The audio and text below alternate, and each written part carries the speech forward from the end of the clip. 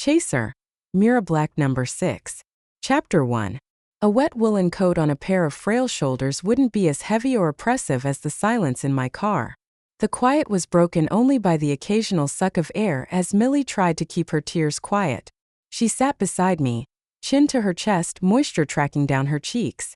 I kept my eyes on the road, but every time I changed lanes or took a corner, I saw her grief. I tried not to think about my own, forced myself to quell the tightening of my throat and the blurring of my eyes. Easy enough to do when I let my anger burn hot, let myself obsess over how many ways I could kill Ferris and Orion. How I could make them pay for all they'd done. Though I'd spoken the words and set myself on a path to wipe the two fuckers out of existence, it was a hell of a lot easier said than done. Both of them were powerhouses in ways I never would be. But that wouldn't stop me from trying. Night fell as we drove into Bismarck. The darkness erased the shadows the dying sun scattered across the faces around me. Behind me sat Pamela, her hand rested on the back of my seat. Mira, what will happen to Docs and the others? Why didn't we cut them down? Why didn't we bury them?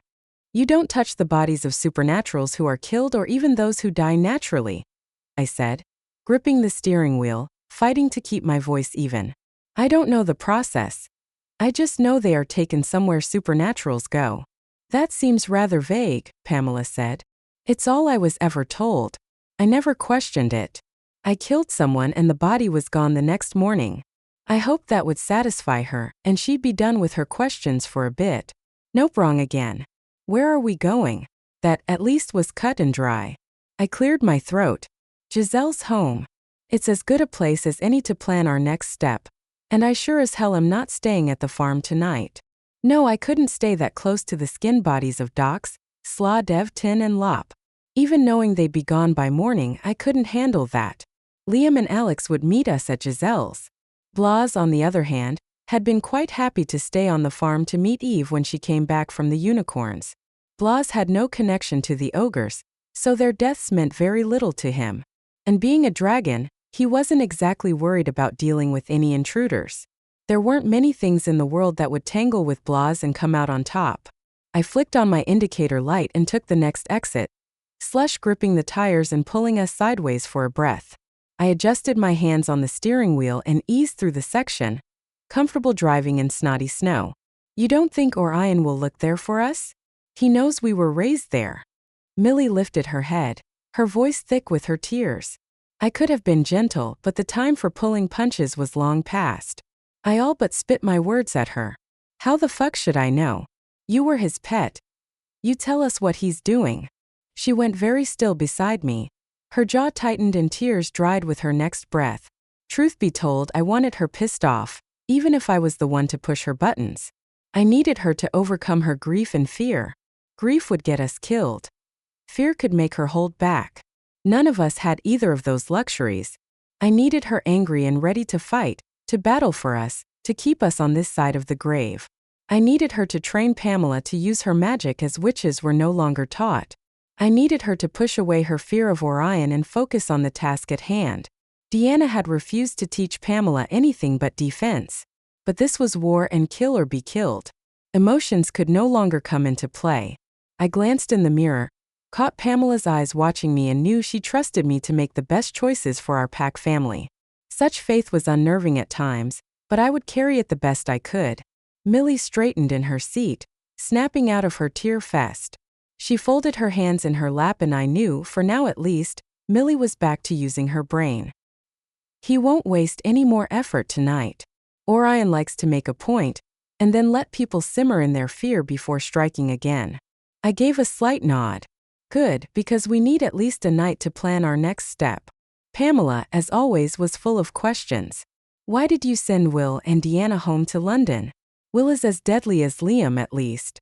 If it's a fight we're facing, can't we use them close to us?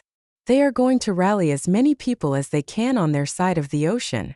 Much as keeping them close would have given us higher numbers, we would need help on a larger scale before this was all done.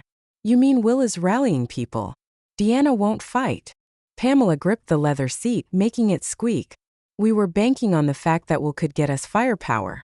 And fuck Deanna for being such a pussy at the worst possible time. Millie shifted in her seat so she was sideways, one hand cupping her belly bump. Druids can do other things. They can help without fighting. Pamela snorted. Seems cowardly. I tended to agree but didn't say anything. If you stand for nothing. Millie's words resonated in my head and heart, Giselle's voice echoing in my ears. You'll fall for anything, I said softly. Millie's eyes met mine. Giselle was with us still, tying us together even if she was gone, even if Millie had caused her death. Millie's lips thinned and she faced Pamela.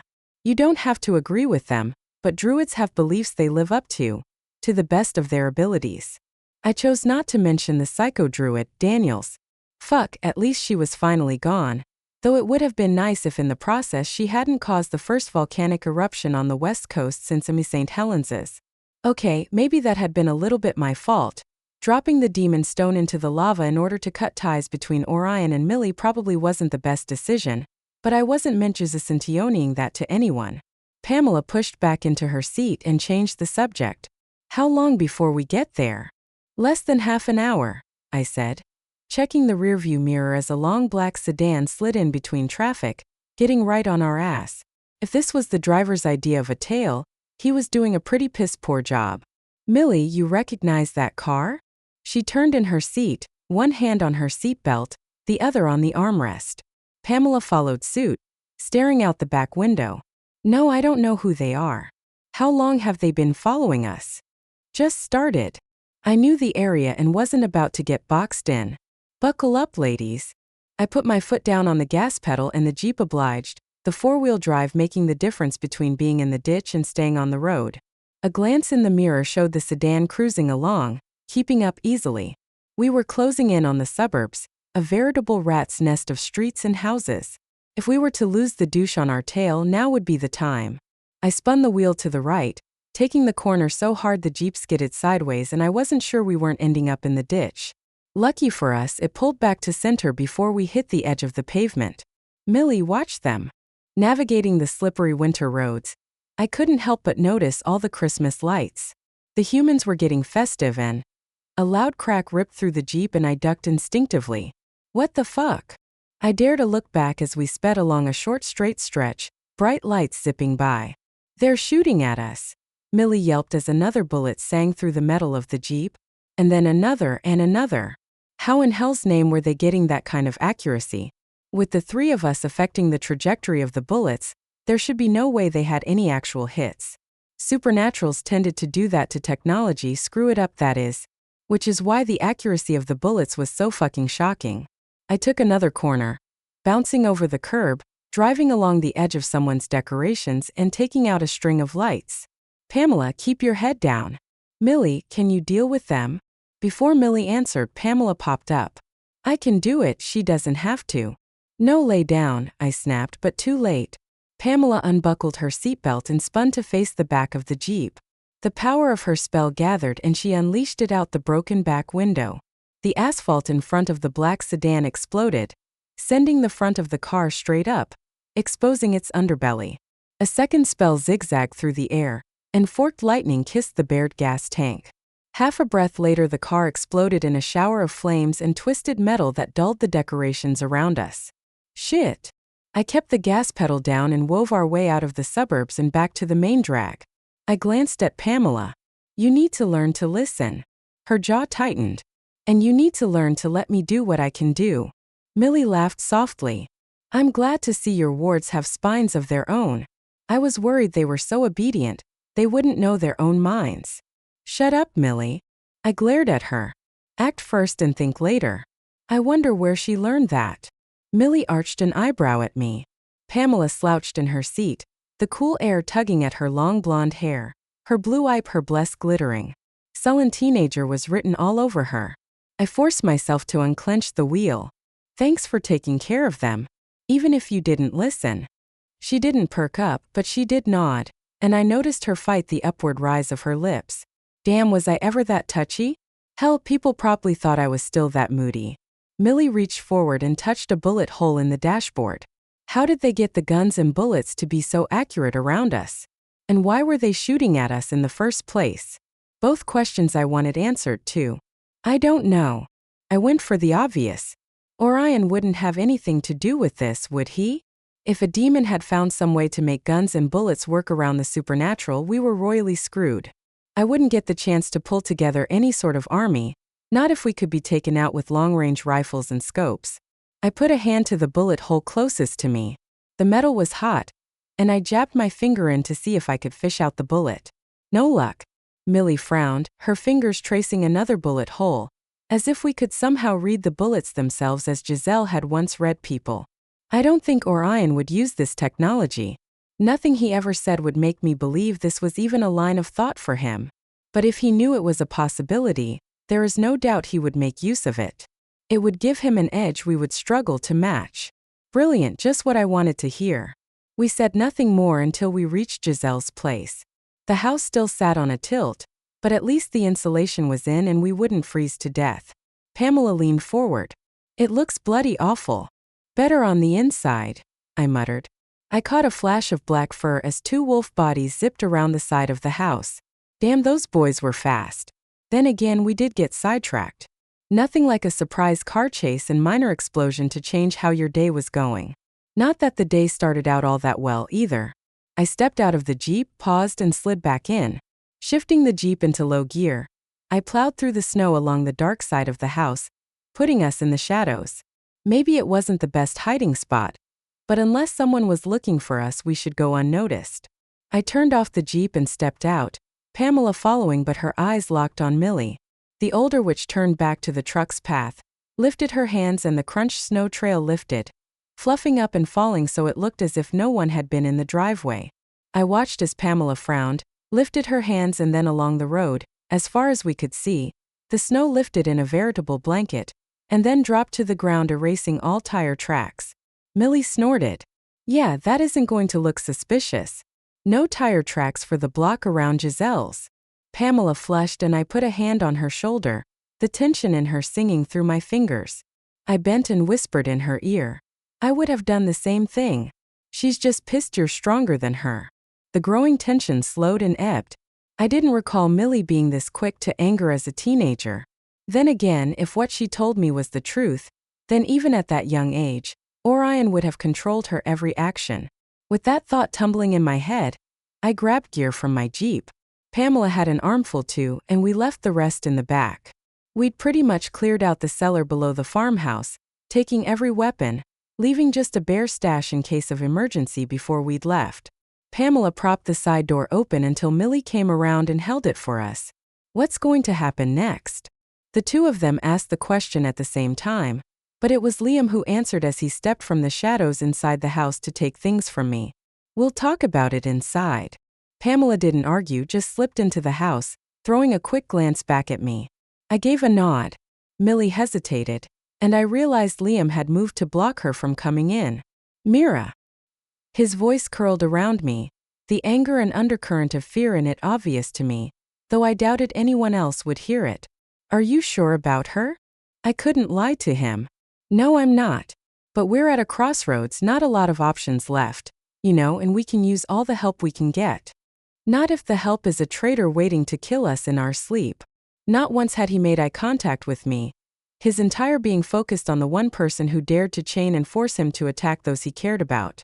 I laid down what was left of my gear and moved between them. Liam was an alpha, of that there was no doubt. But so was I, and I still ran the show. Let her in, Liam. He stepped aside and swept his arm across his body. After you, Millicent. She tipped her chin up and arched an eyebrow at him, but said nothing. There wasn't a lot she could say. Her history with us put her on the bottom rung of the pack, regardless of how strong she was. Her footsteps disappeared into the house, but Liam and I stood there, a snake of cold air wrapping around us. He leaned over and pulled the door, closing it softly, which placed him squarely in front of me. My wolf is not handling her being here very well. His voice was controlled, but I felt the edginess, the wolf scrabbling to get out. I put a hand on his bicep, his skin hot under mine. We need her help. If we're going to war. I know. He jerked from under my hand, eyes narrowing. Logically, I get it. But my wolf only knows she proved herself an enemy once, which makes her an enemy now. It's going to take a fucking miracle to change that perception. I tightened my jaw, irritation flaring. I pushed past him and scooped up my gear. Deal with it. If I have to be some sort of hero, you can damn well get along with a woman you hate. He growled something behind me, but I didn't stop to listen. I made my way into the room and up the dark stairs. They creaked and groaned under my feet, but I barely heard them. I was too busy being angry to notice anything. I knew Liam would have a hard time dealing with Millie, and I understood why. But what was I supposed to do? Pushing her away would put all that power out there to be snatched back by Orion, or maybe some other faction. At least with Millie close, I could keep an eye on her. That's what I told myself anyway. My old room was lit from the moon on the snow, and I dropped the sash to block the view. I didn't need anyone noticing movement in the old house. I spread out my gear, checking for damage. Swords, short blades, crossbow, spears, arrows, and a myriad of other deadly weapons. These were my backups. My two favorite blades were almost always with me, as was my whip now. My crossbow, I ran my fingers over it. Will gave me this in London. I liked it, and it was a sweet weapon to deal with asshats at a distance, but it was bulky and hard to run with. Yeah, running always had to be an O. I might be immune to magic and most poisons, but that wasn't a power wielding anything other than protection, defense. And my ability to track was the same. Super handy, but no offense either. There was one reason I'd survived everything I'd faced. The simple fact I had friends a hell of a lot stronger than me in the magic department. I stood and took a slow turn in my old room, hearing the creak of footsteps on the stairs. As I faced the door, Liam stepped in and shut it behind him. No words, just walked to me and pulled me into his arms, burying his nose behind my ear. I slid my arms around him, felt the horror of the day seep in around the edges of my brain. A short whimper escaped me as I bit back the grief. Docs had been one of my closest friends and had seen me through so much, stitched me up more than once, and never questioned my choice of life. His laughter and quiet strength had been a part of my world. I'd not realized how much I leaned on just knowing he'd been there. Liam's arms tightened around me. Mira, I have to tell you something. He tipped my head up with a finger under my chin, a smile teasing at his lips. You need to shower. You stink like Millie. My jaw dropped open and he ducked the reactive swing of my fist. Jerk. But he brought me out of the grief sucking at me. Smart man, far smarter than he let on to most people. Come on. He was still smiling. I'll help get you unstunk. Chapter 2. The hot water in Liam's hands did the trick, soothed everything away, even if just temporarily. The dark moments we'd faced, the darkness we knew was coming, the fears and uncertainties. It had been too long since he and I had a moment like this, quiet and relaxed. Moments that felt normal and helped me, at least for a moment, recenter myself. Clean and in fresh clothes, we headed downstairs. Liam grabbed me halfway down and kissed me, fierce and hot, a reminder of the shower. I kissed him back, knowing we would fight again. Of course we would. We weren't exactly Barbie and Ken living in the pink dream house. No, more like Morticia and Gomez running with monsters, and with moments of passion that burned us both to the core. He let me go, his hands lingering on me as we started down the stairs. Stepping into the living room, I stumbled to a stop, my brain unable to process what my eyes saw. The impossible. He was a ghost, he had to be. Charlie sat on the beaten-up old couch, grinning widely at me. Hello, Mira. Didn't think to see us again, did yas? Charlie, holy shit. I ran and scooped him up, noticing some slight charring on his wooden leg, but otherwise he was in one piece. I squeezed him hard, unable to believe he wasn't dead. He patted my back with both hands. It's okay, lassie. It's okay. I didn't fight the tears because this time, for the first time in a long time, they weren't grief. Charlie was right. For once in my life it was okay. I had one of my friends literally back from the dead. I put him down and crouched beside him, whip holding my face dry. Charlie, how the fuck did you survive? What are you talking about? Liam asked. Charlie tipped his head and arched an eyebrow at me. Didn't tell them, did yous? No time. Which was true and not. Yous better tell them. Only way now. 'Cause even if you don'ts, I wills for ya. Charlie pushed himself back onto the couch and settled in. Alex and Pamela came in from the other room. Alex waved at the brownie, then ran over to him, putting his head into the small man's lap. Hiya, Charlie. Charlie patted his head. Hiya back, foolish wolf. I cleared my throat, thought about the oaths I'd made to Ferris. Charlie, you tell them. I don't want to start breaking my word. Even to that asshat. The brownie nodded and gave me a wink. I gets it. Long story short, Ferris threatened Mira that if she don't help him find the blood, which is the only way he can secure the throne, he will kill all those that she loves. Liam snorted. And you believed him? Charlie tapped his wooden leg against the couch. He snatched me and tossed me through the veil into the lava to make sure she agreed to help him. Who did, or Ian? Millie came in from the kitchen, her right hand at her neck, fingers pressed into her skin until the tips were white. No, Ferris, Liam growled at her. Stillness fell on the room and the air cooled. Giselle's spirit guides didn't like this kind of talk. That much was clear. Listen, I said. I'd planned to run this by you all. There just hasn't really been a moment to say, hey, the fucking vampire is trying to blackmail me, so we need to find a way around his shit, with what happened at the farm. Liam touched my lower back, giving me support. I know. And I believe you, but Charlie, that still doesn't explain how you survived. The brownie smiled wider yet, his eyes sparkling as if he were going to tell us a particularly dirty joke. Well, you see, I don't think vampires knows too much about brownies. If he did, he'd be knowing that brownies use doorways and windows as a way to jump around. An opening through the veil, it just be's another kind of doorway. Pamela laughed softly. Cocky vampire. Even I know how brownies move around. Millie laughed softly, shaking her head. He was always overconfident. I knew it would bite him someday. I didn't join in the laughter, and neither did Liam. He shared a quick glance with me, his silvery golden eyes full of questions. No doubt the same ones that rattled and tumbled in my head. Of all the things Ferris was, and there were a lot of things I'd call him, stupid was not on the list. He had to have known Charlie would save himself, would show up here and tell us he was alive. So why the fuck would he do it? I slumped into the closest chair, understanding washing over me. He'd gotten me to speak oaths. Oaths I would be bound to because of my very nature.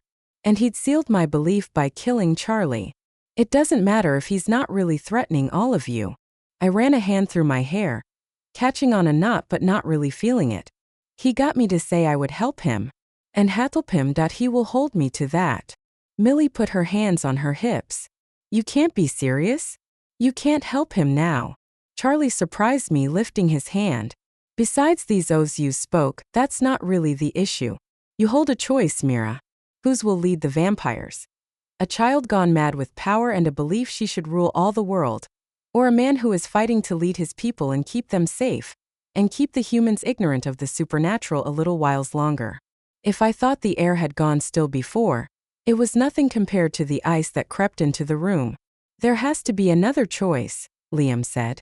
I slumped even deeper into the chair, feeling the truth of both Liam's and Charlie's words. What they said cut to the core of the problem. There was no third choice, no dark horse to bring up the rear and be better than both Ferris and Berget. Fuck Charlie, you're right.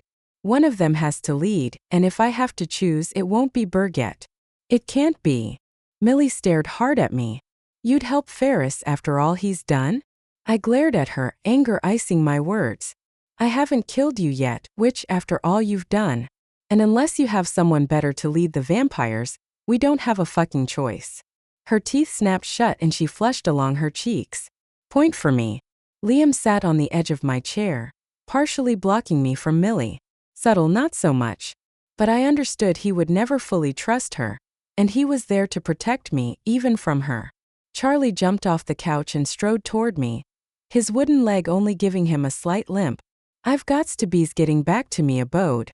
I just wanted to seize that yous was all right, Mira. And to tell yous I is all right. You aren't staying? Pamela looked to me as if I were going to stop him. There's a war coming, Charlie, and we need everyone. Even you. The brownie glanced at her, then at me. Read the prophecies, did yas?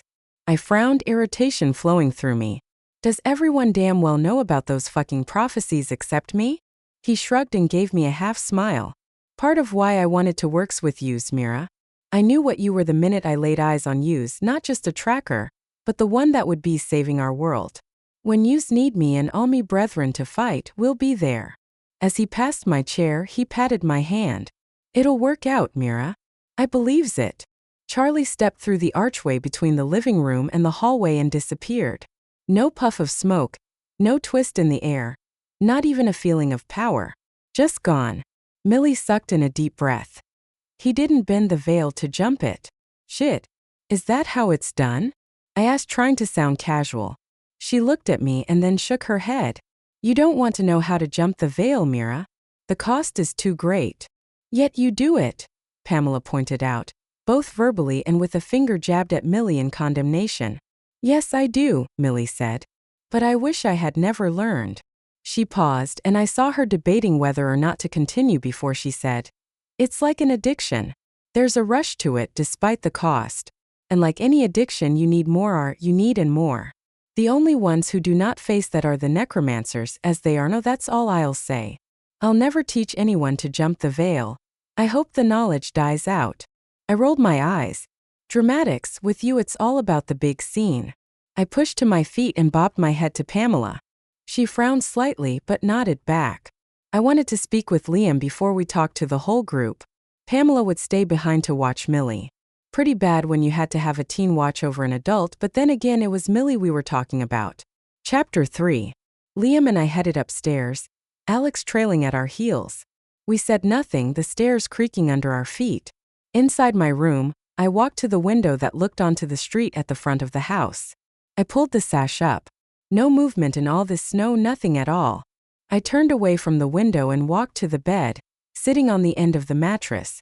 Alex let out a yip and leapt up beside me, burrowing his nose into the thick covers and rolling onto his back. From there, he juggled several pillows above his head, tongue hanging out the side of his mouth. But even his antics couldn't draw a laugh from me, not today. Too much had happened and my emotions were wrung out. Liam shut the door behind us, the door clicking closed and giving us some semblance of privacy. So what is the vampire's game? Attaboy, right to the heart of it. Fuck me if I know. I walked across the room to peer out the window again, as if I could find the answers in the freshly fallen snow. Liam slid his arms around me, curling my ass tight against him as he placed his chin on my shoulder. Already done. I swatted his hip, but let the smile on my lips linger for a moment. O'Shea, smarten the fuck up. He let out a growl, most likely from me using O'Shea instead of Liam. Fine. But Ferris is playing a game.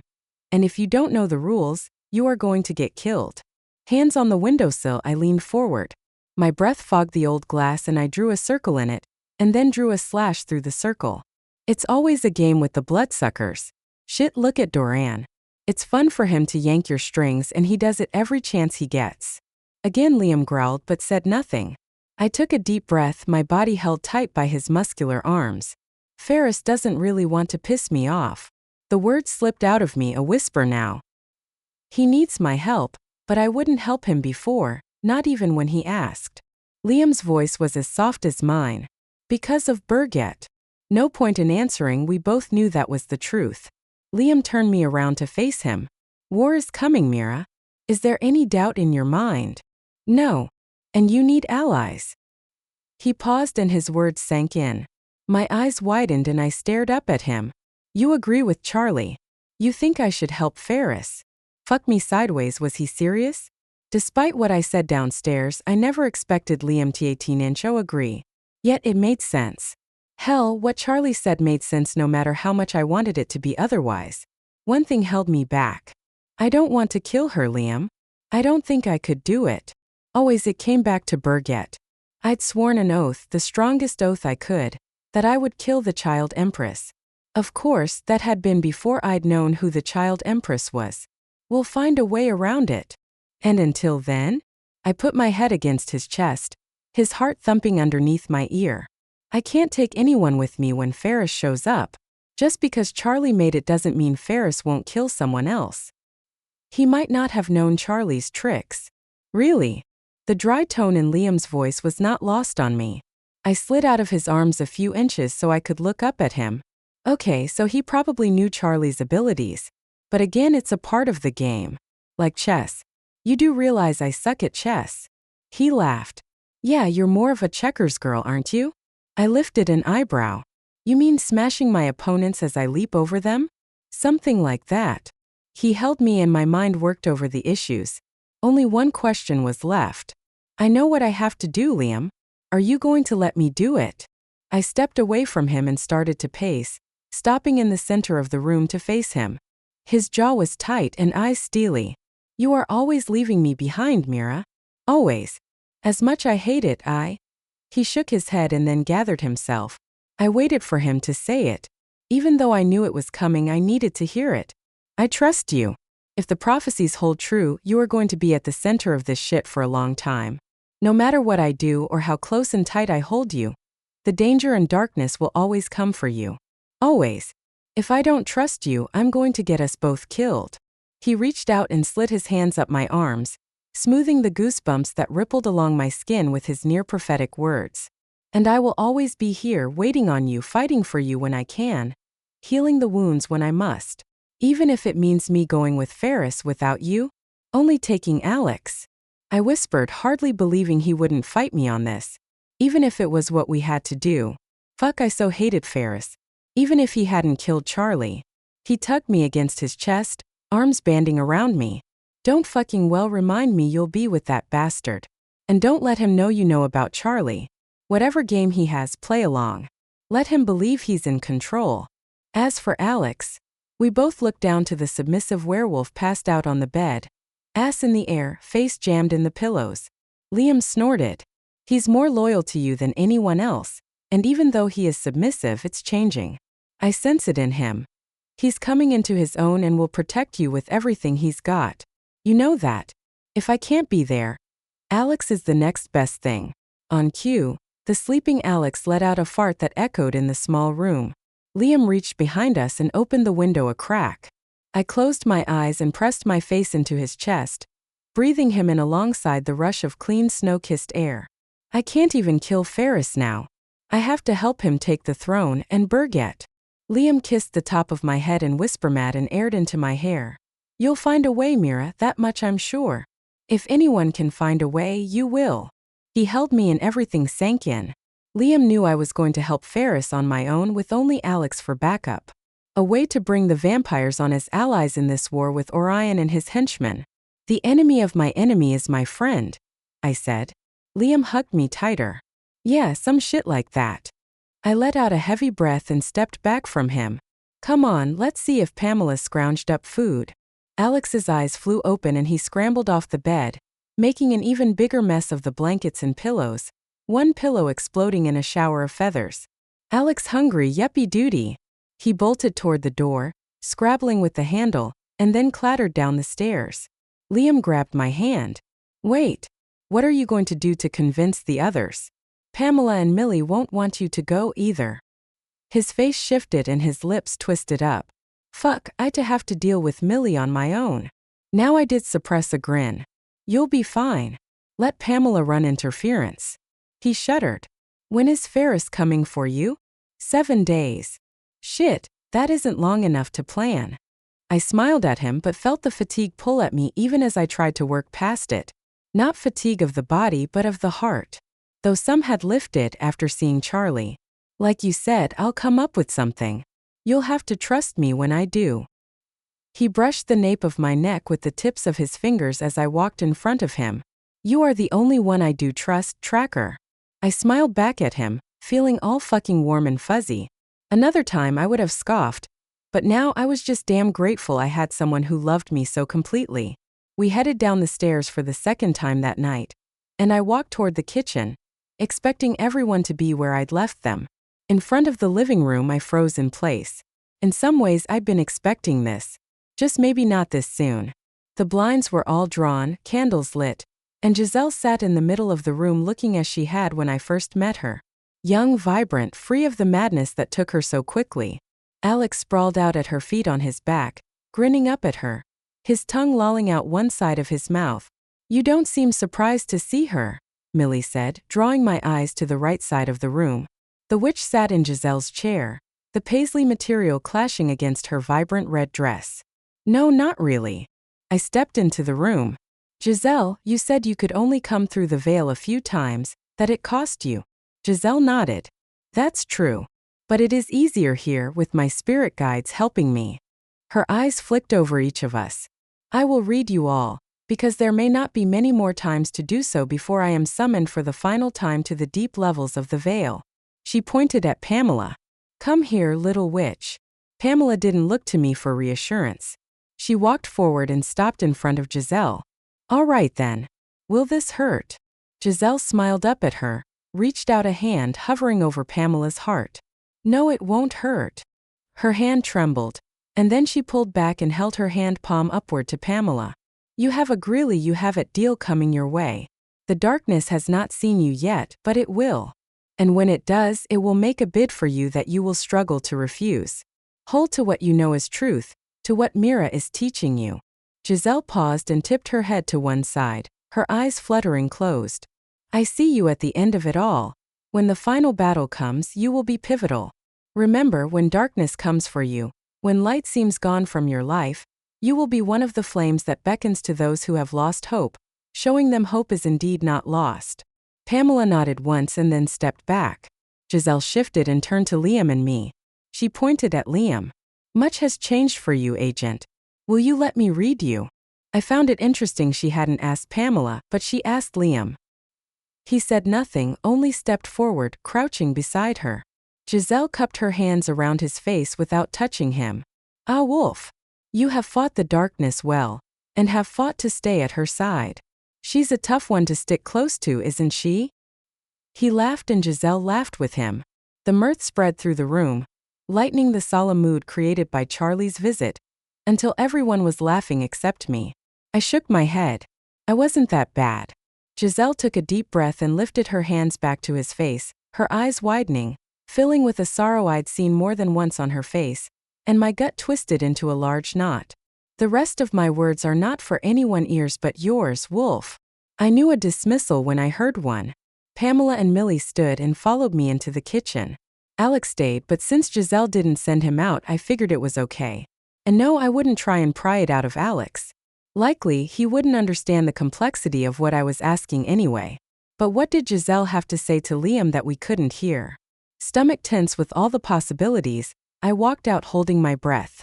He stood quietly, uncertain why the rest couldn't hear what Giselle said to him. Her eyes were soft with a sorrow that made him think of the mermaid's words. Her prophecy of his imminent death made him wonder if this was about to be a repeat. She stared up at him, her eyes searching his. You know what I'm going to say, don't you? No, not for sure, and I'm hoping I'm wrong. Hell, he really hoped he was wrong. She lowered her hands, clasping them in her lap, and he crouched down beside her. The dark times have come, and they are interspersed with flashes of light, of love. The moment you understand why you are what you are, when you fully come to know your own soul, you will give it all up to save the ones you love, those three who are most important to you. She leaned forward, and her hand slid up to cup his face in a motherly gesture. You will not be at the last battle with her, so you must prepare all you can now. Chills swept down and through him as her words hit him. You mean I'm going to die? She closed her eyes. We all die, Liam. Here I am dead yet not. There are tasks you must accomplish. Things only you can do. They will keep Mira safe, allow her to do what she must. Seek out the wolf, the one who can tell you the origin of the wolves and the guardians. Power is in that knowledge. Power you will need. He nodded, remembering the old wolf he encountered in the northern forests. Why couldn't anyone else hear this reading? She laughed softly and opened her eyes. You tell me. Liam let out a long, slow breath. Because she would fight to keep me alive, no matter the consequences. Giselle smiled up at him. She loves you as she will never love anyone else. For the first time, she truly belongs somewhere, and she would give up the whole world to keep you at her side. I tell you these things, but you must carry them on your own. His body stilled, feeling the weight of it, but understanding it was the only way. Mira could never know he wouldn't be around forever. But how could he keep a secret of this magnitude from the one person who held his heart? Chapter 4. Less than 5 minutes passed before Liam came to get us from the kitchen, his eyes dark with shadows that had nothing to do with the poor light. I searched his face, wanting to ask him what Giselle said, maybe in large part because she couldn't read me. I thought of Doran and his words the first time I truly had someone read me and the heavy message he'd given. Maybe I didn't want to know what Giselle told Liam. What if she told him he would love another? No, I didn't want to know. Giselle hadn't moved from where she'd started. As we all stepped into the candle-lit room, Giselle held her hand up. Alex is next. Alex rolled from his back to sitting upright in a split second. Alex plays too. Giselle ran her hands over the top of his head and over the ruff of his neck. A soul that is pure resides within you, Alex. Yuppie duty, spooky lady. I bit the inside of my cheek and Giselle laughed. Yes, I suppose I am a spooky lady. You will see Mira to the end. You will be at her side through it all, though not always as you are now. Loyalty is the core of your heart, and that will never change. Believe in all that you are, Alex, for you will be the linchpin to this world's fate, as Mira is the key to its survival. But that is a ways off yet. Holy shit. I couldn't stop my eyes from widening. Linchpin? I needed to get my hands on Jack's books again. If Alex was a linchpin, I needed to know how that was going to happen. She lowered her hands and then looked to Millie, who stood on my left side. Come here. We have much to say to one another. I thought Giselle would dismiss us again, but to my surprise she didn't. Nope, ci doverai tin. But not with the reading, not right away. You have betrayed us all to your master. And even knowing the reason why, that you were tied to him.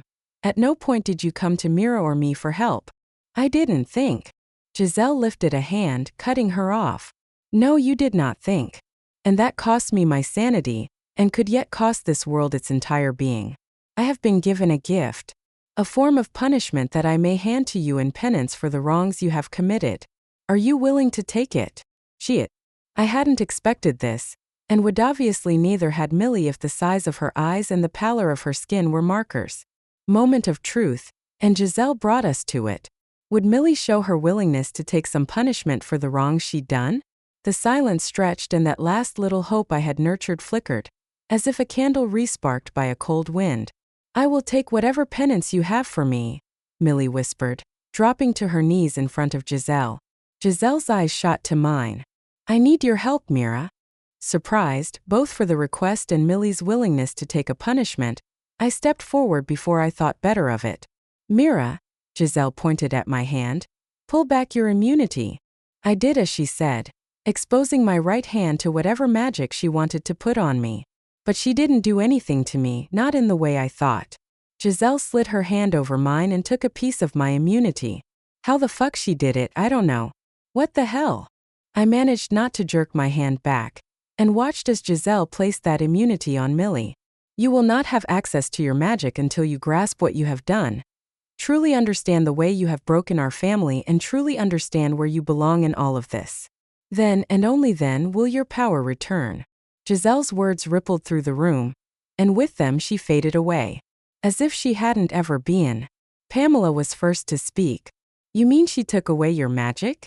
Millie lifted her hand and whispered a spell. A doozy if I remembered correctly.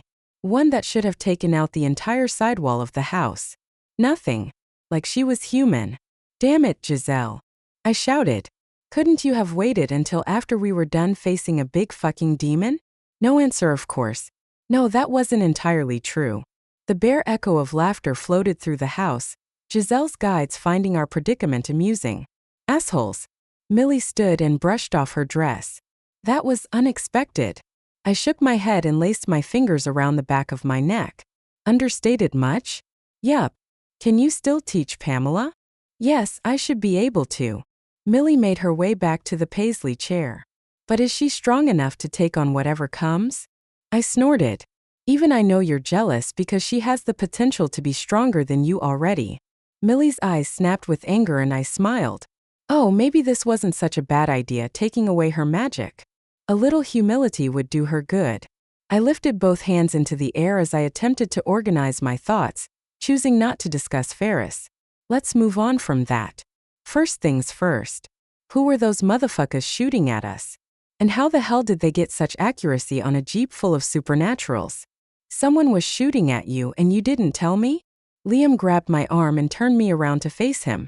I frowned at him. You distracted me. Millie snorted. We heard the distraction all the way downstairs. Pamela snickered and Alex let out as a let-out tease. I was grateful for the candlelight because the heat in my face grew at a rapid rate I couldn't control. I didn't think we'd been that noisy. Then again, it had been hard to think at all. Liam snapped his fingers, drawing all of our eyes to his face. Regardless, tell me what happened. We quickly went over the events, and the shock of the gun's accuracy struck me again. Mira. Liam's eyes were distant and I saw his mind working. Have there been other times when the vibrations of supernaturals has been blocked? No. Think harder. What the hell was he getting at? I racked my brain and then it hit me like a slug between the eyes. The FBI's private jet. I wanted to bang my head against the wall. Between the dark cars that followed us and the jet, I should have known. Alex sat up and moved to my side, pressing himself against me. He tugged at my jeans. Alex, hungry.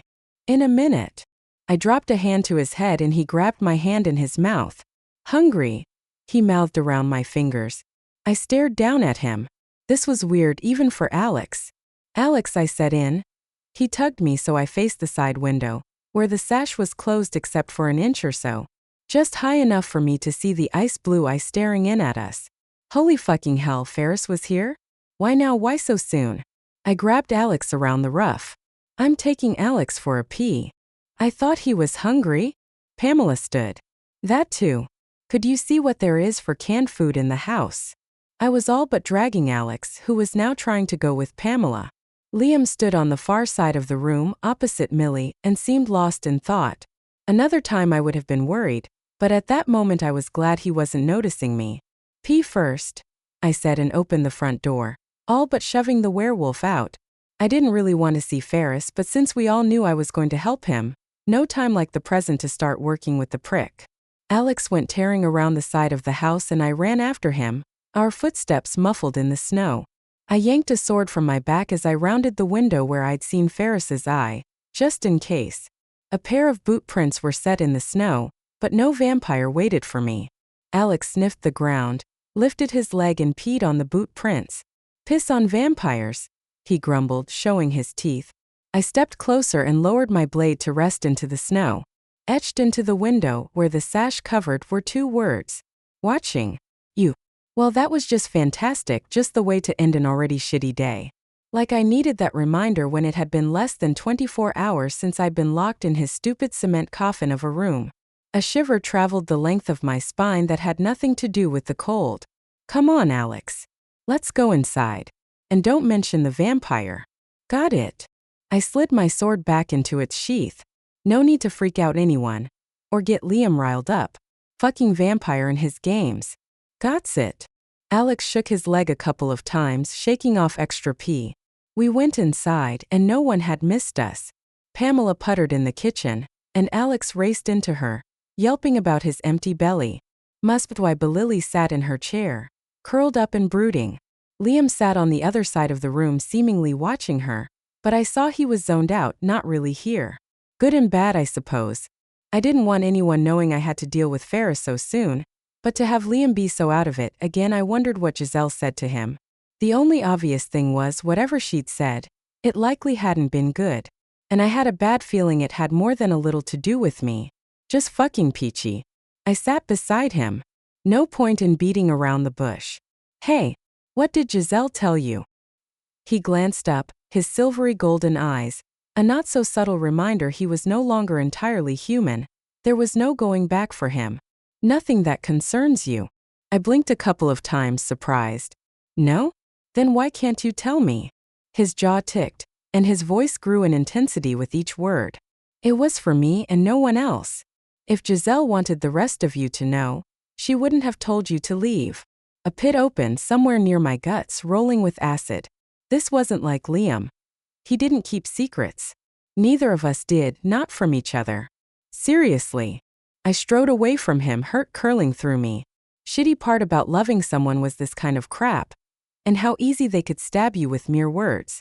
I'd prefer to get run through with one of my own blades. Stupid-ass male. He followed me out of the living room, through the kitchen and out the back door onto the rickety porch. A whisper of voices made the hair on my neck stand up, even knowing what I heard was Giselle's spirit guides. No time for that right now. You don't get it, do you? Liam growled. You don't get to know everything. Oh, so that was the game he wanted to play. You're right, but I thought with you at least I would have someone I could damn well finally trust. I guess I was wrong. I kept my back to him, pissed off and worse, scared. I hated being scared. You can trust me, you know that. You're just pissed you can't bully me into spilling. I spun around, my jaw dropping. Are you fucking serious? I know what kind of reading would make you clam up like that. So I know it was bad. And the fact that even now you are pushing me away tells me it's even worse than I think. Which is pretty fucking bad after everything we've seen in the last 24 hours. His mouth snapped shut and thinned to a hard line. That was it, I knew him. He would say no more. As if to hammer the point home, he turned his back to me and stripped out of his clothes, barely making it out of them before he shifted. The oversized black wolf glanced once over his shoulder at me before he loped off into the darkness. I leaned against the house, the wall sagging with my weight. He decided he wasn't telling me, and there was nothing I would be able to do to change his mind. Shitty part was my imagination was more than apt at filling in the myriad of possibilities. Maybe Giselle's words had echoed Doran's. You will love another. A shiver ran through me and I wrapped my arms tightly around my middle. He was bound and determined to carry this on his own, whatever it was. So we were not the team I'd thought we were. So be it. Chapter 5. Sometime around 2 in the morning, Liam slipped into the room and lay beside me, his hand icy cold from the snow slipping over my hip. Within minutes, he conked out, twitching every now and then as he slept. Alex and Pamela slept on the floor, curled up together. Millie was in the room across the hall, her old bedroom. No one would admit they didn't want to be alone after what had happened to Doc, Slaw, the triplets, and the Coven, all powerful supernaturals in their own right, and they had been wiped out like they were human and unable to defend themselves. Sleep came to me after a long while, but not kindly. Oh, I knew what I saw in my sleep was just a dream, but it still bit at me, tearing my heart as if a test to see how much more I had in me. Berget sat with me on the swings in Dearborn Park where she'd been taken so many years ago. The air smelled like early spring, fresh growing things and new life, and the wind drew on her golden locks, teasing them around her face. Mira, you won't give up on me, will you? The shake in her voice and tremor in her lips tugged at me. Her blue eyes were full of her soul, not like the Berget I'd seen below Venice, the one who'd try to kill all those I loved. These were the eyes of the little girl I knew as my sister. How am I supposed to help you, if this is even the real you? I pushed myself on the swing with a bare toe in the soft sand, my loose skirt blowing around my knees. Berget shrugged. I don't know all the answers, I only know you will save me from this. If you don't, I will never be free. I will forever be in limbo. I know it will be hard. I know my body will fight you because I don't have control of it anymore. I closed my eyes and tipped my head back, breathing the air deeply into my lungs. Can you tell me anything that might help? She stepped off her swing and moved behind me, pushing me higher.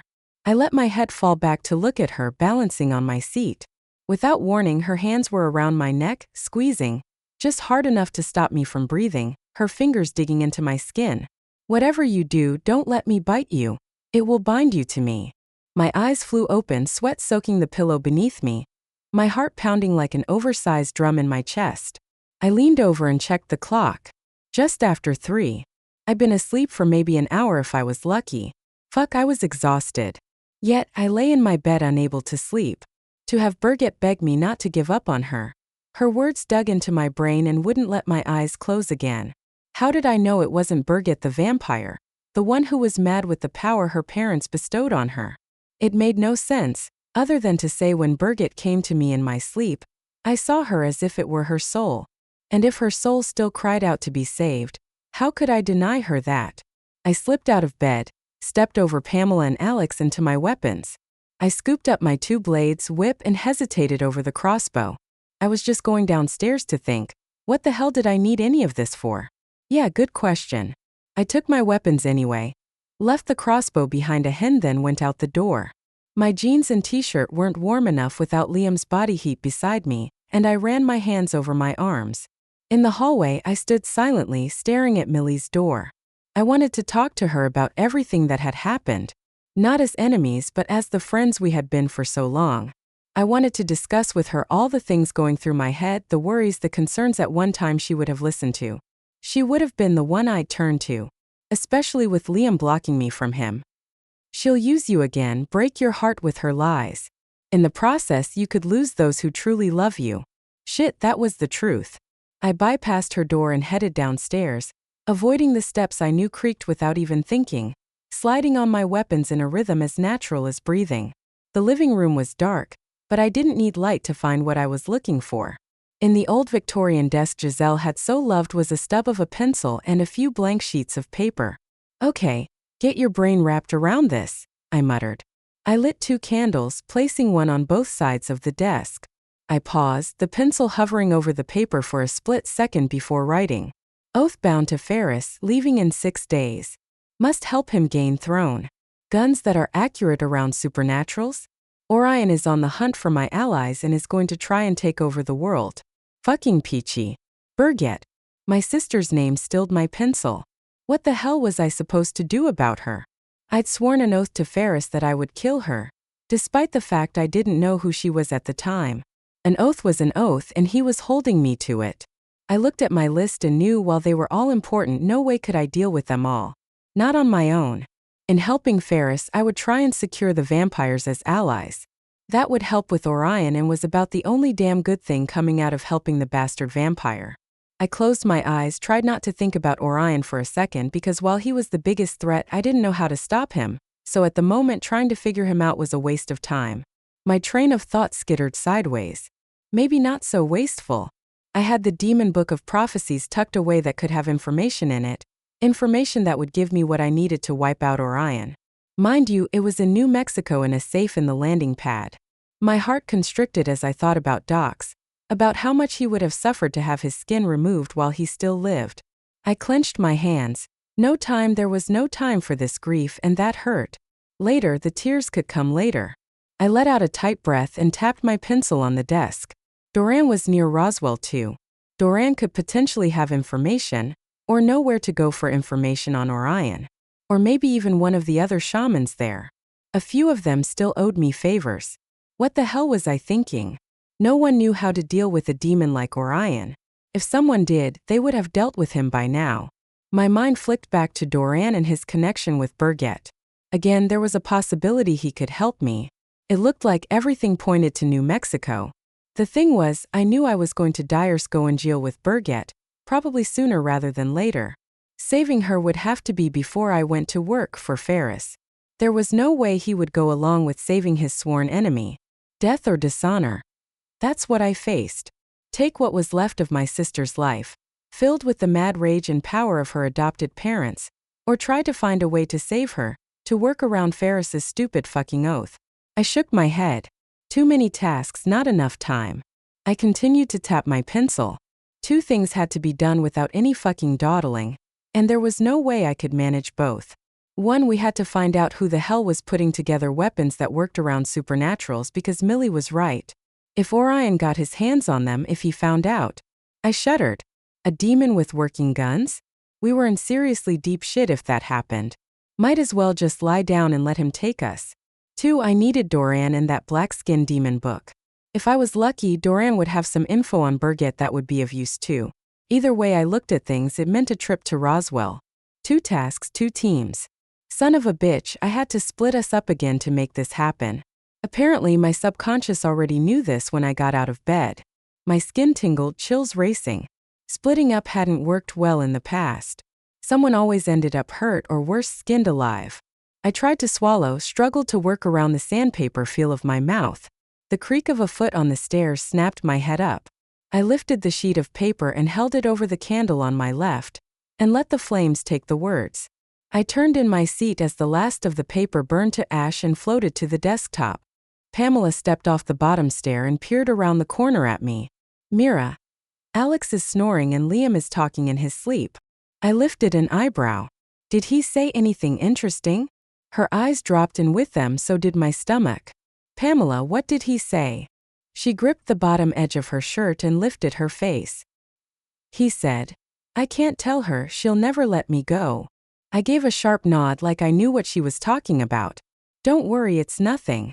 But hell, it wasn't nothing. Even in his sleep the bastard was close-mouthed. Shit, for once I was glad I couldn't be read. Except by Doran, and that had been temporary. Seemed little good came from knowing the future. and rarely could you do anything to change it. Pamela let out a sigh. Oh good. I was worried he was going to leave us.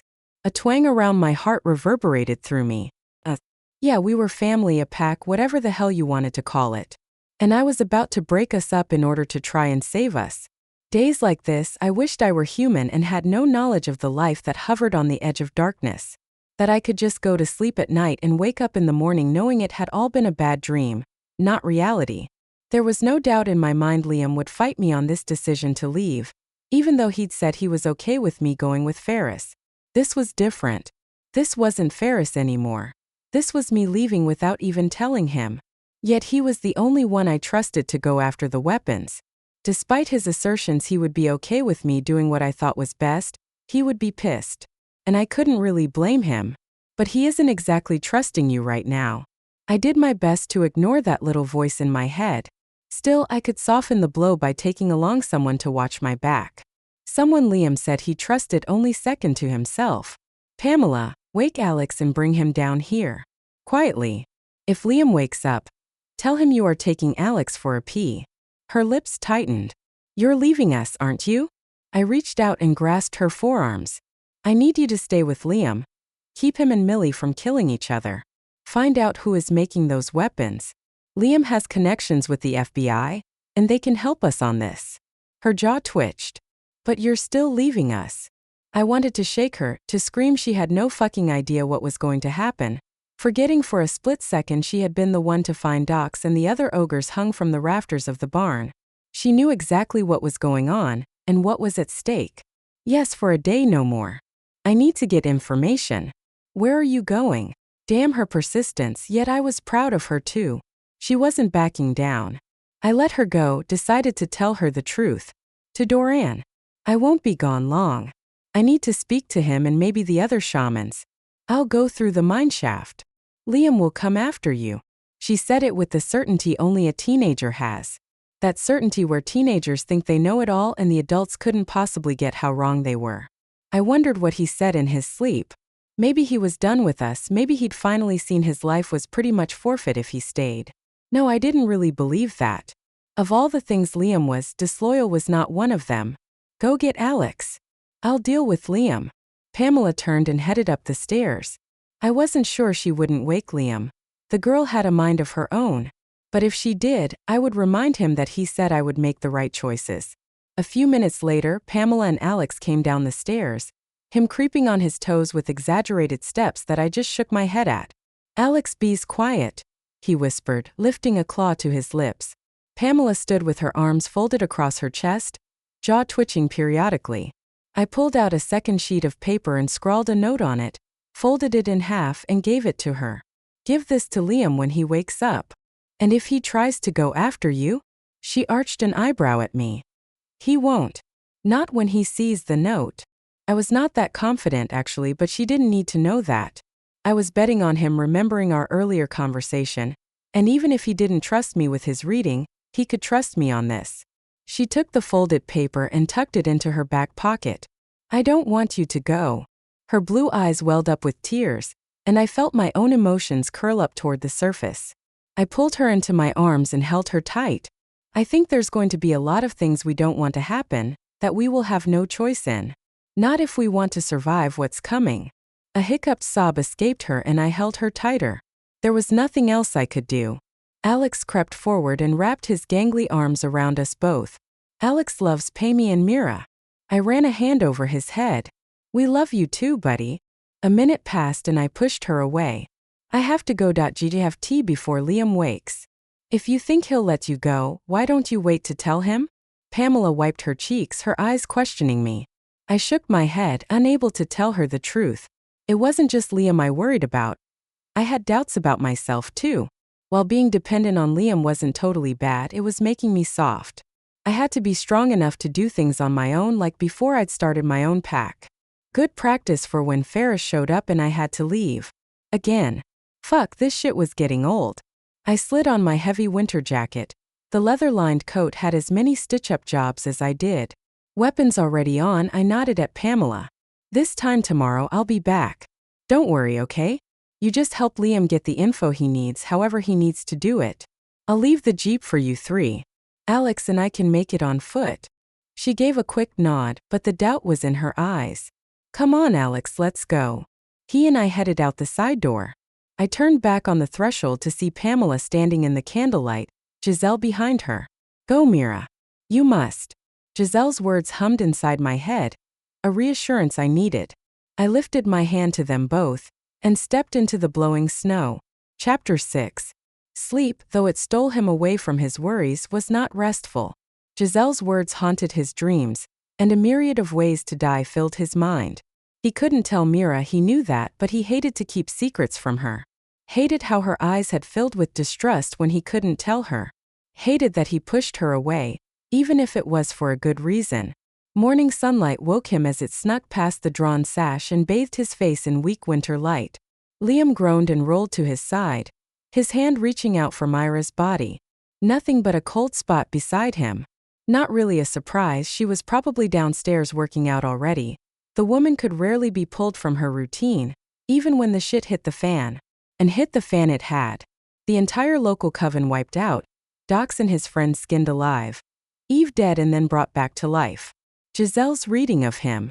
Liam ran his hands over his head, still not fully believing everything they'd seen. Not to mention Mira was as pissed as a cat in a rainstorm at the moment. Nothing he could do about any of that now, so he shook it off and got out of bed. His spine cracked as he stretched and his eyes were drawn to Mira's weapon stash. Her two best swords were missing. The winter ice might as well have slid down his back. He threw on his clothes and was in a flat-out run in a matter of seconds, down the stairs and into the kitchen where Millie and Pamela stood side by side, heads bowed together. The murmur of Millie's voice as she explained something about subtle magic to Pamela. No Mira and no Alex. Maybe she'd just taken the submissive werewolf outside. Maybe he was just trying to delay the inevitable once he finally asked the question. Where is Ad-Esh?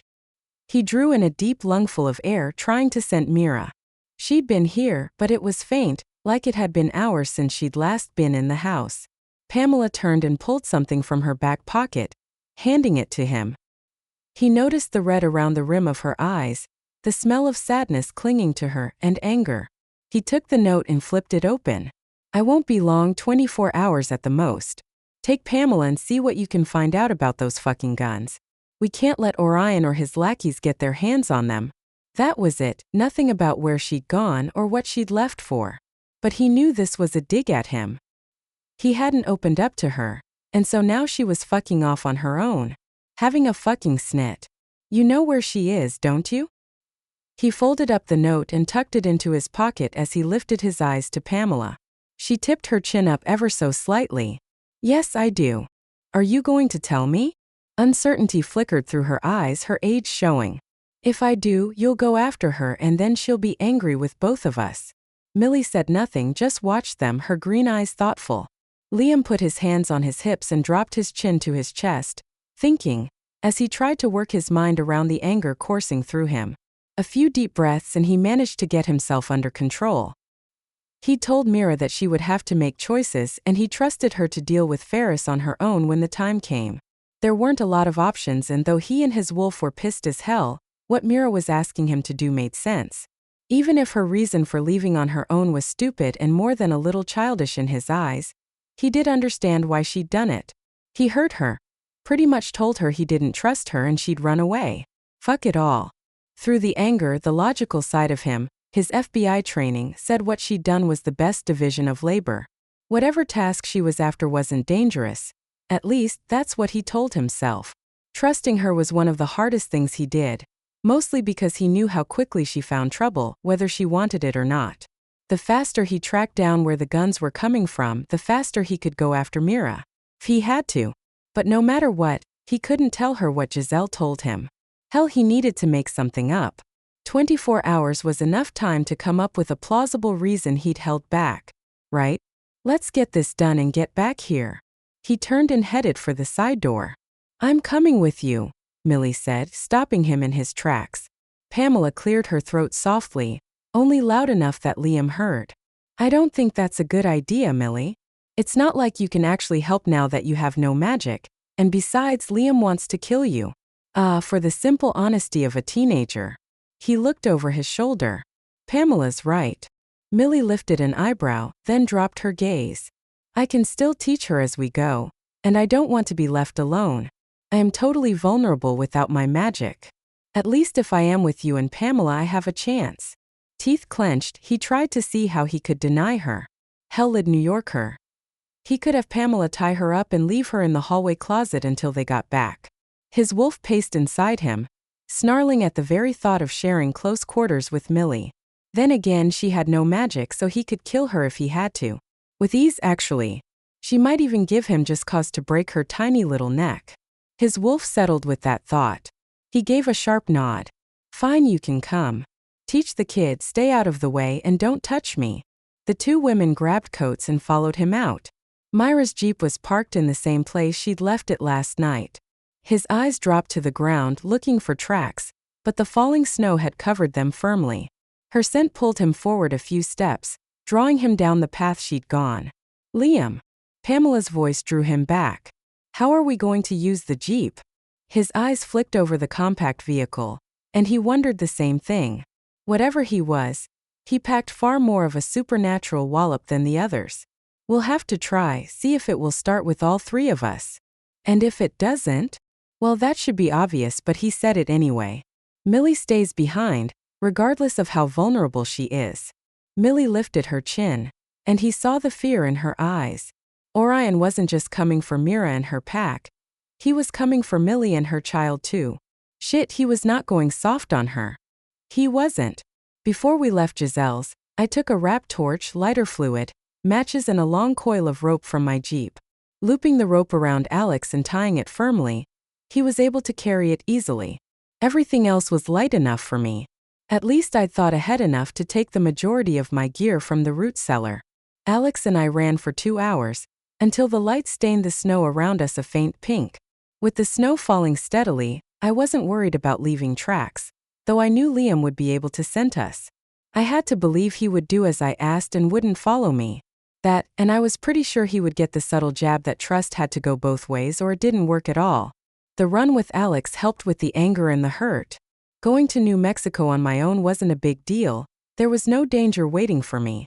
But Doran loved to poke at Liam, loved to drive his wolf into a rage. Which was one more reason to send Liam in a different direction. I could handle Doran on my own. It wouldn't be long before we hit the highway, and from there we would snatch a ride to the Badlands exit with one of the big rigs. They were always headed along that route. A blood-red, meticulously clean pickup truck rolled to a stop beside us, the windows tinted pitch black. The passenger window rolled slowly down to reveal Ferris sitting in the driver's side. A grin on his face, fangs fully showing. Fancy meeting you here, Mira. Get in, I'm losing heat. The shock didn't last long. A mere split second before my rage spilled all the way to my fingertips. The only thing that kept me from launching myself at him was knowing Charlie was alive. 7 days. He'd promised me 7 days before I had to help him. I wrenched open the door. How am I not surprised, you fucking liar, that you didn't keep your word to me? His grin didn't falter. I thought you would be grateful, FOTL, great for the ride, seeing as you mistakenly left your Jeep behind. He still thought I thought he'd killed Charlie, threatened my family, forced me into oaths that bound me to help him, and he wanted me to be fucking grateful? Then again, it was morning and the sun was shining, if dimly. Actually, I am grateful. I smiled at him and opened the door fully, yanking it backward until the hinges squealed. Oh, what a joy it would be to see him fry to a crisp in the early morning sunlight. His eyes narrowed and the grin settled into a snarl. But that wasn't what pissed me off the most, no. That fucking asshat jumped the veil. Just sitting there, he jumped the veil. My temper cooled and I realized it was probably for the best anyhow. After all, I needed him. Sure, I wasn't happy about it, but without Ferris I wouldn't be able to unify the vampires. Or worse yet, Berget would gain true control. Add to that, I was really hoping to find a way around killing my little sister. I slapped my hand on the door. Get in, Alex. We have a ride now. As I slid into the driver's seat, I wondered if somehow Ferris had done this on purpose. If I was already falling into a trap he'd carefully laid out. I gripped the steering wheel reflexively. No, I couldn't worry about it now. I had a way to get to the mineshaft and that was all that mattered. Still, knowing he'd suckered me into my oaths while not actually hurting anyone only compounded my belief he was far smarter. and far more devious than any of us gave him credit for. The truck spun out as I gave it gas, the back end fishtailing before the tires found traction in the wet snow. Probably had four-wheel drive, but it wasn't that nasty out. I'd save that for going through the Badlands, which would be rutted and snotty at best. Alex all but vibrated beside me, claws tapping on the dashboard. Alex hungry. You can eat when we get to Dox's. He slumped in his seat, bottom lip sticking out. Bugger. I ignored him and peered through the darkened windows, the tinting making it look like midnight than morning. The passenger door had closed better than I thought after I wrenched the shit out of it, and the interior heated up nicely. In the center console, a cell phone beeped. I grabbed it and held it up. The color still stayed on, the cell phone still worked. A tingle of apprehension slipped along the surface of my body. I flicked the phone open and it continued to give me the high-definition color screen. The connection was simple. Ferris had something to do with the guns being used. Yes, I had an old cell phone, but it was ancient and as simple as they came, and even it chose not to work sometimes. This phone was shiny and new and hurt my eyes, the screen was so damn bright. I flicked the answer call button. Who is this? Ferris laughed softly. Be careful, Mira. I need you in one piece and there are new enemies coming your way. Not that you should be surprised, Tracker. Why the fuck would I believe you? I could almost hear the smile in his voice. Because I believe they were following me, and now they are following you. Since you stole my truck, that is. Fucking idiot. I hit the end button and quickly dialed in a number, holding the phone gingerly to my ear. It rang 3 times before picked up. This better be good, he grumbled, sleep heavy in his words. RY and his W, the sound of static belying the fact he was a supernatural using a phone. I snorted. Doran, I need ride. The phone was so damn sensitive I heard the slide of sheets over his body as he moved around. Unreal. Do you know how long I've waited to hear you say that? Doran all but purred into the phone, all trace of sleepiness gone. From the cave to Dox's. Then maybe to Louise's. I'm not sure yet. Always best to ignore his less than subtle innuendos. His rocker punk boy style wasn't really to my taste, even if I hadn't been with Liam. Not to mention, being a daywalker did nothing for his stock with me. When? Good, he was back to business. I checked the clock. Half hour to the mine shaft, half hour to the doorway. Hour at most. Shit, it'll be close. Wait for me, I'll be there. He hung up and so did I. Everything was coming together better than I could have hoped when I'd left Giselle's in the dead of night, which should have made me feel good, but the rolling in my gut made me question whether I was wrong about this whole trip. No, I needed that book, needed help. And if there was nothing else I'd learned in the last few months, it was I couldn't do it alone. I needed those around me to help with the nastiness in the world. Then again, the tingle of fear and subtle twist of premonition in my heart could be due to the fact I was driving a truck that had belonged to Ferris and he'd been followed. Oh yeah, he had a phone in it that worked around supernaturals. I stared at the phone and then picked it up, flipping it open. The call log was easy to access and I redialed Ferris. He answered right away. Technology is a beautiful thing when it works, isn't it? Where the fuck did you get this phone? It was a gift. From a lovely lady with mocha skin and delicious lips, amongst her other delicious bits. Would you like the details of how we met, and how she showed me her gun, so I showed her mine? I hung up on him with a snarl and threw the phone onto the dash. Pig.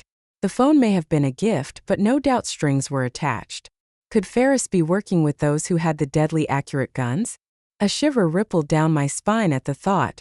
For now there was nothing I could do, nothing to change this. Half an hour later we were on the highway, cruising toward the mineshaft with no issues.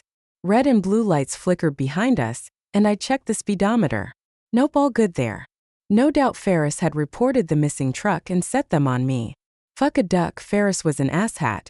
For a brief moment I thought about making a run for it, knowing I could outrun the cop once we hit the Badlands. No, I had time to deal with a cop. I took my foot off the gas pedal and let the truck slow, steering it to the side. Fucking hell. I muttered and Alex nodded. Bad guys. I shook my head.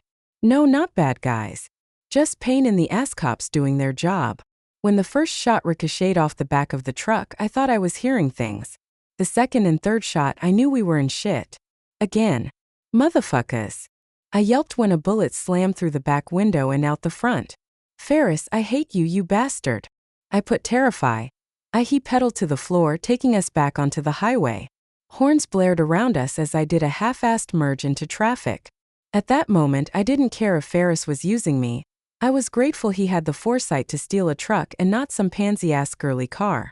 The shots kept coming, and again I wondered how the fuck they were doing this, and with what technology, how they were able to overcome the vibration supernaturals gave off. Our exit came up fast, and I waited until the last second to yank the truck to the right and skidded sideways the off-ramp. Teeth gritted, I fought the wheel to stay in control, the slush and ice pulling at the tires. Alex bounced in his seat, not understanding the severity of the situation.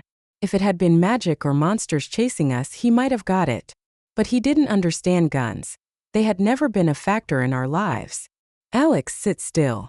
He slammed his butt onto the seat and gripped the dash, claws digging into the plastic. Fun, Alex likes rides with Miri. He bounced into me, and the wheel slipped through my hands, spinning the truck in a 180-degree circle, so a brief second we were staring back at our pursuers. A black sedan was alongside the police car like the last one, just like all the cars the FBI drove. What the fuck was going on? Had Agent Valley decided we were a liability? And if so, was Liam in trouble? But that didn't make sense. The thoughts ran through my head faster than ever, slipping through before I could do anything about them. The truck continued to spin until we faced the right way, though looking at the wrong side of traffic. Cars peeled off around us, fishtailing and sliding in fresh snow. A mess of metal and rubber collided around us. Son of a bitch. I slammed the truck into four-wheel drive, the extra grip giving me the power I needed to get our asses back on the right side of the road and avoid the collision of cars that sprung up around us. I glanced in the rearview mirror to see the sedan stuck behind the pileup of cars, unable to cut through the snow and grass median as we had. A figure stepped out, tall and slender, feminine with a distinct mocha hue to her skin highlighting her jet black hair. At this distance I couldn't tell anything else. She lifted a hand and saluted us as we sped away. I rolled down the window, stuck my hand out and saluted her back, though not with the respect she'd shown us. How the fuck had they found me? Had Ferris actually called in the stolen truck? No, that wasn't his style. But how else? My eyes landed on the phone. If it was null to the supernatural, they could easily put a tracking device in it. Fuck. I grabbed the phone from the dash and tossed it out the window. Whoever had the guns also had a desire to deal with vampires. Not good at all. I hoped Liam would be able to handle this shit for a few hours until I was back. The road twisted to the right, the wreck disappearing behind us, and then it curved to the left. With the speed we were going and the kickback from the last curve, I was pretty sure we were about to eat it. Hang on, Alex. Sweat slid down the back of my neck as I did my best to keep the truck on the road. As the tires slid off the pavement and onto the gravel, the truck finally gained traction and I was able to give it some actual direction. One more fishtail as the truck settled onto the road, and we were good. I glanced in the rearview mirror, expecting the black sedan to be on our asses. But the road was blessedly empty. Less than a half hour later, we were bouncing and sliding across the Badlands, and I was doing my best not to get us stuck. Even with the four-wheel drive, I knew there were holes and slush that would suck us down with ease. Ahead, I could see the edge of the mineshaft peeking out of the fresh blanket of snow, almost a foot in fewer than 24 hours. It didn't seem that long since we crawled out the mineshaft with the ogres in tow. I put the truck in park and Alex and I jumped out. I sank to my knees in the snow and had to slog my way through to the top of the mineshaft. I had a sudden vision of coming back through the mineshaft, the tall FBI woman with mocha skin at the top with a gun waiting for us. Shit, that would not be good. There was a chance the phone wasn't a tracking device, and it was not a chance I was willing to take. Not with my life or Alex's. I swallowed hard and sent out a silent call to Blas, knowing even though he was at the barn, he could hear me being this close. Tracker, where are you? I licked my lips and concentrated on forming the words clearly in my mind, finally gave up and just looked at the mineshaft. There was a pause before he answered. Yes, I see it. But what is that in your mind about Ferris? Oh, fuck a duck, that was the last thing I needed. Blas on a rampage after the vampire for being, well, Ferris. I blocked everything to do with Ferris and concentrated on the mineshaft and a desire for Blas to keep an eye on the place while I was on the other side to keep it clear of anything nasty. I waited, hoping he didn't pursue the Ferris thread.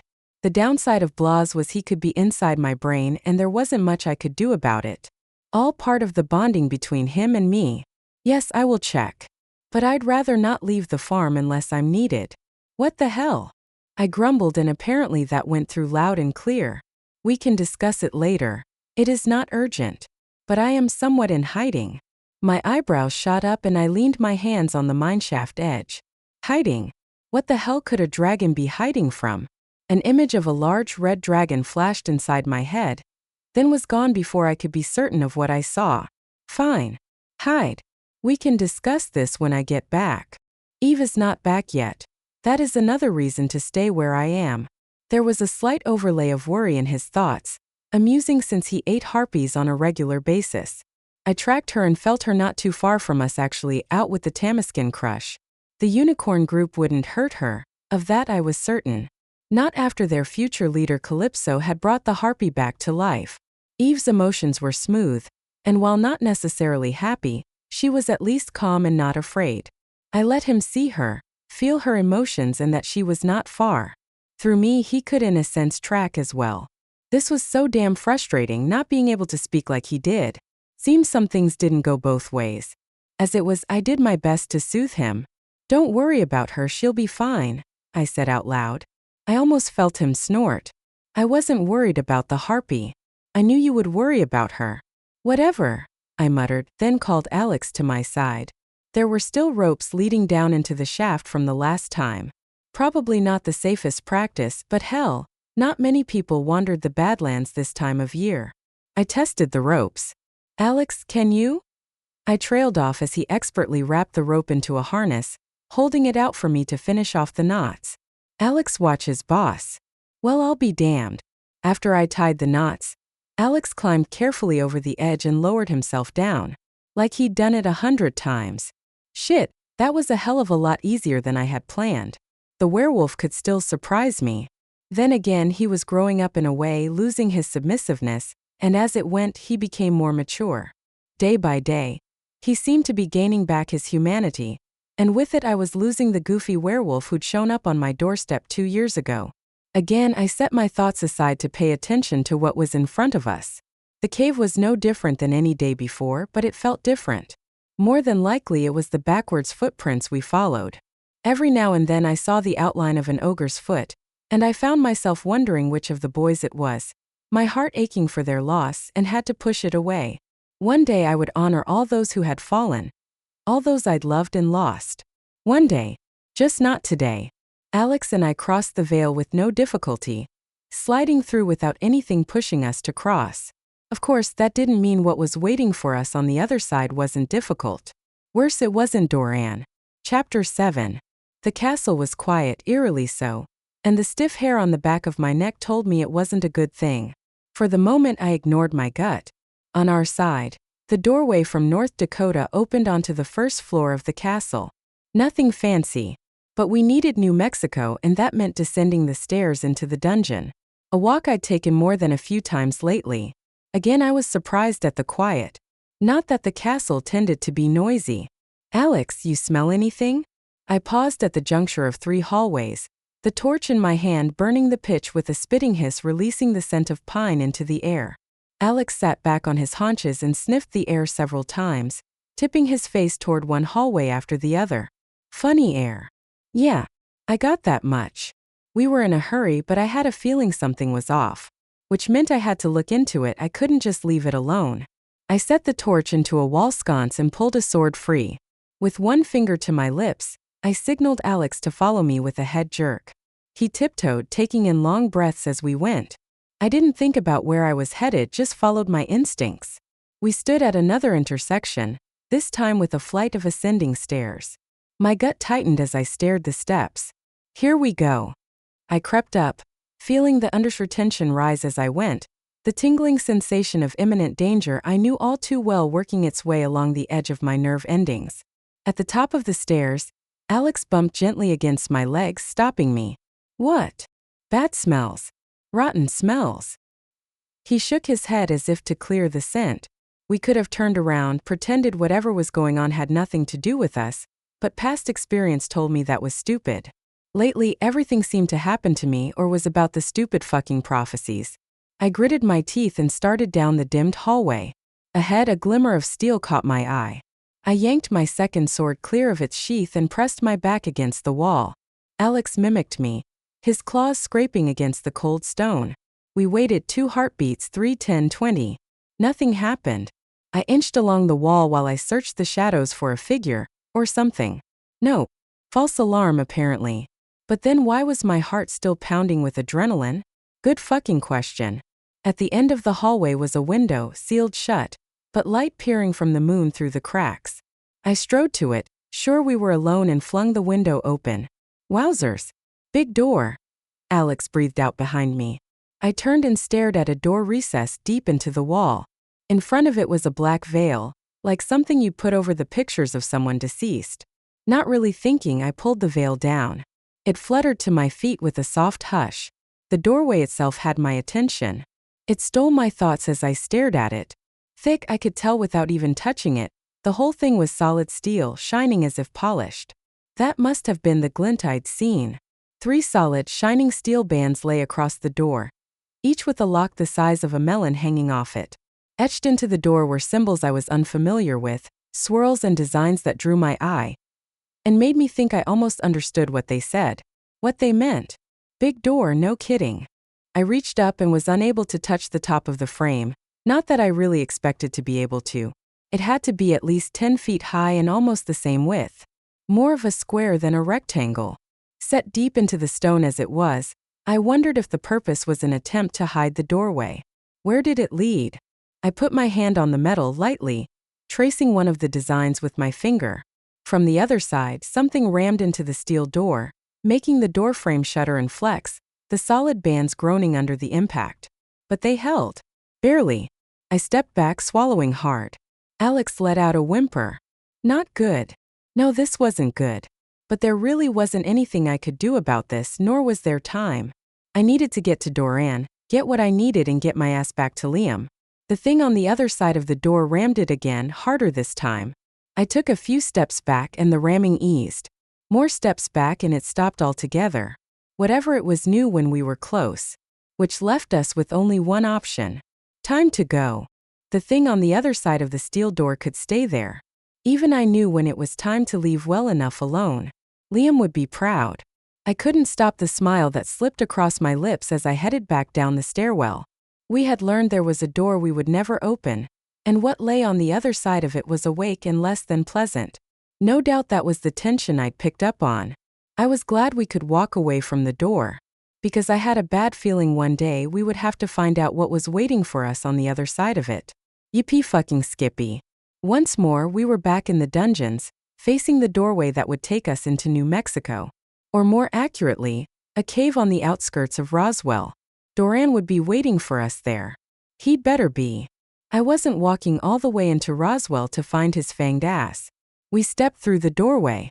My torch flickered as a gust of wind ripped through cave, blowing it out. A single figure waited at the mouth of the cave.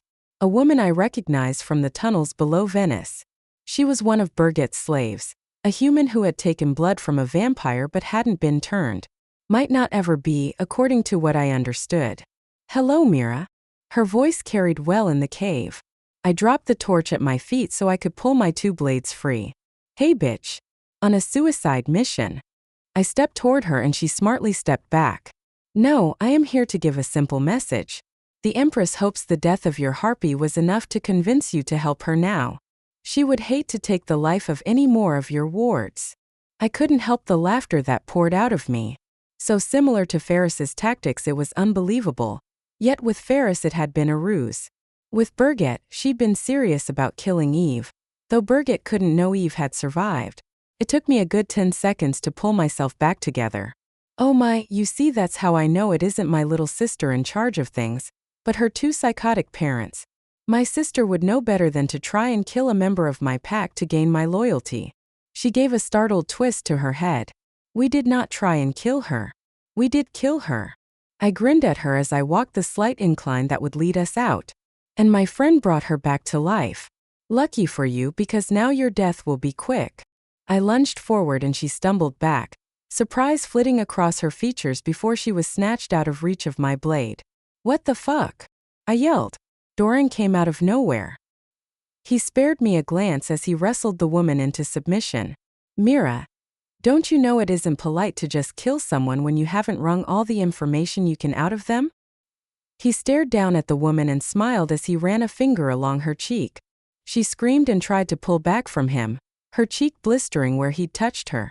Shit, he was stronger than I thought in ways I hadn't imagined.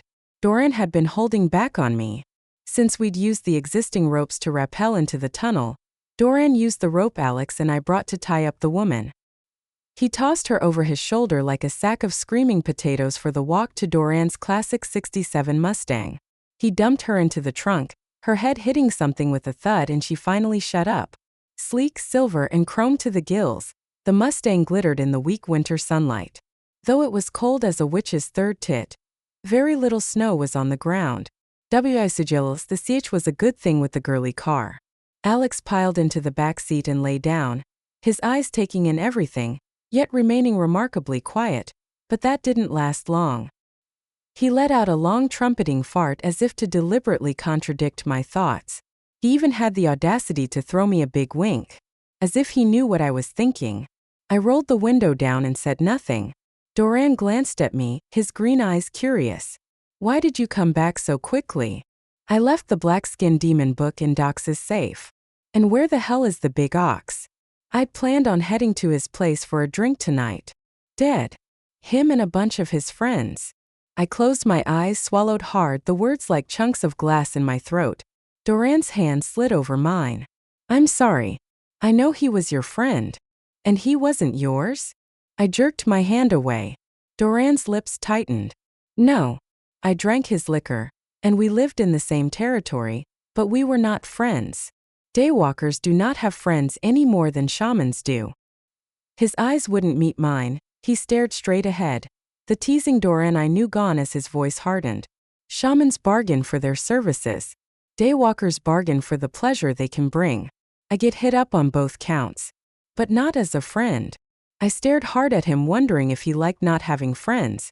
For years I'd thought I could do it on my own, thought I was strong enough to face the world one-on-one. It had taken friends and love to show me I was stronger with them than without. I couldn't help challenging him. "You think pretty highly of yourself to think everyone wants you." His eyes darted to mine, then back to the road. "That's why I like you, Mira. No games with you. You say what you mean, no filters involved. I don't get that with anyone else." Something in his tone told me it was time to change the subject. "Aside from that shit, we have a rather large problem." I quickly went over the guns and the phone I'd found, though I didn't say who it belonged to. "You think the humans are manufacturing technology that works around us?" Doran didn't look at me, kept his eyes on the road. "Yes. They know about us, or at least a portion of the FBI does, and it would make sense they are trying to find a way to protect themselves from us. It's the same old shit with them. Whatever they don't understand, whatever frightens them, they want to annihilate." Doran blew out a soft whistle and shook his head. "All right, I assume there is more to this visit than all that." I took a deep breath and a chance, voicing the thoughts that had been spinning through my head since I had the dream about Berget. "I think we can still save my sister." He hit the brakes, the car skidding sideways to a stop in the middle of the road. My seatbelt jerked tightly and the thump from the trunk told me our passenger got the short end of the stick. "What did you say?" Doran's cool demeanor was gone. Instead, he sounded almost panicked. "I thought you were going to kill her. In fact, I would agree with Ferris that killing her would be the smartest choice. She's been inside my head, Mira. She's controlled me. I know her better than anyone else." I undid my seatbelt and faced him.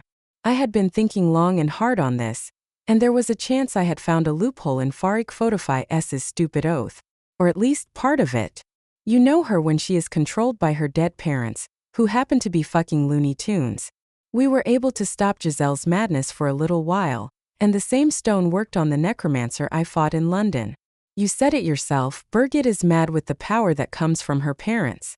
Berget is not the one who has been doing these fucking awful things. I know I swore to kill her, but I swore to kill the child empress. If I can bring Berget back from the brink, she isn't the empress anymore, is she? She won't want to be the empress." I could only hope I was right. The words hovered between us and he opened his mouth, blinked a couple of times and then snapped it shut. Shit, you might be right. Hope bright and pure flared in me. He thought I might be right. And that meant that maybe, just maybe, we had a chance at saving Berget. The Jeep, much to his surprise and dismay, started with barely a cough. Worse, it had started when Millie sat in the driver's seat and him in the back. Head to the old library on 10th Street. He leaned back, tried not to breathe too deeply. To him, Millie stank. Her rose perfume and use of magic created a heavy fog that irritated his nose, even with the holes in the windows from the bullets bringing in fresh air. Yet Pamela didn't smell like that, and it made him wonder if the smell had more to do with the nature of the person, or the kind of magic they used, rather than what perfume they wore.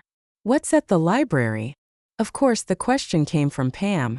When did she not have a question? That's the Arcane Arts Division of the FBI for the Central Region. Best place to start asking questions. And you think they can really help us? The young witch twisted in her seat, one hand gripping her seatbelt so she could look at him. He thought for a moment before answering. They should have some idea of what's going on. And if they don't, then they need to know. This is the sort of problem they are trained to deal with. Telling Agent Valley he would periodically give the AA division information had been a hard choice. Now, though, that cooperation should serve them well. Didn't matter he hadn't brought any information to Valley yet. He was now. Millie slowed the Jeep for a stop sign. And if they want more from you, from us, in exchange for their help? Liam narrowed his eyes. What do you mean, more? They already have you on their list of informants, do they not? If she knew that, what else did she know?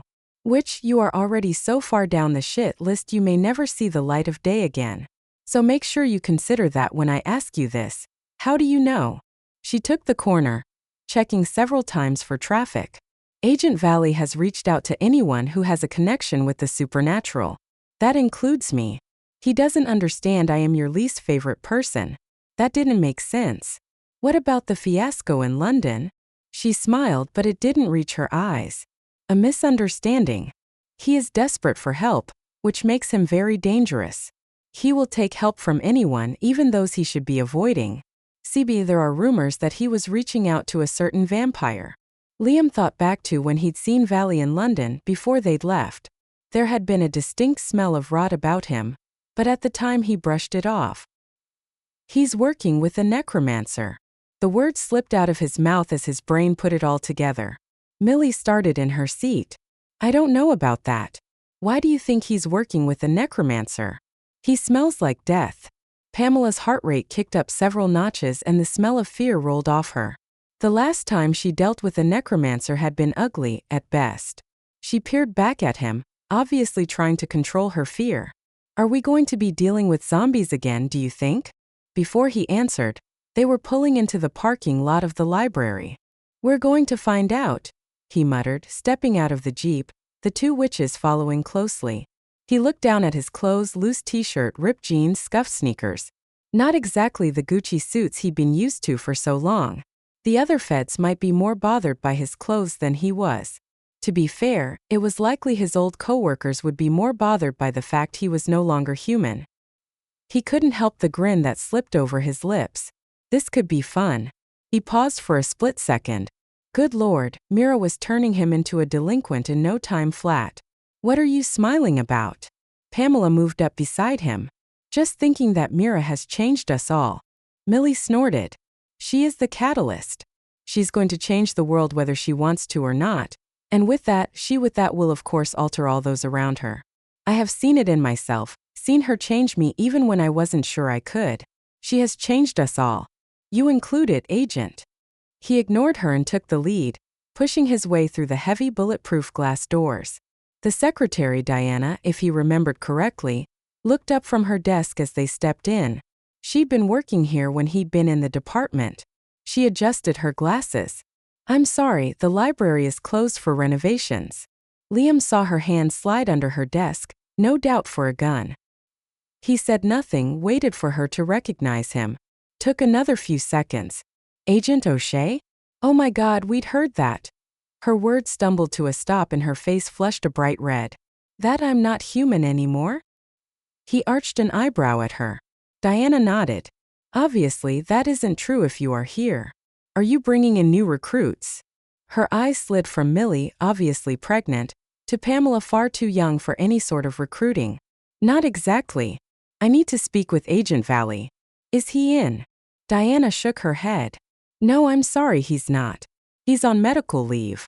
You can speak with Agent Ingers. She's taking over things while Agent Valley is out of commission. Liam's mind raced. Agent Valley had been fine just a few days ago, so what could have happened so quickly that he was now on medical leave? Agent Ingers would be fine. Diana pointed to the waiting room chairs, which he chose to as an equals just nor. An itch started between his shoulder blades and his wolf was suddenly on high alert. He'd never heard of an Agent Ingers, which meant she'd been brought in from somewhere else. That might not work in their favor at all, depending on her views of the supernatural. Though if Valley had approved the new supervisor, she was likely going to be someone they could work with. They waited for almost half an hour before Agent Ingers strolled into the room. She was a stunning woman, as tall as he was but far slimmer, her body fit and toned. Mocha-colored skin, blue-black hair and dark brown eyes that would give Millie's a run for their money when it came to drawing men. She took him in with a single cool glance that seemed to skip over him, dismissing him. She smiled at them and held out a hand that was perfectly manicured, her skin soft and without any calluses. She smelled of sweat and gun oil, with a hint of witchcraft hovering around her. Almost like she had tried to scrub the scent off her. Shit. So you are the infamous Agent O'Shea. He didn't bother to correct that he was no longer an agent, every part of him ready to walk away from this. Yes. These are my friends. He didn't name the two girls, and when Pamela opened her mouth to introduce herself, he shook his head ever so slightly. The same smell of rot that had hovered on Valley lingered here too, stronger with Ingers's entrance. He didn't know the woman well enough to trust her yet, even if she was with his old FBI team, with Pamela's name or even Millie's. He took another deep breath, his nose crinkling with the sour scent. Maybe a sickness was running through the department, maybe that was what he picked up on. If your friends don't mind waiting here, we can speak in my office. Agent Ingers gestured to the back of the department. As they walked through the nearly empty building, it hit him what was off. When he'd worked here, they'd had 25 agents. In the short walk he'd seen two. Ingers and Diana. Has the department been downsizing? A flu has run rampant through the department. She shook her head. It has not left us with much staff. The itch between his shoulders intensified. She was lying. He smelled it on her.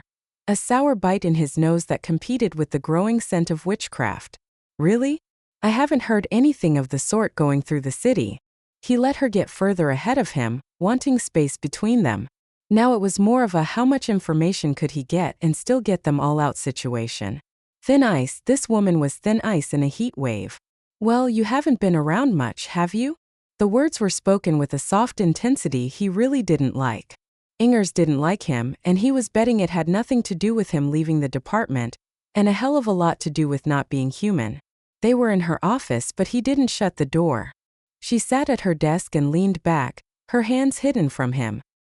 He heard the nearly silent click of her releasing the safety on a gun. If you're going to shoot me, you better fucking well make it count. Her mouth dropped open and he lunged forward, tackling her to the ground. The gun went off with a pop, and the bullet ripped through his guts, the wound healing as fast as it opened. She opened her mouth to scream and he slammed his hand over it. Her teeth started to close over the flesh of his palm. I wouldn't bite, or you might end up needing to chasseur it. Have a hell of a lot more. He grinned down at her. Yes, Myra's bad behavior was definitely rubbing off on him. From the front of the department a scream erupted at the same time a shot rang out. He dragged Ingers up with him, and took the gun from her with ease. He tucked it into the waistband of his jeans, then spun her around, cranking her arms behind her back hard and fast, feeling her wrists creak under his fingers. She gasped. Whether with the speed of his actions or the pain, he didn't know or care. You better hope my friends are okay, Ingers. Pushing her ahead of him, he worked his way through the department until they were at the front desk. Diana was strung upside down by her heels and Pamela clutched her own arm, Millie holding Pamela tight against her chest. What happened? He barked, twisting Ingers's arms a fraction more.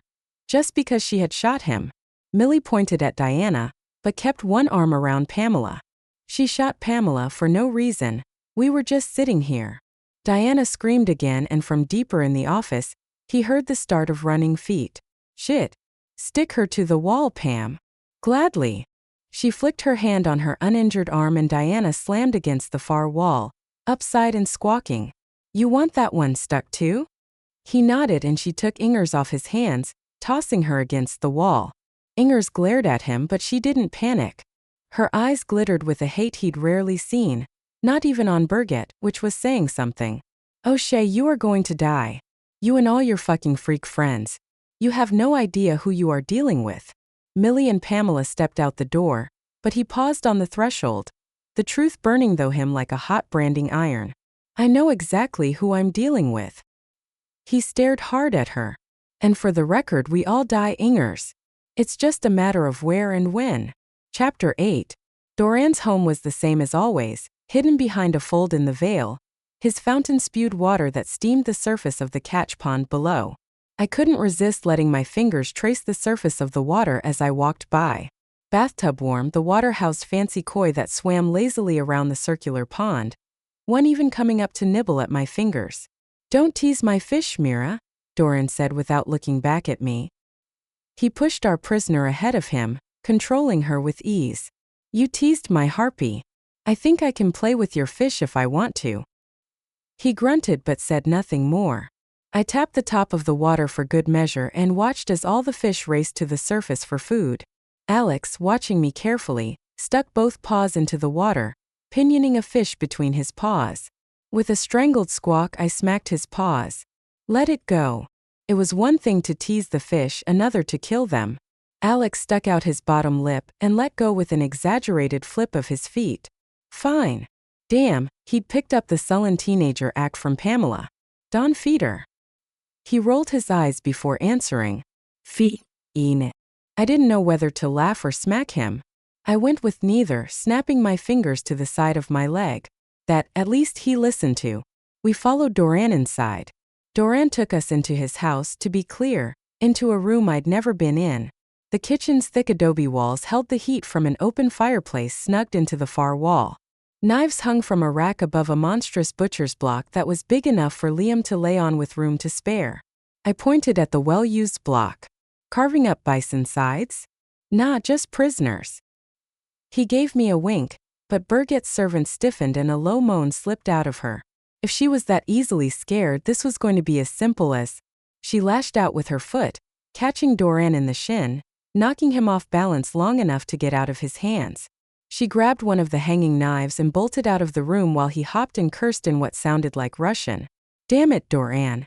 I ran after her deeper into the house. A part of me wondered how Doran could let her get away.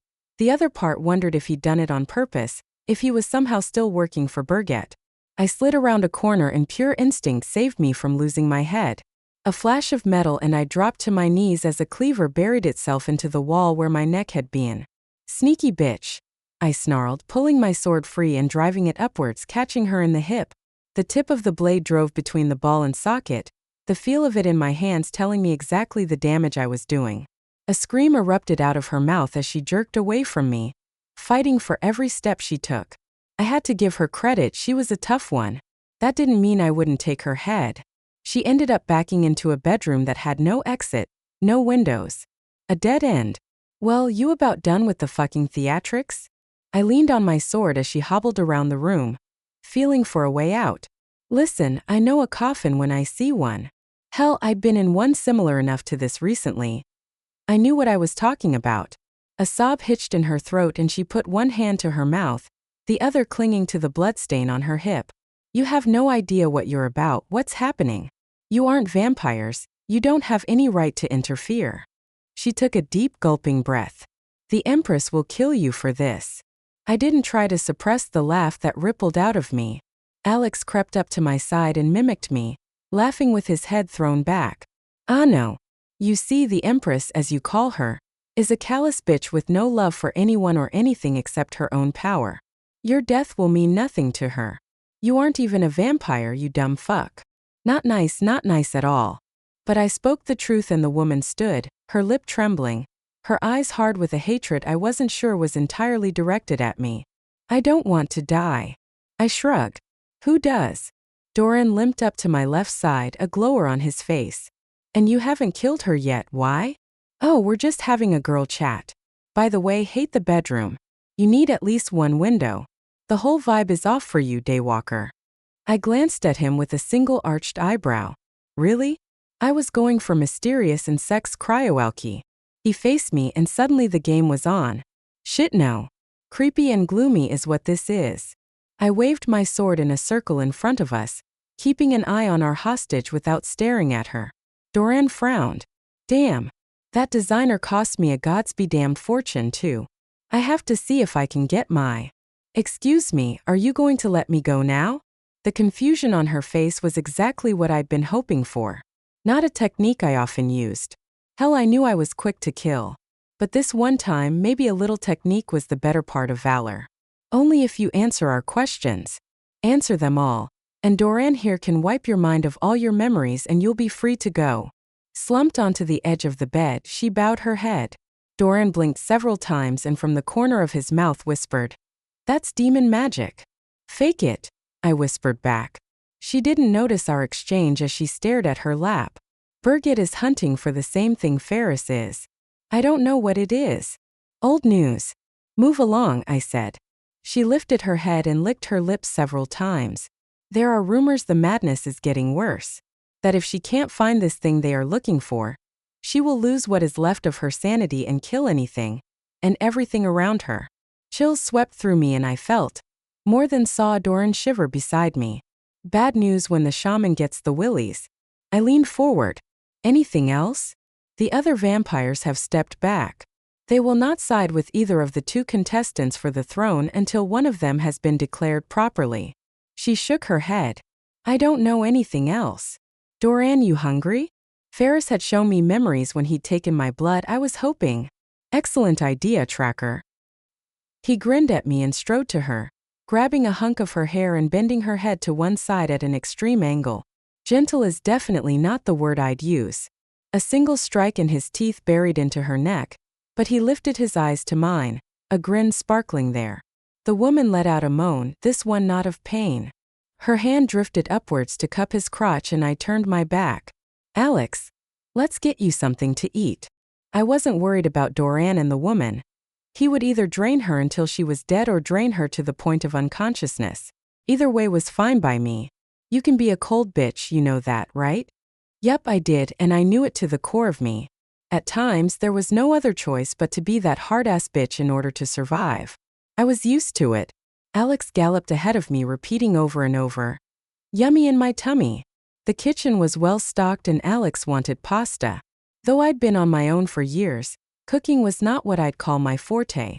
Spaghetti noodles with a can of sauce poured over it was the best I could do for him. He didn't care. As Alex dug into his oversized mixing bowl of noodles, slurping them into his mouth, Doran swayed into the room. Drunk. I leaned a hip against the butcher's block. Doran held his finger and thumb an inch apart, paused and then held his hands 2 feet apart. Maybe just a little. I went with the obvious. Coffee help. K held H. Nope. Just give me a few minutes, the buzz won't last long. Unlike with you where I had a hard-on 3 days later. His grin was unrepentant and I ignored him. That was Doran. Serious and full of wisdom in one breath. A raging horny man in the next. Alex slurped up the last of his noodles and red sauce and pushed the bowl away. Goody good. He lay flat out on the floor, front and back legs pointing in the 4 directions, a long low sigh slipping out of him. Doran cleared his throat and took a step, then another. His green eyes were clear, and while he shook his head once, there was no sign of the drunken daywalker he'd been moments before. Better. Much. And may I say that was an excellent idea. Though there wasn't much information she had. There were things she's seen that we can use. Damn, I'd been hoping as much but wasn't sure it would pan out. Like what? He smiled and gave me a wink. All in due time. I slapped my hand on the butcher's block, the sting of my flesh only sending my anger further into orbit. With difficulty I managed to keep my voice level. No fucking games, Doran. Not today. You are either on my side or you aren't. Too many people have died already to play this shit. And I am running out of time. A flare sparked in his eyes, defiance pure and simple. And if I refuse to play by your rules, tracker? What then? Are you going to take my head? There were days I felt much older than my 26.5 years. This was one of them. I tried another route. Doran, I can't make you help me, but you said you would. I broke the bond between you and Berget. I freed your ass from her. But if you play these games now, we are done. No more friendship, nothing. I can't afford to guess anymore. He closed his eyes and stepped closer to me, close enough that he was well within my guard. Everything in me told me to back up, to put space between us. Mira. He breathed my name and my pulse hammered in my throat. Doran had become a friend. I didn't want to kill him. Doran, are you my friend? Or are you my enemy? His eyes snapped open. You would call me friend? I frowned. What the fuck do you think? That I let just any daywalker get this close to me? He let out a laugh and wiped his face with his hand. No, I suppose not. She saw fear in Berget, though she didn't know it was fear. I did. Berget is afraid of you, and like the humans, what she fears she wants to kill even though she needs you. A very human trait, which is surprising. From what I could see, Berget is going after Jack again, but she seems to have some means of hiding him from you. I swallowed hard, forcing the words "we'll save him" to the bottom of my gut where they belonged. Jack is on his own. He's made that clear. Doran's eyebrows shot up and he took a step back. Well, then this last bit should be of utmost importance. He took a breath, started to speak, and then stopped. Shit, Berget plans to bespell Jack, possibly even make him a vampire. He would be an immortal tracker then. That is, if she hasn't done it already. Holy Mother of the Gods. I sagged against the edge of the butcher's block, my legs suddenly weak. Jack had been terrified of dying alone. But that didn't mean he'd buckle, did it? Fuck, was that why Berget had taken him the first time? Not to use him against Kh on his Omi, but to use him for herself? I thought you said the process was long and tedious? He nodded. It is. Which makes me wonder if it had already been underway when you met Jack. If his miraculous recovery was because he was already taking the steps to become a vampire. He said it himself, he doesn't want to die. Who the hell does? I muttered. Doran lifted his hands, palms facing me. Here is what I am wondering that I couldn't divulge from the woman's mind. If Berget has Jack, why is she continuing to pursue you? That I was pretty sure I knew the answer to, but to be sure. How much stock do vampires put in prophecy? Doran snorted. It is their whole lives. They are guided by it. I see. You are the one Berget believes will fulfill the prophecy, hence, she still wants you to work for her. I rubbed a hand over my eyes. Jack is just a backup. If she can't have me, then she can at least have the only other tracker in the world. Devious little thing, isn't she? Doran muttered as he walked past me. Where are you going? I thought you needed to go to Dox's place to get the book? He half turned and arched a pierced eyebrow at me. Not that I'd forgotten exactly, more that I'd just been sidetracked. Alex, let's go. The werewolf groaned and rolled onto his side. Too much paskets. With much prodding, I got Alex back into the Mustang and we were off, headed toward Dox's place. We drove in silence for the first few minutes until I couldn't stand it. You killed her. Doran glanced at me. You didn't expect me to? I turned my face from his and shrugged. If you hadn't, I would have. And that was that. In some small ways I would admit to no one, Doran and I had similarities. Survival was always at the top of our lists, and we would do anything to make sure we stayed on this side of the veil unless our friends were in harm's way. I vividly recalled Doran begging me to kill him before he hurt me or Pamela when Berget set him on the young witch. Yeah, for a daywalker he wasn't half bad. Even if he liked to tease Liam far more than what was good for his health. We pulled into an empty parking lot. Dox's temporarily closed sign hanging crookedly on the door of the bar. Days, it had been only days since we'd left his place and headed out to the west coast, yet it felt like a lifetime had passed. Still deserted, Doran said as he opened his door. Alex pushed past him, bounded toward the landing pad. Brownies, brownies, brownies. I clenched my teeth to keep the emotions snug down tight. With each new tragedy, it was getting harder for me to hold it in. Anger, just focus on that. Good idea. Docs didn't have anyone else he trusted to run the place while he was gone. You have a key to get in? I pulled a sword from my back. Yup. Doran shook his head, a smile ghosting across his lips. A girl and her weapons, such a pretty sight. Shut up. I was at the front door and pressed my hand to it first. A slight tingle and whatever protective spell Doc's Hkusith laid on it dissipated. I checked out the lock. Light burn marks around the edge of it looked fresh, but nothing else was out of place. There wasn't enough room to slide my blade between the door and the door jamb. I stepped back and raised my blade to my ear, then ran it forward, straight through the locking mechanism. Twisting my blade, the feel of metal on metal ran up the length of the sword into my arm, but the lock gave. I gave a silent thank you to Millie for spelled blades that cut through pretty much any shit I threw at them. I pulled my sword back but didn't sheath it. I hadn't known Docs to have any ability whatsoever with magic, which made me wonder whether it was Docs who'd spelled the place or someone else. I slipped into the darkened pub. The only light came through the door window behind me. I flicked the light switch, nothing happened. Shit, there was no reason his power would be cut off, and I was pretty sure he hadn't turned it off before we left. Doran, you didn't lay a protective spell here for Docs, did you? Nope. But someone did, and it isn't a shaman I recognize. He moved beside me. Alex crept forward on his tippy toes and whispered, Alex smells troll shit. Oh shit. There was a scuffle from the back room, where Docs's office was and where the safe was that held the black-skinned demon book. I moved to the bar and crouched, pressing my back against it. Alex followed me, and Doran moved across the room to the wall and disappeared in a shadow. Trolls, I hated the fuckers with all I had in me. Trolls helped skin and kill Docs and the other ogres, and they had been dodging me and causing problems for longer than I cared to remember. If I could kill them, I would. Just on principle alone. 3 of them sauntered out of the back room, laughing and joking. In the poor light it was hard to tell, but I thought 2 of them were similar in color and size, their bodies giving off an almost neon yellow glow. Tall but thick in the body, they were buck-fucking naked, their double-pronged dicks hanging limply to their knees. The third troll looked to be of a darker color, maybe green, and his body was squat and lumpy, reminiscent of a toad. When his tongue flicked out and grabbed a fly, I realized he wasn't just reminiscent of a toad. I racked my brain as they got closer. Toad trolls had a poison they secreted out of their mouths that they could spit quite far. Wouldn't bother me any, but it would burn through pretty much anything else. Like locks and safes. In his hands, he held the black-skinned book.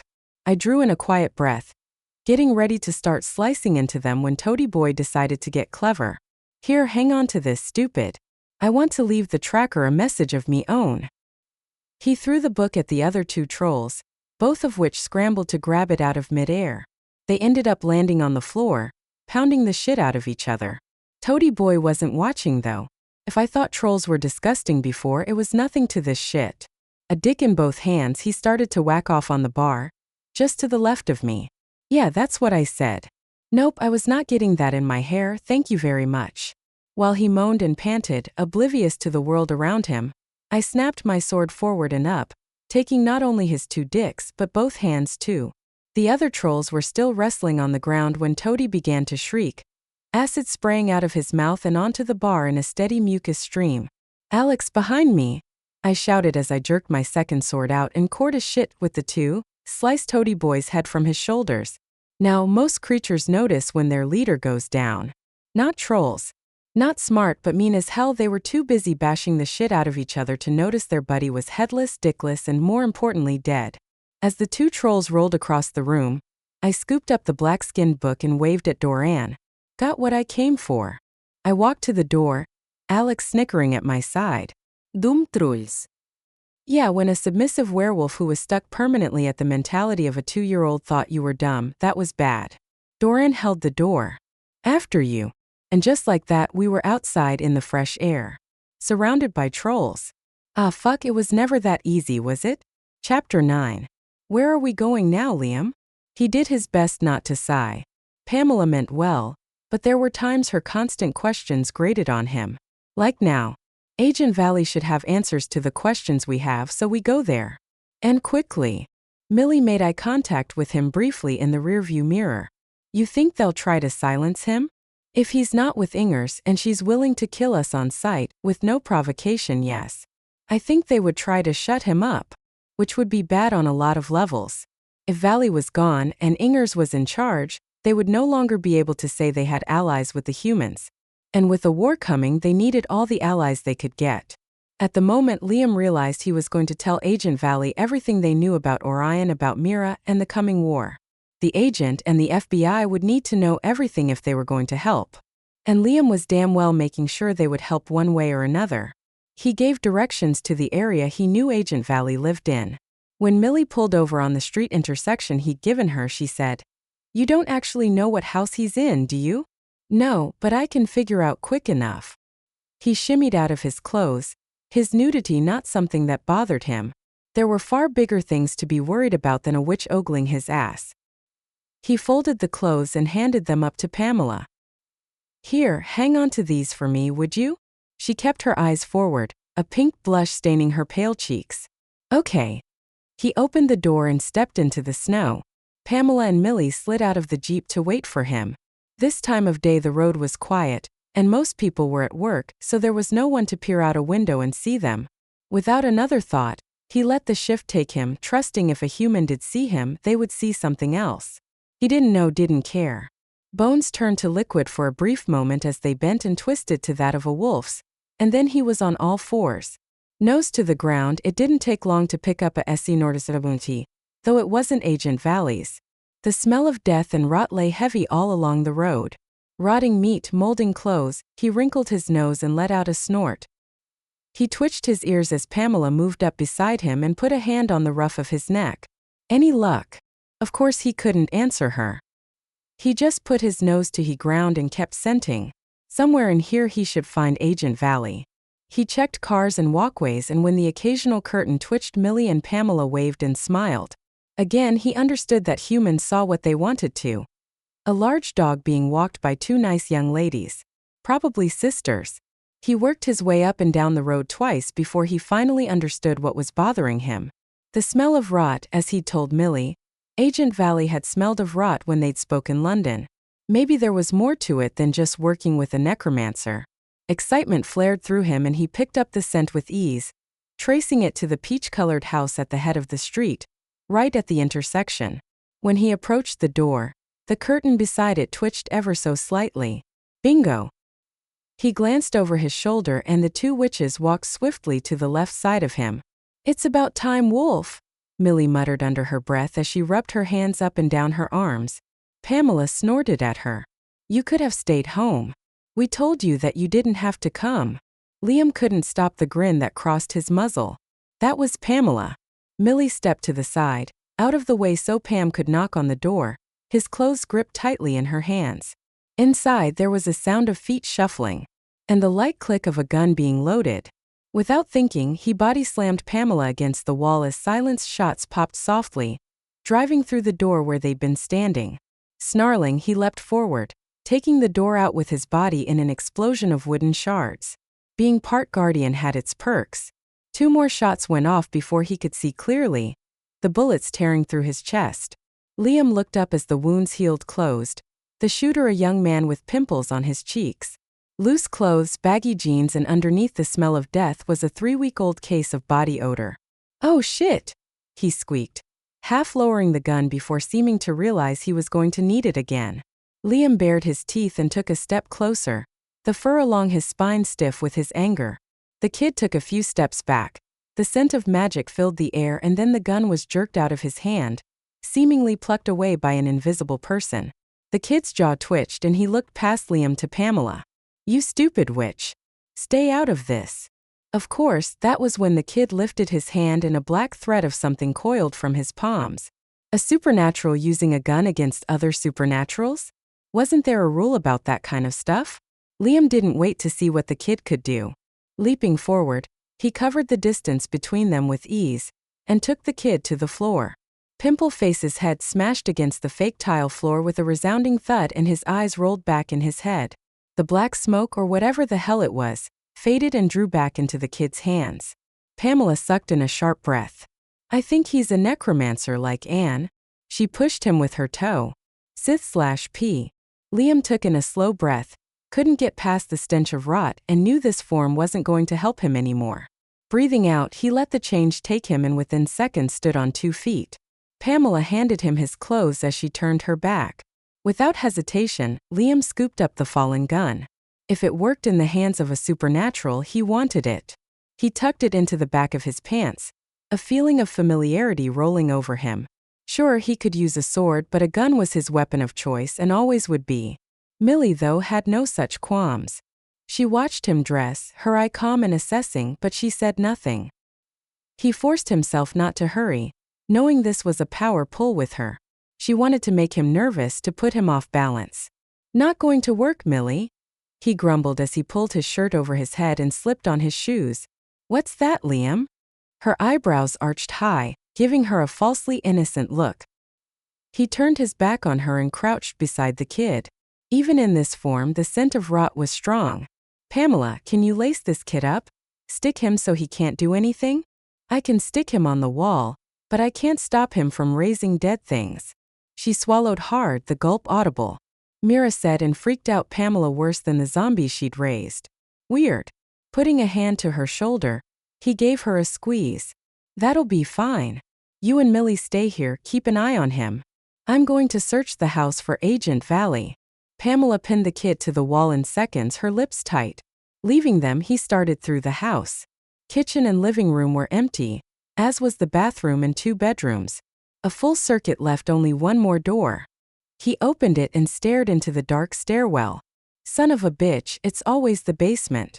Above his head dangled a string and he pulled it, but the light didn't flick on. A low moan echoed up to him, the hairs on the back of his neck rising with the noise. He shook his head.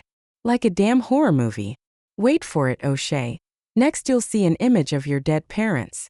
A shallow breath and he started down the stairs. While a flashlight would have been great, he didn't really need it. A light source came into the basement from somewhere, maybe a ground-level window. His eyes adjusted to the low level with ease. One more step and he was on the concrete floor, which happened to be covered with a thick layer of water. Shit on a stick. "Valley, what have you gotten yourself into?" He did a slow turn. To his right was an open area and a few chunks of wood. To his left another door with a faint glow coming under the gap at the bottom. The basement seemed to be circular, similar to the house above. If he wanted to, he could run tiny laps down here. A moan and a thump against the door to his left drew his attention. His feet splashed in the water, but with each step the smell of death intensified. Forcing himself to crouch, he touched the water and brought the smell to his nose. Gagging, he stood up fast and fought not to puke into what wasn't just water, but a slurry of old blood and viscera. "Fuck, that is nasty." Doing his best not to think about what he stood in, he made his way to the door. Hand on the knob, he twisted it. In the backlit room stood Agent Valley, swaying on his feet. "Sir." His OL stood it. And D-Boss seemed to stare right through him, teeth clicking together twice before he really seemed to see Liam. "Ashia." He raised his hands and lurched forward. Liam caught him, felt the lack of resistance in Valley's flesh, fingers inadvertently driving through to the bone. "Sir, what's happened to you? What the fuck was going on here?" Agent Valley was interrupted with anything he might say by screaming upstairs. Liam spun, taking Agent Valley with him. "Sir, we have to get out of here, because if I know Pamela at all." An explosion rocked the foundation of the house when they were halfway up the stairs, the timbers around them shivering and then collapsing completely. Lunging and dragging his old boss, cringing as chunks of flesh heaved from the agent's arms, Liam managed to get them both to the top of the stairs. Pamela was there, pulling at his arms. "We have to go, Liam. That lady from the police station is here." Shit, things just got better and better. Behind Pamela stood the pimple-faced kid, who appeared to have regained consciousness. He stared at Liam and Valley.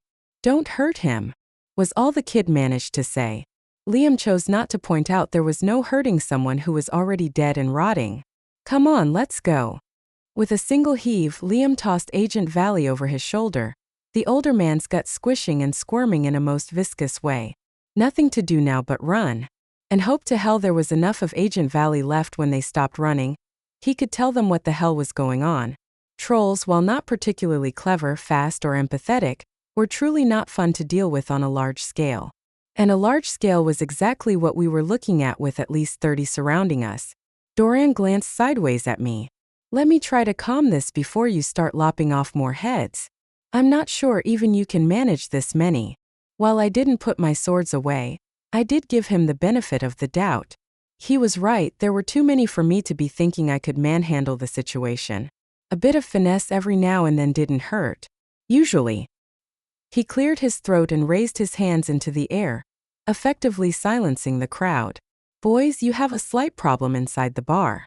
One of your leaders has been ambushed by those who were supposed to be helping him. A squarely built, pebbly-skinned toad troll stepped forward, his black beady eyes narrowing until they looked as if he'd closed them. His double genitalia swung from side to side, hitting his knees. Didn't look comfortable to me, not in the least. We don't fight amongst ourselves anymore, fucking stupid Fong face. He spat at Doran, who sidestepped the arc of poison easily. With his sidestep, he was now right next to the door, which he pushed open. The two trolls alive inside were still beating the shit out of each other. It looked like I wasn't the only one who'd gone about causing grief by chopping off a cock or two. The leader of the pack let out a long gurgling hiss and about half the crowd rushed into the building. Doran lifted an eyebrow at me. Can you handle 15? I shrugged, my heart pick s my with equals king up speed. Better odds than before. Without another glance at me, Doran spun and pulled 2 grenades from under his jacket. Grenades that looked suspiciously like the kind I'd gotten from Deanna. He threw them at Dox's bar and yelled out the ignition word. Ignitio. The 2 grenades hit around the same time, or I was assuming that was the case because I was already rushing the remaining trolls. Alex, go for the pink one. The werewolf let out a howl and launched himself full speed at the tiniest of the trolls, taking it to the ground and snapping its neck in 2 seconds flat. I headed straight for the toad troll. That one could damage anyone but me. He spit at me and I took it on the arm, the acid poison burning through my coat, but my skin only got a little bit warm. Booyah for being an immune. Gotcha, fat boy. I lifted my sword to run him through, but had to spin and deal with an orangish troll on my right coming in fast. A big brute. He reached for me with hands the size of turkeys and enough fingers that he could probably make a mean shadow puppet professional. I slid toward him, using a backswing to take all those grasping fingers off. Bloody stumps fell to the ground at my feet, still twitching and writhing. No touching the tracker, I said calmly, as if lecturing him on how to cross the road. Stupid tracker, I'll skin you like I did the ogre bitches, he yelled before falling to the ground, using his teeth to try and gather up his lopped-off fingers. The words echoed in my head. They were the same ones on the note I'd found at the farmhouse. These were the guys who helped take out Doc, Slaw, and the triplets. Everything around me seemed to slow, and I turned to make eye contact with Toad number 2. All that anger I'd tucked away, all that fury I had to hold back surged in me. You helped slice my friends up and skin them alive? He grinned at me, showing broken teeth and tiny fangs in behind the teeth, retracted like a snake's. They cried like little girls as we peeled their hides. A scream erupted out of me. Rage I'd never known coursing along each nerve ending until I saw nothing but trolls and the edge of my sword. Blood and viscera flew around me. Heads rolled, hearts pierced, and none of it was enough. None of it would bring back Docs. The seconds blurred, and distantly I knew I'd never fought like this. Never moved this fast or killed with such intensity. The movements of my body and blades blended together. A perfect killing machine that felt nothing but fury. There may have been tears on my cheeks, but I couldn't be sure. The stimulus of the death around me overwhelming anything else. Their screams matched mine in intensity until they began to fade. And then just me screaming, sobbing, kneeling in a pool of blood, hands still gripping my swords as my arms hung to the side. Mira. Alex's howl broke through to me and I took in a ragged, choked breath. He sat across from me, blood staining the silver tips of his fur. Miri, he said softer, his lower lip jutting way out. No more, Alex's heart hurts. Shit. I took in another shaky breath and stood. Behind us, the landing pad exploded.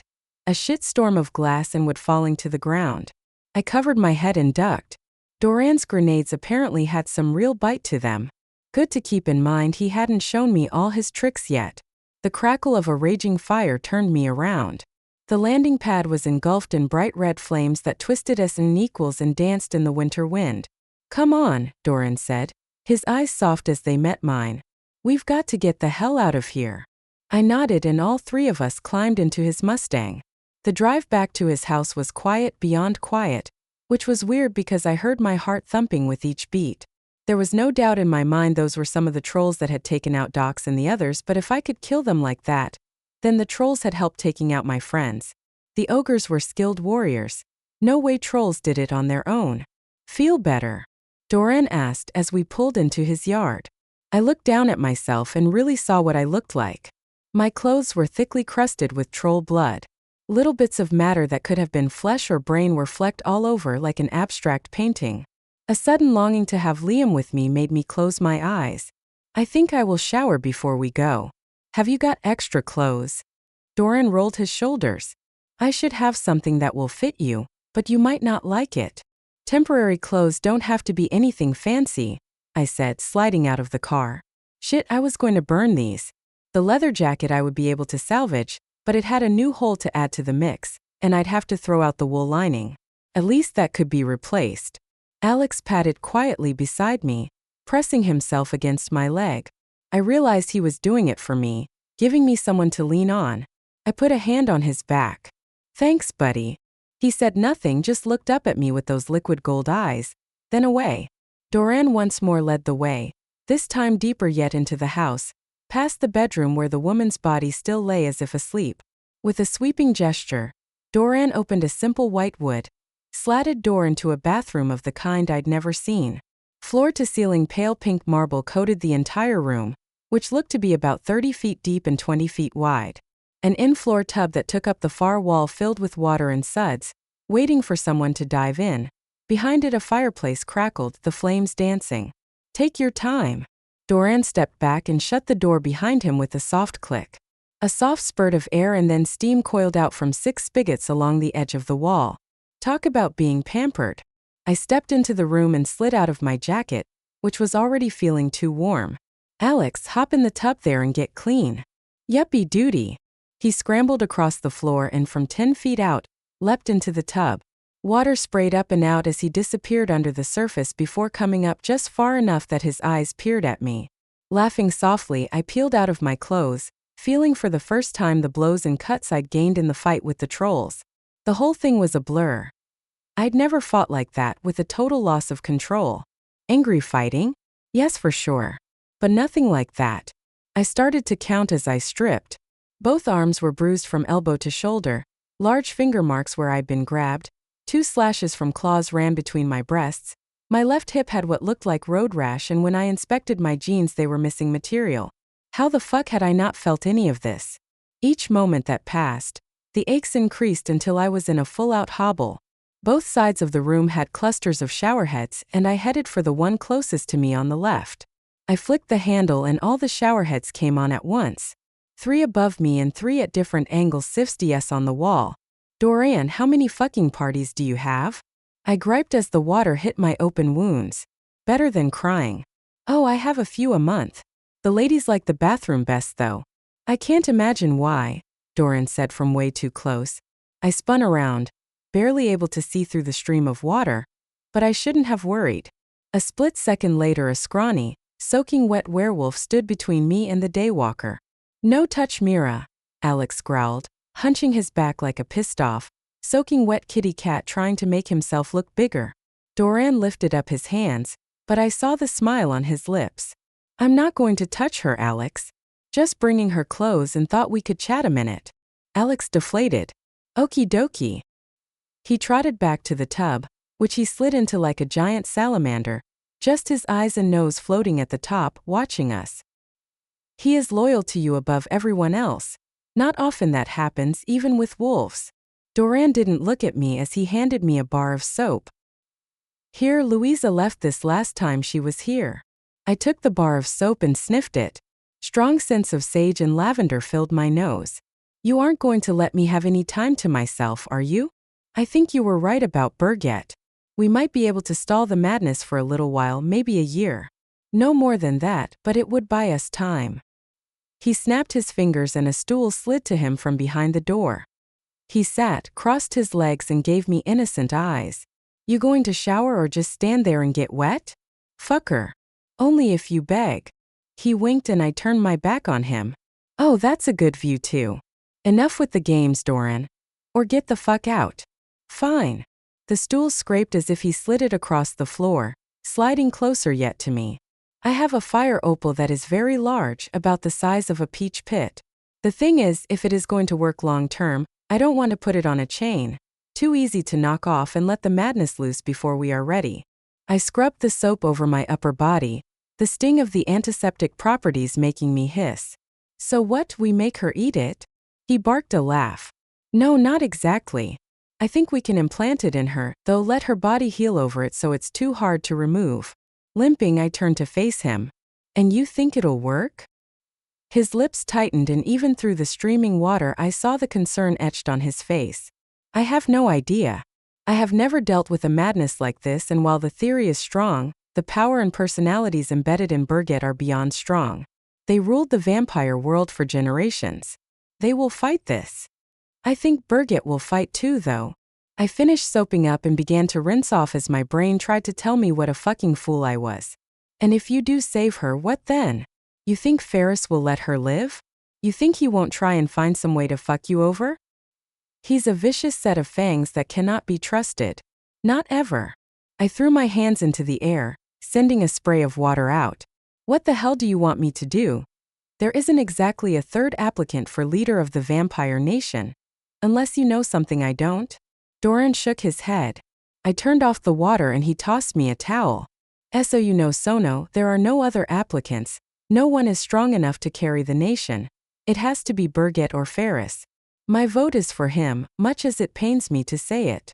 The thing was, my brain was kicking into overdrive, pieces of my past colliding with this moment, and I wondered if it had somehow all been set up. If there were reasons beyond the obvious for the demons, monsters, and wretched souls I'd battled in the past, reasons I was only now seeing. But if there were a third applicant, and if that vamp finished the task ahead of Ferris and Berget, would that do it? Doran blinked several times. What are you thinking, Tracker? I don't like the look in your eye. It is far too calculating for you. I didn't want to tell him yet. I had to get the idea straight inside my own head. But fuck, if I was right on this, I could make sure neither Berget nor Ferris took the throne. I would still fulfill that stupid prophecy about being the one to bring the new vampire leader's reign into being. And I would have the leader of the vampire nation already on my side and ready to fight Orion. In one fell swoop, I would save Berget, thwart Ferris, and gain allies we so desperately needed. Mira. Why are you staring at me like that? A flash of fear whipped across Doran's face. I wrapped my body in the towel and walked toward him. The daywalker scooted backward, his green eyes wide. Doran, you might not like it, but I have an idea. Chapter 10. Doran indeed did not like my idea. Are you fucking out of your mind? He yelled at me, his eyes all but bugging out of his head. I was wearing the most ridiculous of get-ups. A tight black dress that stopped mid-thigh and had a sheer cutout running in a deep V between my breasts. With my black boots and weapons, I looked like a hooker about to go on a rampage and finally take out her pimp. Whatever, it was temporary. I carefully crossed my legs. Doran, it makes sense. The simple fact you don't want to do this tells me you are perfect for it. He slammed his fist on the desk between us. I'd insisted we go somewhere dry and warm after the showers. Alex lounged in front of the roaring fireplace, snickering. Doran is scared. I smiled at Doran, calm and collected. Tell me one good reason why this won't work. Doran leaned toward me, hands flat on his desk. Ferris will never take me along with you too. Yeah, I'd broken my oath to Ferris not to tell anyone.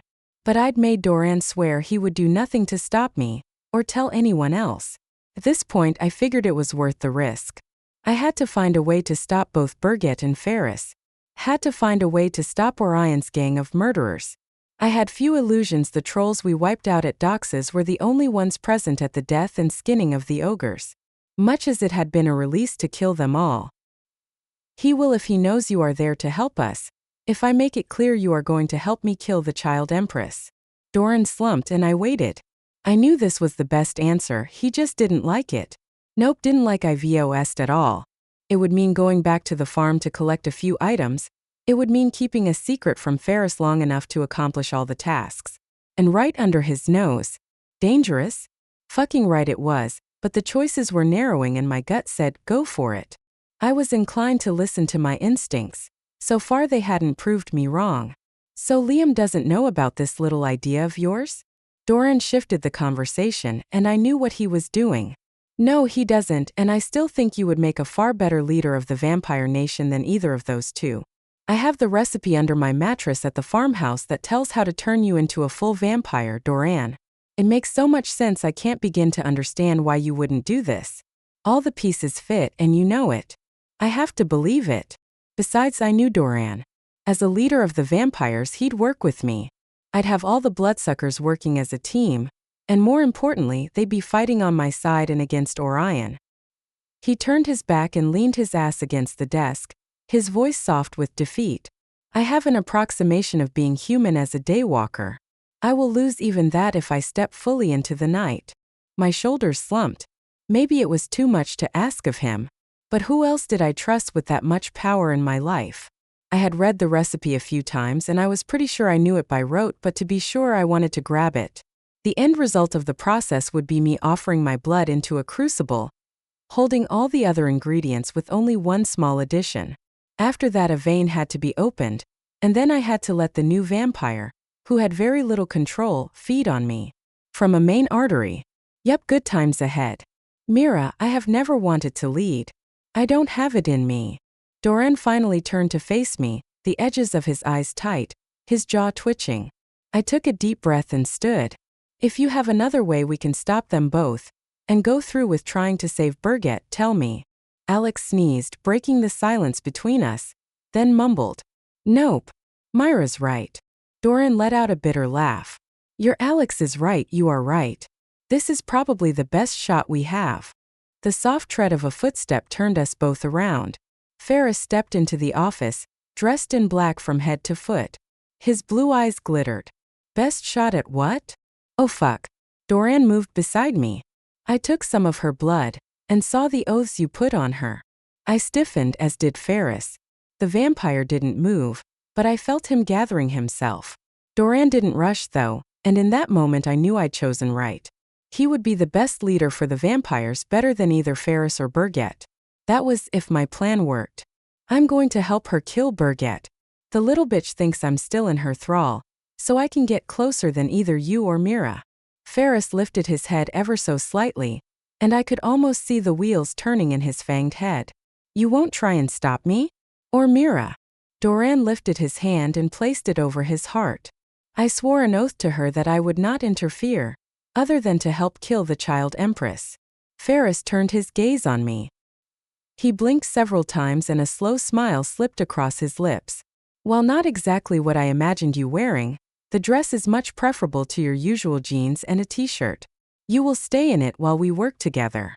DY18 align equals justify. Son of a bitch. He had to show up when I was in a dress Millie would balk at wearing. Nothing to be done about it now, or at least not right at that moment. I eyed the window.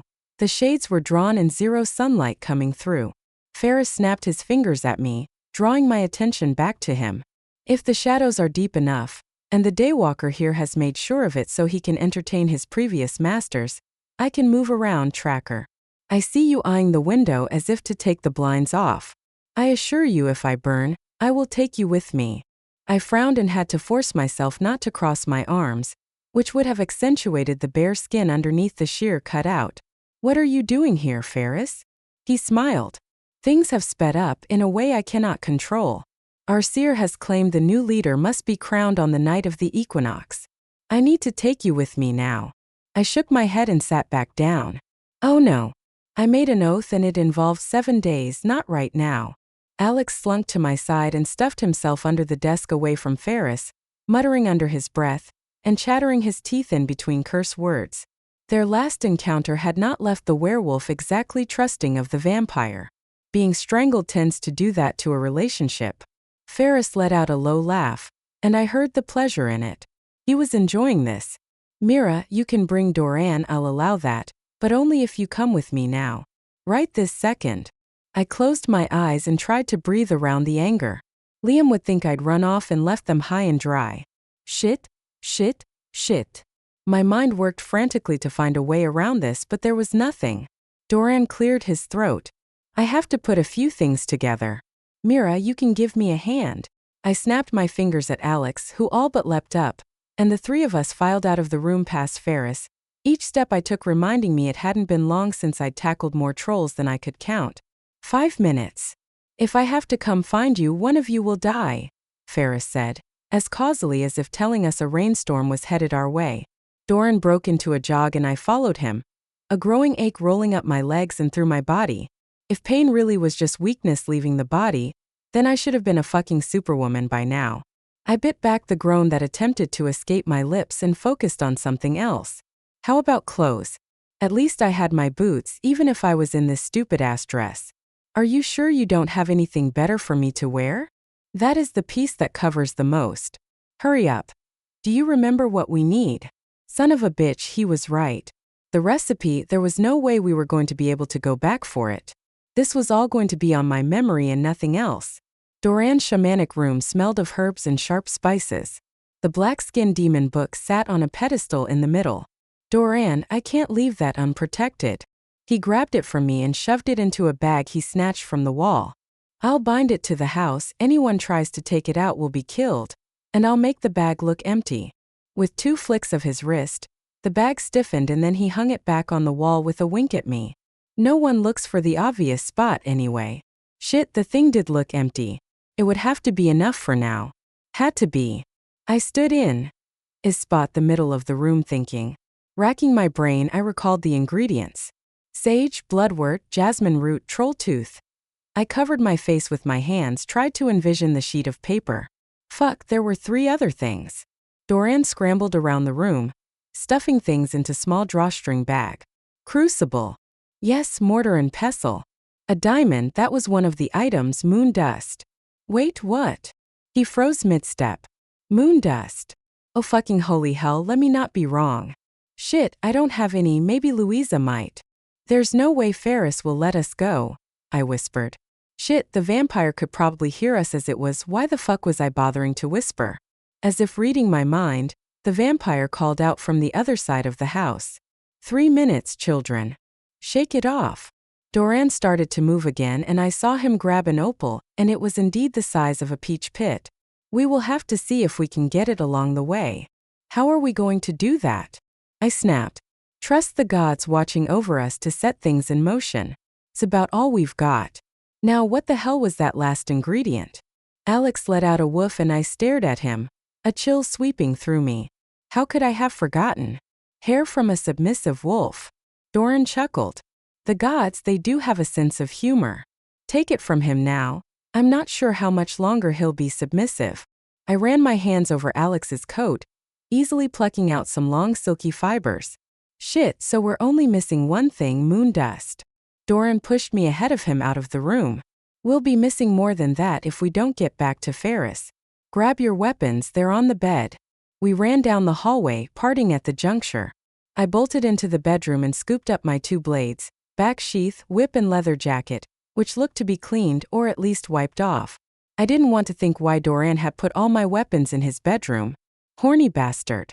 Ferris began to count down in a booming voice. 5, 4, 3. Arms loaded down, I ran as fast as I could, skidding to a stop in front of Ferris as he tapped his watch. Seconds to spare. Mira, I do hope you aren't going to push me the entire time. He reached out and grabbed my arm, squeezing the flesh, his fingers rebruising where the trolls had taken their toll. I ground my teeth but said nothing. Silence was its own power sometimes. I didn't use it often enough. It didn't hurt that I knew his little secret, that he hadn't killed Charlie. Perhaps he wasn't as tough as he seemed. Well, the tracker has learned control? I don't believe it. Now give me your weapons. Fuck, I'd been hoping he'd forget about that. I handed him my sword, sheath and whip. What happens when we run into uglies? You going to do all the dirty work? Ferris shook his head. There will be no uglies as you call them. You are here just for your ability to track. And perhaps in that dress, act as a tart piece of arm candy. Alex blew a raspberry at him. Uglies are always at Mira. My lips twitched and the vampire only frowned more. What's in the bag? What small smile had been creeping across my lips dropped off my face. That he'd noticed the small bag of items Doran carried was not good. We did not need him knowing what we were up to. Doran saved us. I have a plan to knock Berget out, but it is a powerful spell that can't be put together until right before we tackle her. Ferris looked from me to Doran and back again. Shit, he could kill us both and we would be unable to stop him. Though Doran was a daywalker, it was the same difference of strength between them as that between a human and Doran. There would be no stopping Ferris if he decided he'd had enough of us, which I knew would happen. Right around the moment he figured he'd gotten everything he could out of me. Control was not something I practiced a lot of, but it looked like I was about to get a crash course in keeping my tongue in my mouth. At least until that final moment when I would take Ferris's fat head and remove it from his treacherous body, which was a distinct possibility if I could set Doran on the throne instead of Ferris or Berget. Why are you smiling, Tracker? Ferris stared at me, his icy blue eyes hard. I stared back. None of your fucking business, vampire. And with that, our little ragtag bunch was off to a screaming start. Fan-fucking-tastic. Roll the window down, Pamela. Liam did his best not to gag on the words. Agent Valley was in the very back of the Jeep, letting out a moan every now and then, but otherwise his old boss was being pleasant, not including the smell. And considering he was a rotting zombie, Pamela retched as she rolled the window down. Ugh, that is fiercely awful. Millie's face was green as she drove, her eyes darting all around as if expecting another ambush. How did Ingers find us? And why would she throw grenades at the house? Liam snorted and took a deep breath, immediately regretting it. She was trying to kill us, Millie. That's why the grenades. And we asked after Agent Valley, that's how she found us. Logic. She is an FBI agent. I am Valley. Agent Valley wheezed from the back, his fingers gripping the back of the seat, juices flowing down around him. They had barely escaped the collapsing house, only to find Agent Ingers waiting for them outside. Pamela blew up the black sedans in the driveway. The necromancer called up dead insects to swarm Ingers and 2 agents with her. The combined efforts between the young necromancer and witch had caused enough ruckus to give them time to get moving. Liam looked to the necro kid next to him. Only minutes had passed since they'd all escaped being trapped in a house at the mercy of Ingers and her deadly accurate bullets. How do you know Agent Valley? The kid shifted in his seat and pushed his glasses up the bridge of his nose. He's my uncle. Well, that explained a great deal. Agent Valley's desire to help the supernatural world stemmed from the fact he had one in his family. It made perfect sense now, but still. Then why did you turn him into a zombie? The kid's jaw trembled and then tightened. Because Ingers had him killed. She doesn't want him to help me. Us. His light brown eyes flicked to Liam. I thought you were on her side. She threatened to send people to finish the job. Inio help. Damn, the woman was colder than he'd thought when first meeting her. But that didn't matter, not right now. There were more pressing matters than a bitch having a hormonal day. What do you know about the guns? Did your uncle tell you anything? Pamela turned in her seat. Do you have a name, necromancer? He blinked several times. Frank. Aren't you going to apologize for trying to shoot us? That is rather rude since we saved your scrawny ass back there. She arched a delicate eyebrow at him and he flushed from his neck up to the roots of his light brown hair. Yeah, sorry about that. I didn't know who you were. But I'd seen you going up and down the street with what I thought was a sniffer dog. He paused and cleared his throat. Did you get my gun? Liam snorted. Not been around many other supernaturals, have you? And don't worry about your gun, you don't need it. It pressed into the small of his back, the steady presence of an old friend. Frank shook his head and swallowed hard.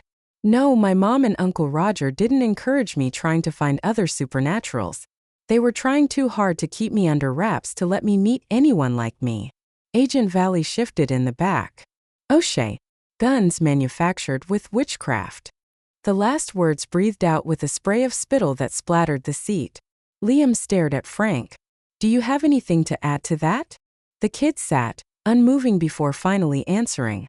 I followed my uncle once to where they were making the guns. I could take you there. Pamela twisted in her seat again. It will be dangerous. Are you sure you can handle that? Frank stiffened in his seat and Liam glanced up to see Millie flash a quick grin in the rearview mirror. Yeah, Pamela learned quickly. Part of it was truth, it would be dangerous if other witches were involved, but if Frank knew where they were, then they needed him. And the best way to make sure he came of his own volition was to stick his pride. I'm not afraid of danger. But the place, it was way out of town, at least a 4-hour drive. Frank glanced back at his uncle. And even I don't want to be this close to him for 4 hours. Liam did a quick calculation. Which direction? Southwest.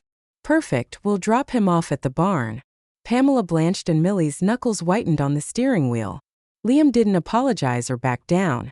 While no one wanted to be there, the barn held the farm was safe with Blas there. The drive was quiet, and the smell worsened each mile. By the time they pulled into the farmyard, they'd all had more than enough. Millie hit the brakes and slammed the Jeep into park, stumbling out with a retch, her body heaving uncontrollably.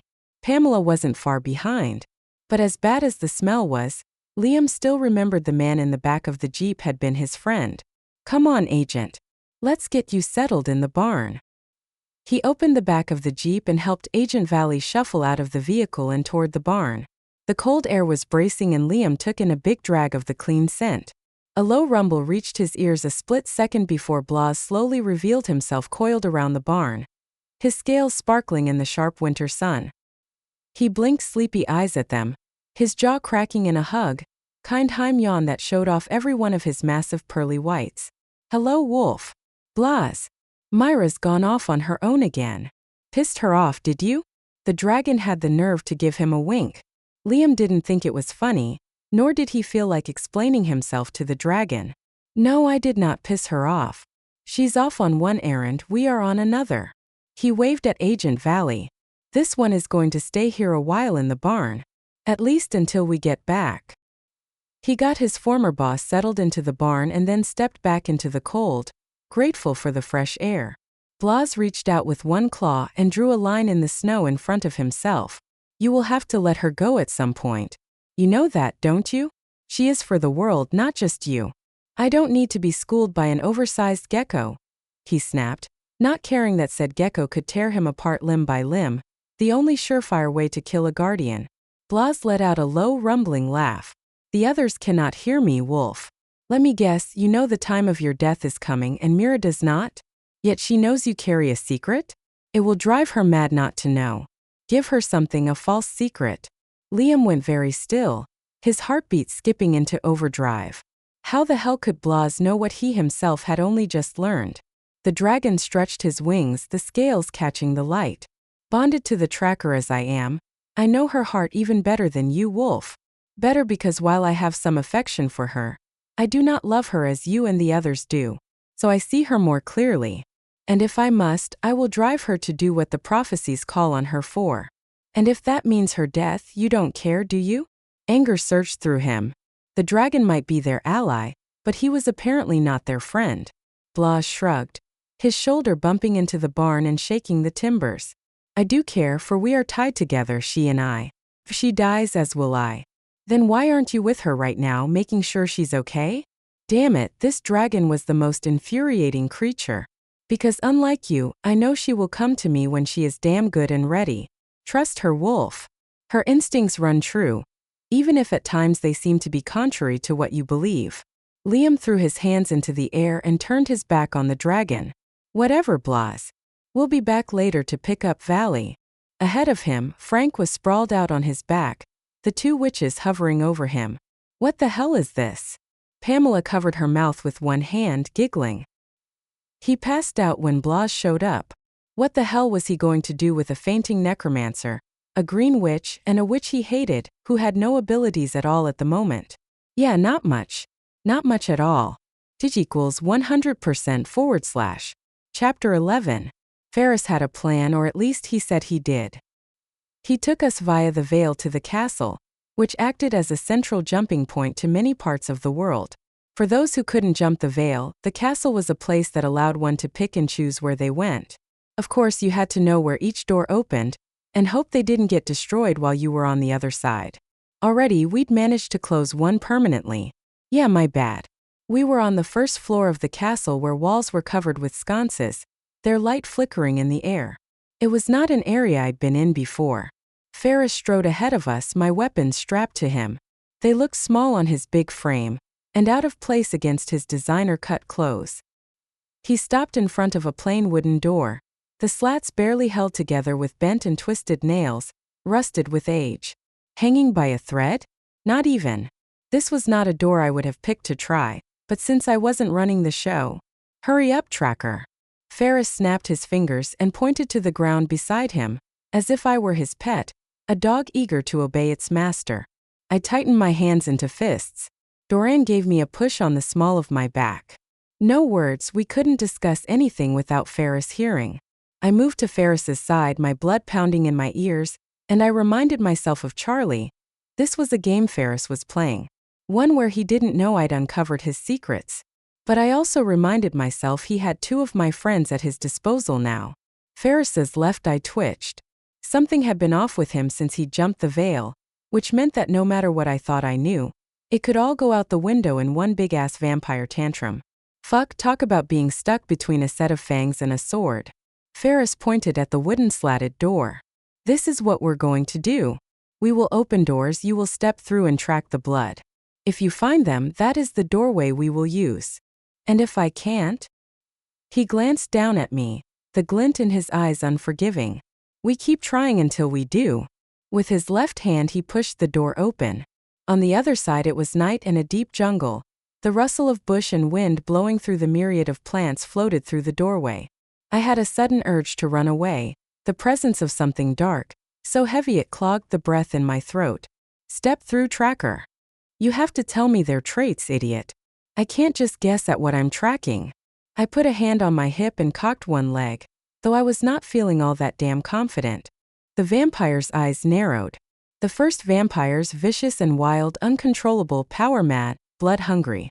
Now get on the other side of the doorway and track them. I didn't move, sensing something through the doorway. There is something on the other side, we should try another door. His hands twitched now along with his eye. I don't fucking well care, Tracker. For all that Ferris was the ultimate in asshattery, something was wrong. Like really wrong with him. If Mira gets hurt, you will have lost your only way to find the blood, Doran said, breaking our standoff. Good thing you are here then, shaman.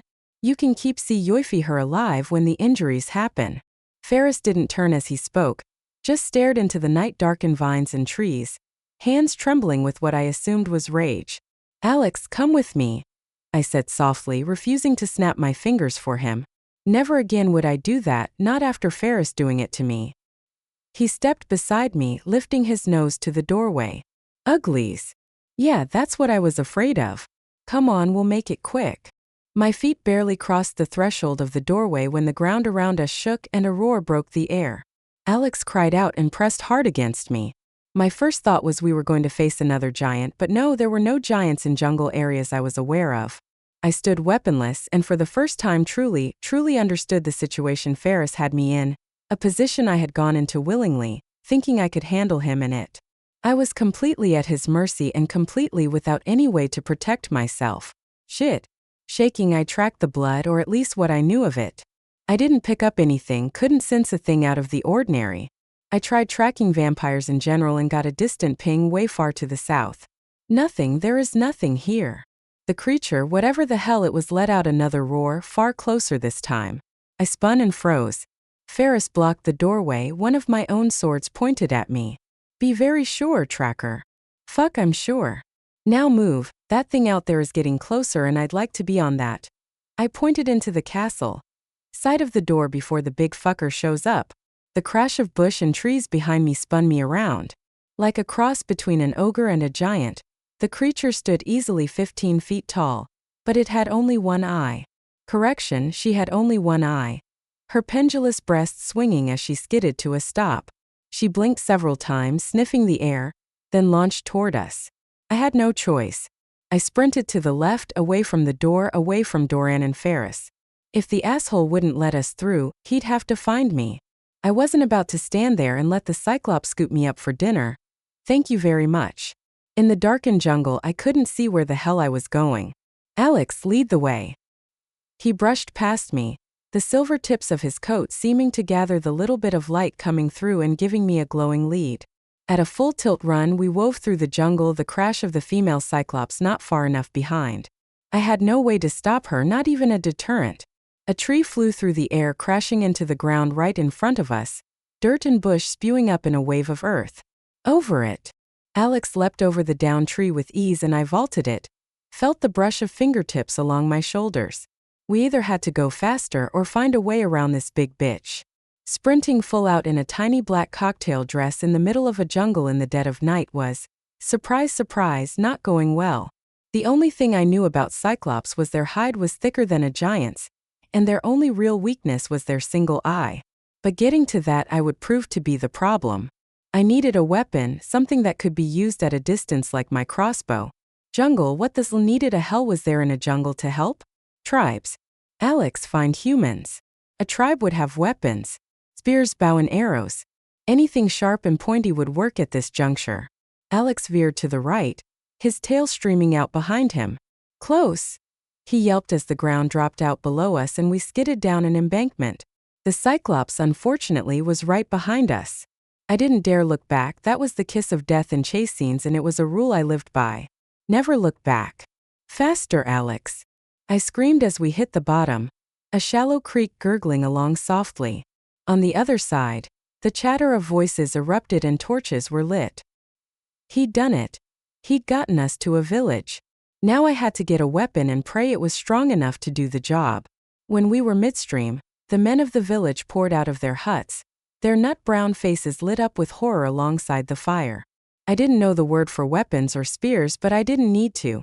The man closest to me threw me a spear. I grabbed it mid-air and spun, facing the Cyclops.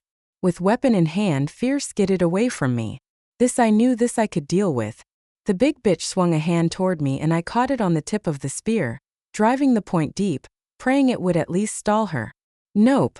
The spear's haft broke in the middle, blasting apart under the pressure. I caught the broken spear, knowing I had no choice but to wait for the opening I needed to take her out. To pop that bulbous eye like a grape. A hail of arrows arced over my head and hit the Cyclops. None of them stuck, but it got her attention. She let out a roar and I got a good look at her mouth. Blunt, flat teeth meant for grinding bones snapped at the tribesmen. There was no fucking way they could take her on, yet they were buying me the time I needed. Alex, we have to hamstring her. He ducked a swing from her, and got around to her backside, driving for the flesh and tendons above her thick cankles. Teeth and claw he attacked her, clinging to her leg as she spun to dislodge him.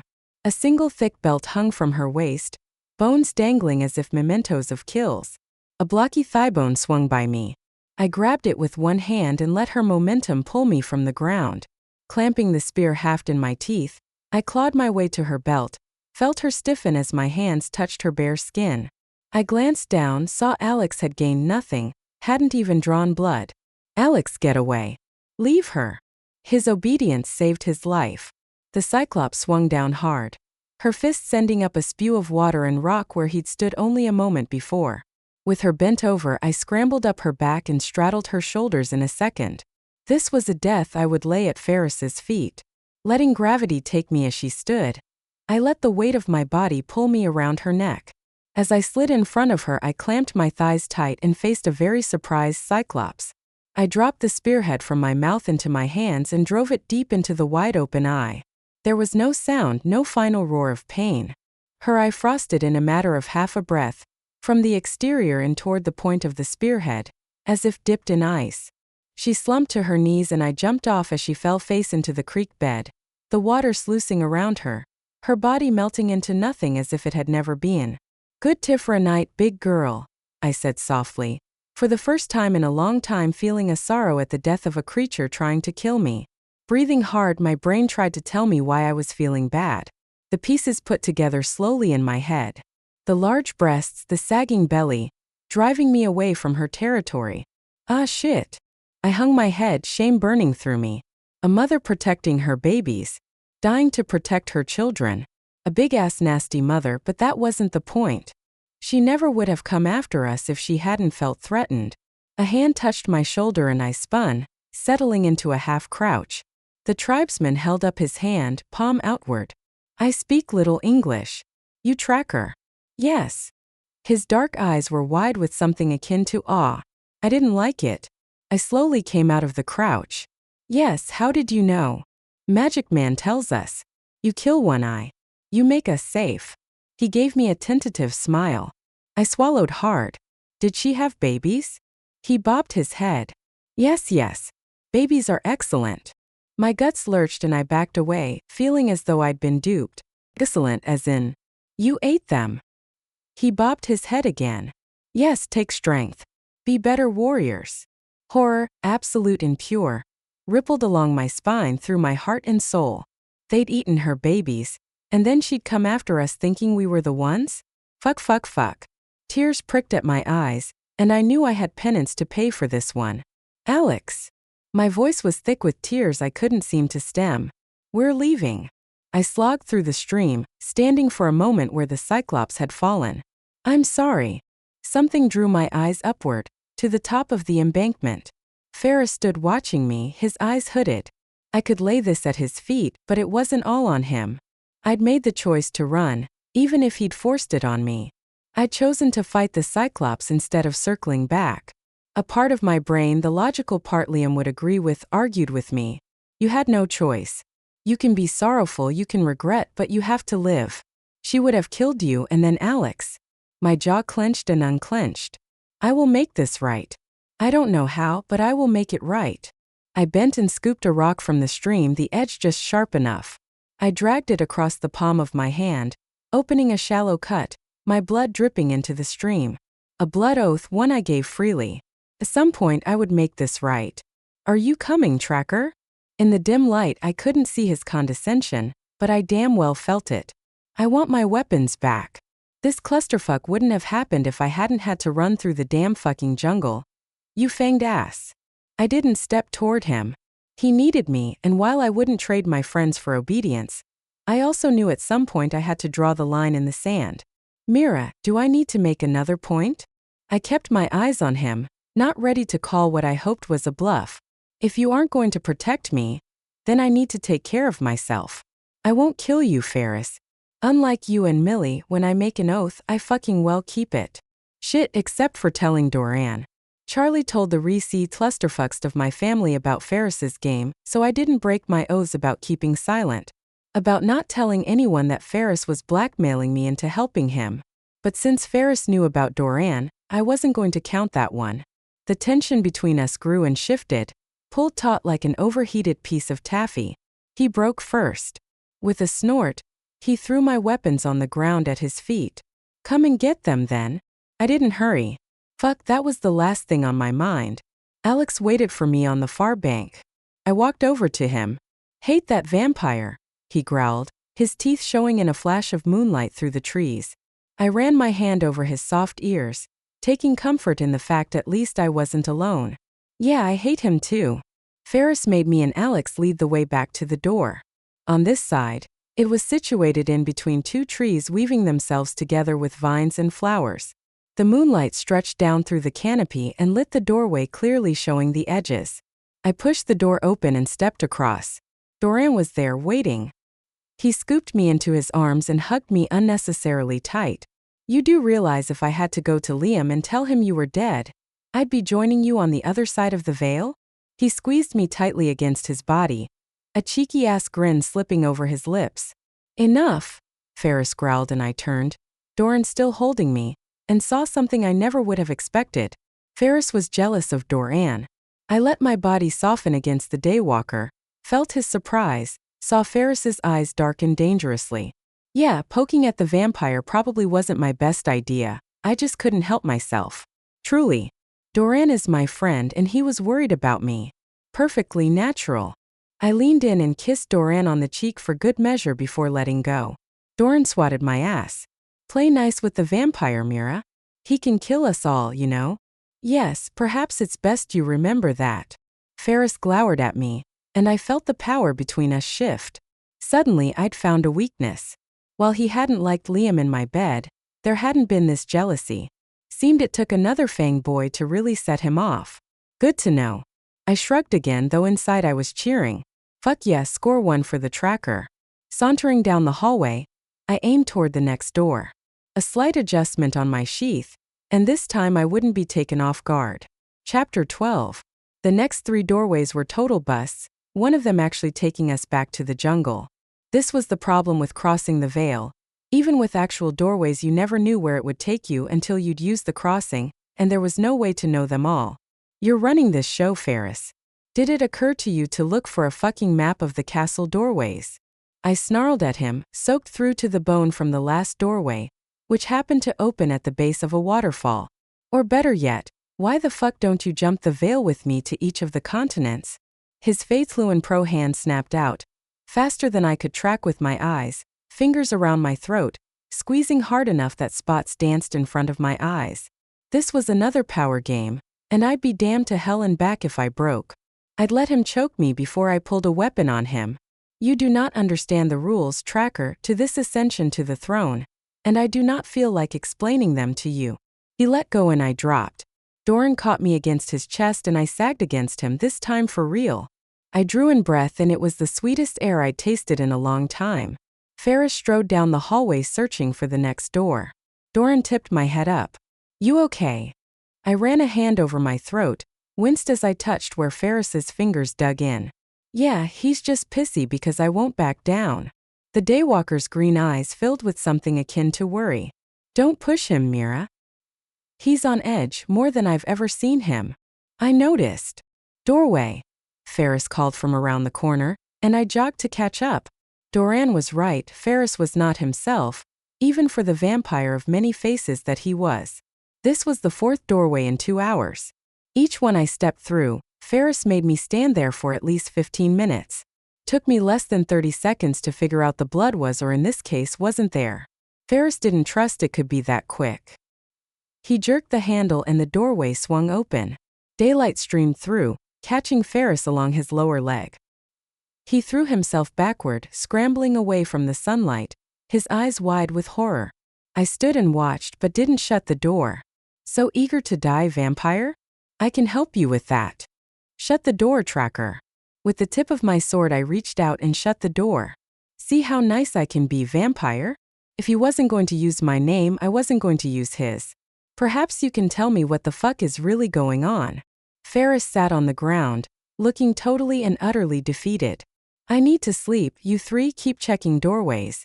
My eyebrows shot up, and my jaw dropped open as he pushed himself to his feet and limped away. Unable to process what just happened, I turned slowly to Doran. Any ideas?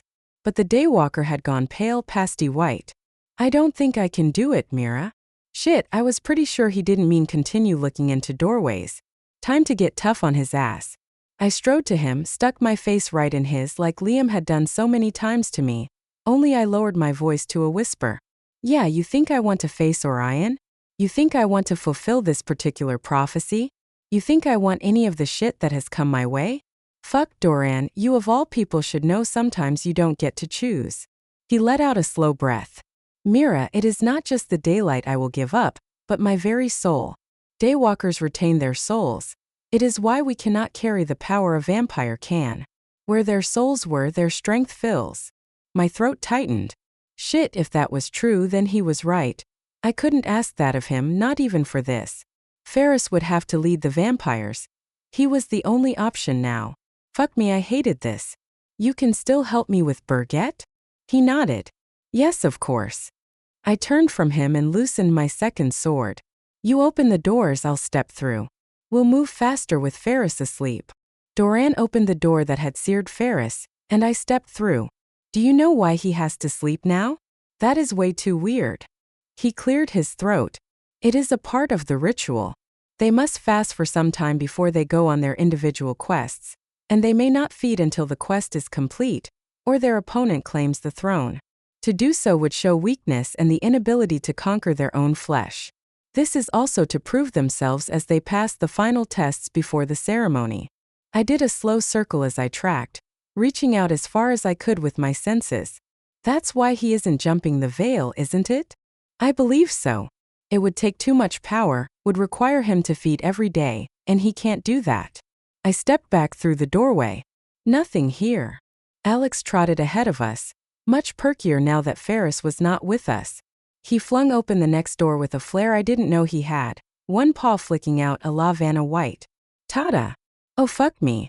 The other side was not a tada. More of shit on toast, we're in trouble. Shut the door. I screamed as I ran toward him. He wasn't fast enough, and the doorframe cracked as the giant spider pushed its way through. Its body brushed the top of the doorway, and its legs folded nearly in half in order to make it. A tawny golden fur covered its body, and in another time I would have said the thing was magnificent, maybe even beautiful. There was one real small glitch. Its eyes glinted silver. A guardian. And I wasn't betting on being able to talk us out of this one. But there was no choice, I had to hope this guardian had some sense, as did Eagle and Bear. I lowered my blades and did my best imitation of meek. Guardian, we did not mean to disturb you. We were on the hunt for another. The arachnid scuttled forward, its furry legs flashing. Doran and I dove in opposite directions and the spider spun, going after Doran. Alex, keep the door open. I swung hard with my blades, crisscrossing them in front of me and taking the leg closest to me off part way up. A high-pitched squeal more porcine than anything else erupted out of the guardian. It spun and faced me and I held up my blades. The time for meek and mild was gone. I will fucking well take you apart limb by limb, or you can go back into that hole you came from. It clacked its fangs together twice. Child of the lost ones, you take my leg and expect me to go obediently where you tell me to? I slid my blades along each other and adjusted my stance. No. But you need to have an option before I chop you into tiny little pieces. You can leave now with 7 of 8, or you can stick around and see how many appetizers I take before you've had enough. The guardian went still, only the fur on its long legs waving in some unseen breeze. The lost ones were always foolishly brave. It is why they are no more. It seems their blood runs true yet. I dropped my weight, bracing my body, thinking this was it, the guardian was going to attack. It let out a long breath. I do not wish you well, lost one, for I do not think well wishes will help you with where you're headed. Took a step back and then another. W. Kenonith nothing more said. It slid through the doorway. Alex slammed the door shut and pressed his back against it. His golden eyes as wide as I'd ever seen them. Big-ass spider. I slumped where I stood, the adrenaline rushing out of me. Holy fucking hell, that was lucky. Alex slid down the doorway and I pointed at him. No more opening doors unless I'm right there, got it? He crossed his heart with a claw. Gots it. I slid my swords into their sheaths as I turned to Doran. Doran. There was no answer from the daywalker. He must have made a run for it down the hall. I strode around the corner and stumbled to a halt. He was flat on the floor, 2 huge puncture marks in his middle, foam frothing out of his mouth. Fuck Doran. I dropped to the ground, grabbed him and rolled him to his side. His body convulsed, shaking with the venom pumping through it. No wonder the freak-ass guardian didn't mind leaving. It had done damage to us already. An eye for an eye and all that shit. I wiped the foam away, tried to clear his throat. Alex. There was a scrabble of claws on the rock floor and then he was with me, but like me there was nothing he could do. I lifted Doran a little, slid my hand down his arm to feel for a pulse. It was erratic and weak, but there. Only one person maybe could help us. I tipped my head back and screamed his name. Ferris. Just once I called for him. He would hear me and come, or he would ignore me and Doran would die in my arms. I quickly slid out of my jacket. Losing another friend wasn't an option. I wiped his face again and slid out one of my blades. I pressed it gently against my arm. The blade was so sharp I didn't feel the sting. Even when the blood flowed down my arm to pool in my elbow. I lowered my wrist over Doran's mouth, my blood dripping in, turning the white foam pink. I scooped the foam out with my fingers so my blood dripped deep into his mouth. He let out a moan, the first real noise I'd heard from him. You would give the daywalker your blood? Ferris said behind me. I pressed my wrist against Doran's mouth, felt him latch on, his lips suctioning around my open wound. You got a better idea? You woke me to watch you two have your little love fest? The snarl in his voice turned me toward him. I wasn't sure this would work, vampire. Ferris spun on his heel and limped away from me. In the back of my mind, I took note that Ferris was really not healing well. Doran sat up, his arms wound around mine, holding me to him. I didn't know how long to let him draw from me, but since he was sitting up, I figured we were about done. That's enough for you. I slid my finger between his mouth and my arm and popped the suction. He moaned and sagged forward. Mira, that was bad. I hope you didn't see a bright light and head toward it when I brought you back. I sat beside him, my hip against his calf. Coughing, he shook his head. No, not so picturesque. He shuddered. Your blood is different, Mira, stronger. It shouldn't have brought me back from that venom, not from a guardian. I should have died no matter what you did. I shrugged. Can I do anything about it, my blood that is? He slowly shook his head. No, but be aware of it. Your blood was a draw before, but it is stronger yet. Do not let Ferris bite you or Berget. Or anyone else for that matter. His words were an eerie echo of Berget's. Just add it to the pile of shit on my plate. For the record, I hadn't planned on letting anyone bite me. Alex snuggled up beside me. Sorry, don't be mad at Alex. I curled forward to hug him. Hey, I'm not mad at you. You didn't know it was on the other side. Alex, sorry to Doran. He reached out and slid a claw over Doran's hand. Doran waved him off. No big deal. What's life without a little poison now and then? We said nothing more. Just shifted and shimmied until the three of us leaned against the wall and waited for Ferris to show up, wrapped around each other, like children scared of the dark night, praying for their parents to rescue them.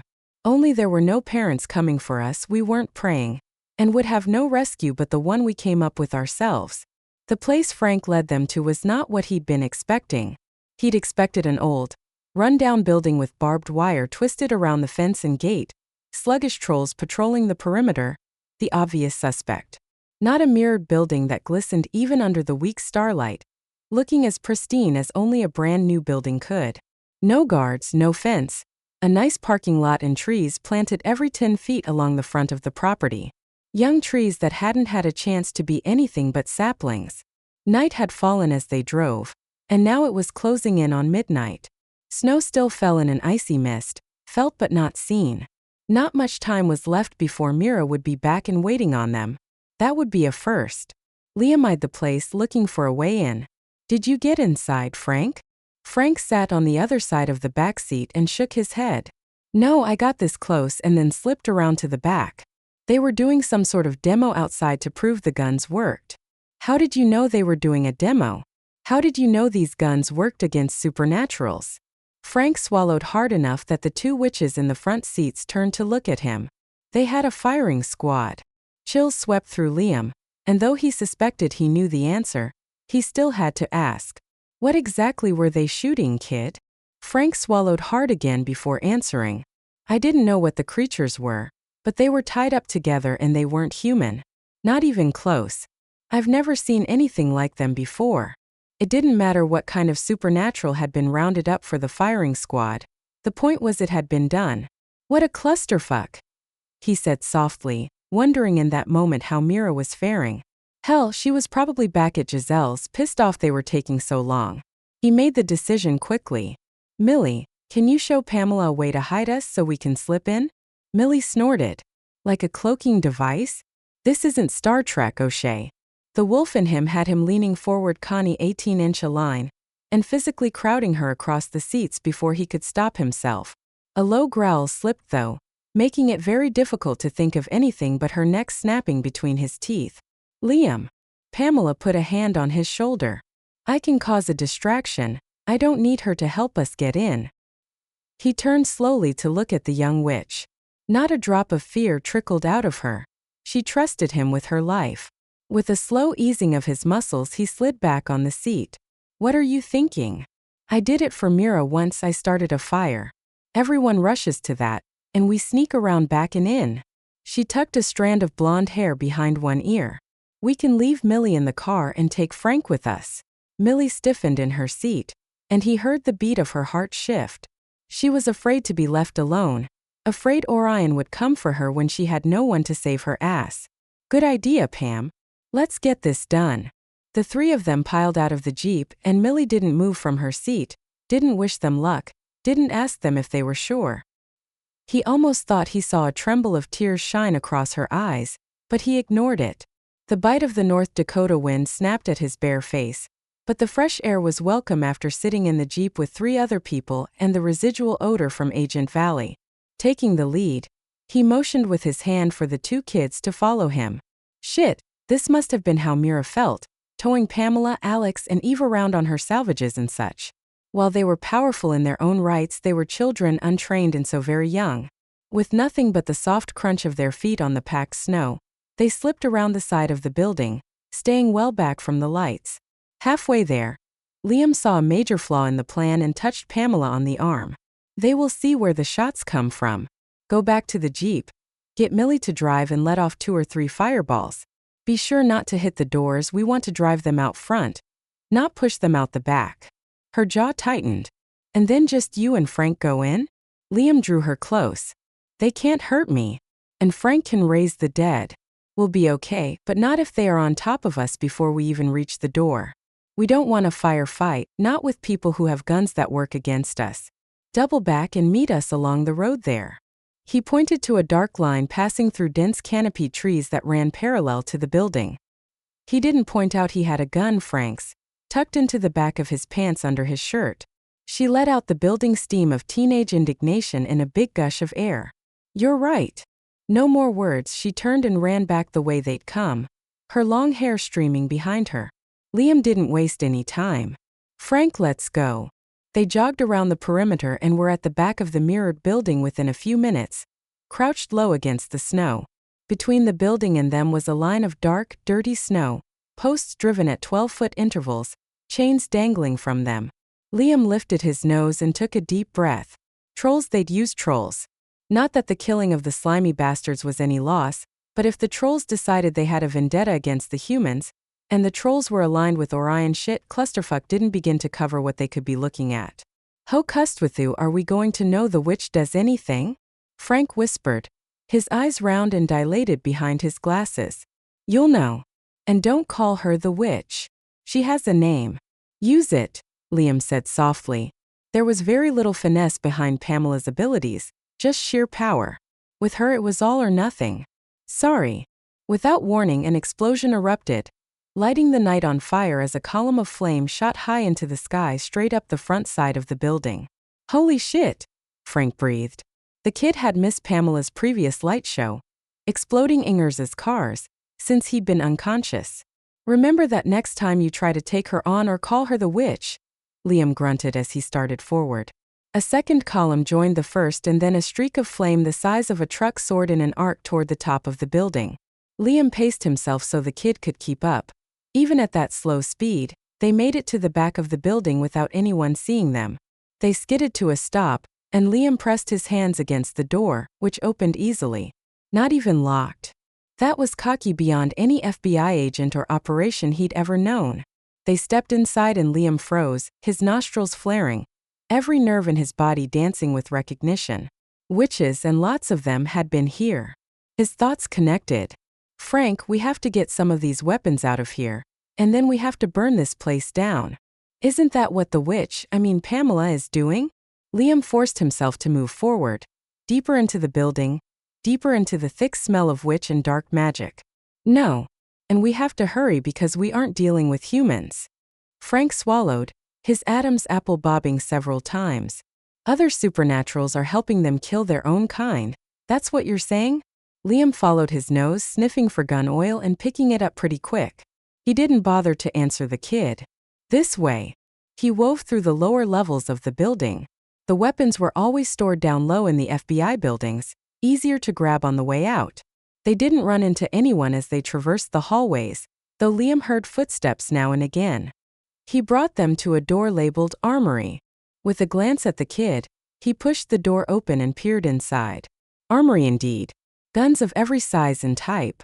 Without questioning himself, he grabbed 2 handguns to replace those he could no longer use. While he didn't mind Mira's blades, guns would always be his first choice. Grab 2 guns and the ammo for them. Frank did as he was told and Liam gathered up ammo for himself, stuffing it into a large backpack on the floor. Footsteps coming down the hallway made him pause. He snapped his fingers and got Frank's attention. Hide. Frank stared around them, settling on tucking himself between 2 desks. Liam loaded the weapon almost casually, though his heart thumped hard. The last time he'd used a gun, he inadvertently killed his partner. Being as close to supernaturals as they'd been, the bullet veered sideways instead of staying on its intended course. The door swung inward and a man in his 40s strode into the room, his head down. Gods be damned. I thought we'd taken out that meddling coven. Liam didn't wait for the witch to bring his head up. Didn't give him time to use a spell. He just pulled the trigger. Even in his hands, the gun worked and the bullet stayed true, driving through the man's head. The witch was dead before he hit the floor. That was loud, Liam, Frank whispered, standing. Liam nodded. Yeah, guns tend to be that way. Time to leave, I think. Frank nodded, then lifted his hand, and the body at Liam's feet twitched. Frank gave him a half grin. I'll leave him to guard the weapons. That should scare the shit out of the rest of them. The dead witch rose slowly, pushing itself to its feet, but only had eyes for the kid, who intoned in a more than creepy voice. Protect this room, kill all who enter. The zombie nodded, its head lolling forward and back with far more looseness than it should have. Liam scanned the room, saw 2 files on the far side. He grabbed them and stuffed them into the bag alongside the ammo. All of this seemed too easy, too well laid out. Then again, it wasn't the FBI running the show. It seemed to be a coven of witches who thought no one could touch them, who thought no one was left to slip through the back door and steal their things. Pride goeth before the fall, he whispered as they stepped out the room, quickly retracing their footsteps. The back door was in sight and he pushed the kid ahead. Go. The crackle of air, the scent of ozone. He didn't think, just leapt for Frank, tackling him to the floor as the lightning zigzagged through the hallway, bouncing off the walls. Liam rolled and brought up the gun, sighting down the barrel. The gun barely bucked in his hand as he squeezed off 2 shots. The witch at the end of the hallway dropped, her eyes going wide as she clutched at her chest. Not so much fun when your shit is turned on you, is it? He pushed to his feet and grabbed the kid, the sound of many feet and voices coming their way. Come on, Frank. They've taken away the welcome mat. They shoved through the door and out of the building, bolting across the open space, across the firing squad line, and into the dark winter night. Running hard, they met up with Pamela and Millie on the side road. Liam jerked the door open. Pamela, let it burn, we have to destroy it. Her eyes lit up and she jumped out of the Jeep. Fire flew from her fingers, tagging them exactly where they were. But it didn't matter. The building was burning hard and fast, and for all the witches who were left, it was too much. They scattered as multiple explosions in the lower floors burst windows. Millie got out of the Jeep and went and touched Pamela on the shoulder. That's enough. They won't be able to stop it, but they will come for us. I know them well enough. Pamela dropped her arms and sagged. Liam caught her and stepped into the Jeep, her slight weight nothing in his arms. Okay, let's go. Millie didn't hesitate, put the Jeep in gear and hit the gas pedal. Frank said nothing as they drove down the dark road, the raging fire behind them lighting the night sky. Cha and Dejan propped her 13. Ferris found us asleep waiting on him. To say he was not happy was an understatement. What in all the 7 bloody fucking hells are you doing? He roared, his foot swinging toward Alex with a kick I knew from past experience would break ribs. Alex scrambled out of the way, barely missing the blow, resting after we almost got eaten by a spider guardian. I yawned and stretched as though we had all the time in the world, my skirt sliding even further up my thighs. Hell, if he could have a nap, there was no reason we couldn't too. Ferris spun twice where he stood, one eye bloodshot and twitching like crazy, his words making no sense. Piece of what, do you think? There is no reason. Tracker, sunrise is coming, prophecies fade. Doran grabbed me and jerked me out of the way as Ferris continued to flail and speak like a maniac. This is bad. He doesn't have the control to go without blood, Mira. Power, yes, in spades, but not control. He'll never make it to the end. I stared at the vampire in front of us, who twitched and jerked like an epileptic having a grand mal, his bones creaking with each jump of his body, teeth snapping and a low-pacing growl trickling out of his mouth, and he seemed to not see us at all. Then we have to kill him, we can't be dealing with a vampire gone mental, I said, carefully removing my sword, doing my best not to draw Ferris's attention. Fast, this had to be fast and without warning if I was taking his head. Doran put a hand over mine, stopping me. There is another choice. If we feed him, it will bring him back. I couldn't believe what I was hearing. Why the fuck would we do that? Because he is powerful even if he doesn't have control right now. And if we kill him, Berget wins. There is no guarantee we can stop her on our own. You do understand what we must do if the spell and opal don't work. I jerked my hand out from under his, and before I could say anything, Alex let out a howl. Ferris had him pinned to the ground, his face buried in Alex's fur along his neck, feeding deeply. Fucking vampire. I leapt toward them, driving the point of my sword through Ferris's middle. He reared back, his lips smeared with blood, his eyes no longer twitching or bloodshot. Enough. Enough. Ferris raised his hands in submission, his movements slow. Alex scampered away, whimpering, putting his paw to his neck. "Owie, fucking vampire. Stay over there, Alex." I pointed to the far wall as I pulled my second sword. There was no need for me to say what I was going to do, we all knew.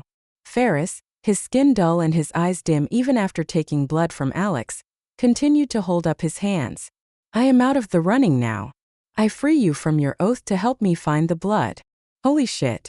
I lowered the tip of my blade lightly. "And the other oaths. Even after you kill me, you will hold to your oath to kill the child empress." I shook my head. "No. I won't. You killed my friend Ferris and you threatened everyone I love. Big mistake." I raised my sword and his eyes widened. The swing of the sword was halfway through when he spoke. "Charlie isn't dead." I froze, the blade mere inches from his neck, shocked Sneckham that he would admit it. But I played along. Bullshit. He leaned back on the stone floor, bracing himself on his elbows. "Charlie is fine. He's a brownie, Mira. He can move through time and space using doorways and windows. An opening through the veil is a doorway." I lowered my sword tip. "Then why?" Ferris snorted and lay down on the stone, flat on his back. "Mira, you are the most stubborn, difficult woman I have ever dealt with. I tried seducing you, I tried to help you, I tried asking, but none of it worked when it came to getting you to help me. You forced me to resort to methods even I am loath to use. And yet even blackmail isn't enough, is it? Berget tried the same methods, attempting to kill your Eve, yet none of it worked." He lifted his head slightly just to arch his eyebrow at me and then lay back down. "You are too fucking stubborn to do anything you don't want to. Did you tell the others that I was blackmailing you?" I flushed. "Yes and no. Charlie told them, but I would have anyway. They're my family. We don't keep secrets. Do you see, Doran, what I was trying to work with? Wait, you knew Charlie was alive." Ferris lifted his head and stared at me, his eyes wide. I lowered my blade. "Yes. Then why did you come with me if you knew it was a bluff? Ferris, you are the biggest asshole in all the world, but at least you are not going to turn the world over to the vampires. You aren't going mad with power. As much as I hate to say it, you were the best choice. Besides, we needed the vampires unified, and not under someone certifiable, if I was going to convince them to help me in the upcoming shit show with Orion. Not that I was ready to spill those beans to Ferris just yet." He thumped his head back into the stone. "And now there is only one." I cleared my throat and slid my blades back into their sheaths. "That isn't true exactly." Doran let out a strangled squawk. "No. Mira. Just. No." Ferris wobbled to his feet. "Wait, what are you talking about? And if Ferris knows you plan to turn Doran into a vampire, and take the throne, you think he won't just kill him? Time to think fast and lie through my teeth, something I wasn't all that good at. I have an idea." Ferris's eyes focused on me. "And the idea is? Not sure if it will work yet." I shrugged. "When the time comes to tell you, I will." Doran hadn't moved, his green eyes distant, and I could almost feel him closing off from us. "Ferris." I lifted my hand, stopping him, feeling my world tighten further. "Let it go. Apparently, I am the only one who has to make a sacrifice to save this fucking world. Let's find the blood. We'll wait for Berget there and deal with her." I wanted Liam so badly I ached all over. I didn't trust either of these men I was with. I thought I could trust Doran, but apparently I was wrong. Ferris surprised me by doing as I asked. "So, it is proven now that I do not have the control to lead, but we know the child empress is no better. It will be difficult at best to kill her, let alone implement whatever plan it is you two have hatched." He limped forward. I put a finger to his cisgerolone implest, my next words measured and slow. "What the fuck is going on? I cannot deal with this mercurial shit you're pulling, Ferris. Either you are trying to hurt me or you are on our side. I will tell you this straight right fucking now." I took a step closer, pulling my blades and pressing them into the hollow of his throat. Turn on me one more time. Play one more fucking game with me and nothing you say or do will keep me from striking your twisted head from your shoulders. His eyes never wavered from mine, but he didn't try to bespell me. You have my word, Mira. I will not turn on you again or even seemingly turn on you. Now what is your plan for our little empress? I dropped my blades. That would be the best I could get out of him. A glance at Doran showed him still off in La La Land. Some help there. If we can pin her down, we can end her. Ferris threw back his head, his laughter echoing off the stone walls. Just how do you plan to pin her down? I frowned at him. Hadn't got that far. The vampire put a hand to his chin. We can figure that out as we go, but perhaps it would be best to find the blood first. There is a time limit on this. I lifted an eyebrow. Spit it out. 3 days until the winter equinox rolls around. And depending on where the blood resides, that could mean we have less than 3 days. Why was there always a fucking time limit? Even if we found the right door, the blood wouldn't be waiting for us on the other side. They could be thousands of miles away. If you feed, can you jump me across continents? He nodded. Yes, that would be the fastest way to track them. My brain kicked into overdrive. You go feed. I'll keep checking doorways, see if we can't find what we're looking for before you get back. So we are a team now, are we? And you are Red Leader? Interesting turn of events. Ferris turned his back and jumped the veil, leaving me with my mouth hanging open. Did he just refer to Star Wars? Yes, Doran said. I believe he did. Done sulking. I wouldn't look at him, couldn't. He'd let me down, and that disappointment was like a fire in my gut. Mira. Don't fucking bother, Doran. You don't want to take responsibility. I get it. I strode toward the next door. Doran might not want to lead the vampires, but what other choice was there? Berget? Fuck no. Forcing my thoughts back to the task at hand, I stared at the next crossing. Classic castle doorway, heavy bands of iron across it with round loops of iron for a handle. Sword in one hand, I grabbed the ring of iron and pulled. The door slid open on what felt like oiled hinges, revealing just another part of the castle, also lined with doors. That wasn't what made my jaw drop, though. Nope, my jaw dropped because I found myself staring at Jack. Not the sickly, almost dead Jack I had met. A cranky old tracker who couldn't stand without help or a cane.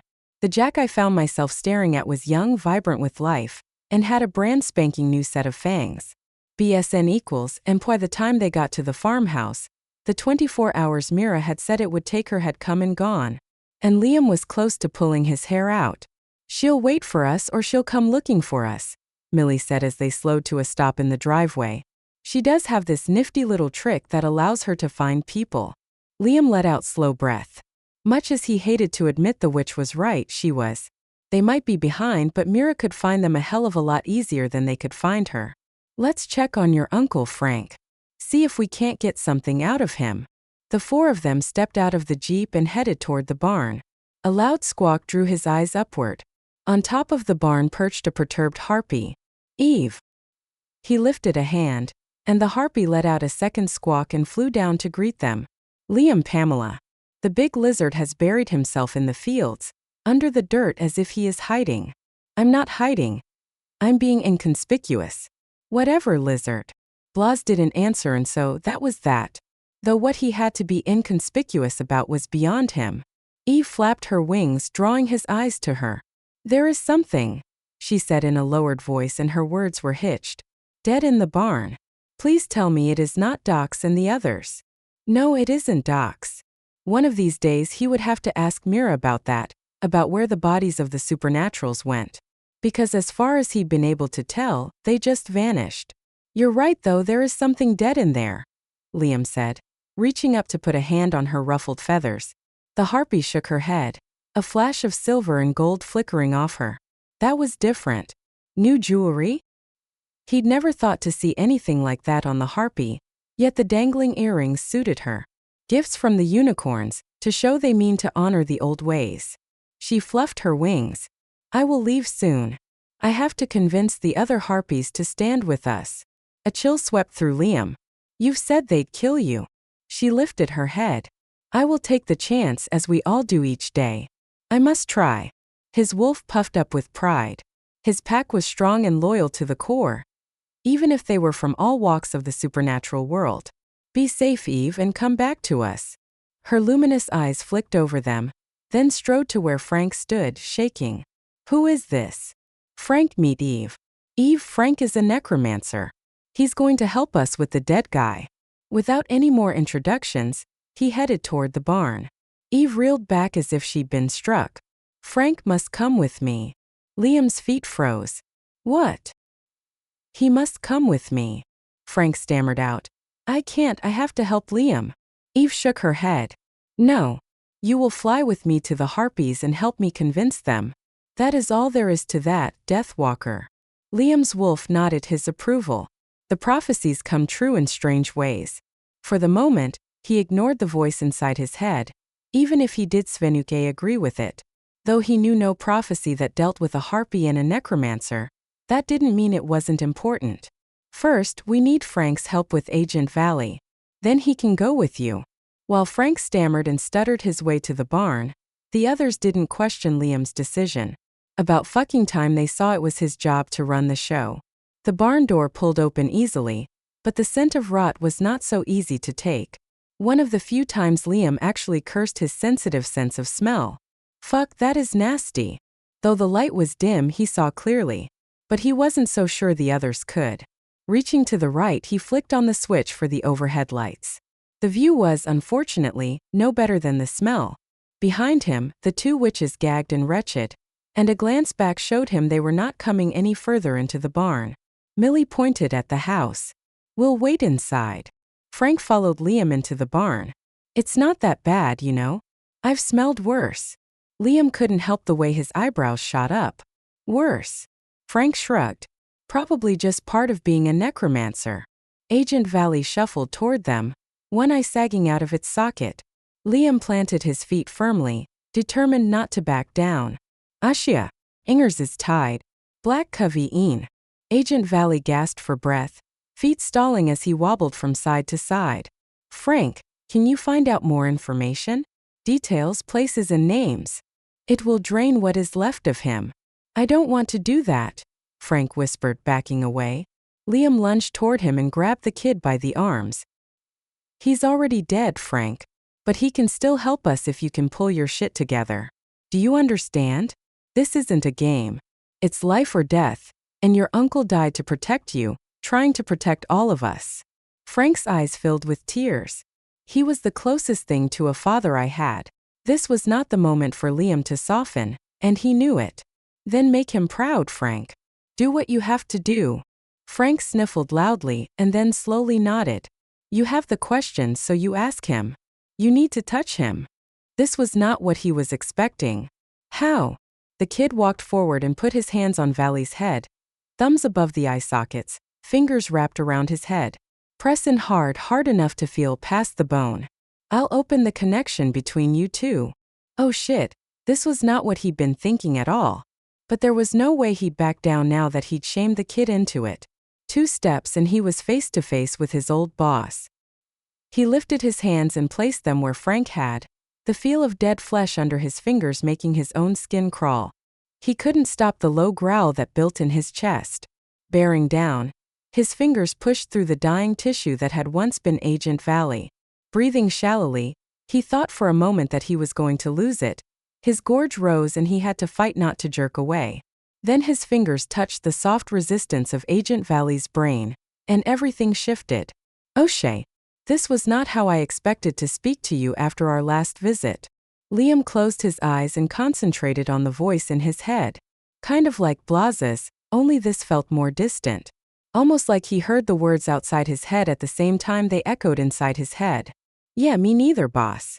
Did you find where the guns are being made? Yes. Grabbed a few for myself. Good man. But that is only the start. Ingers had connections within the army, and if she can prove the supernatural world exists, Agent Valley didn't have to say anything more. Liam knew. If the army felt threatened, then it really would be an all-out war with the humans. Fuck, we can't let that happen. I agree. You have to kill Ingers, wipe her files, get rid of everything that is even mildly connected to the supernatural. The body of Agent Valley let out a heavy groaning sigh.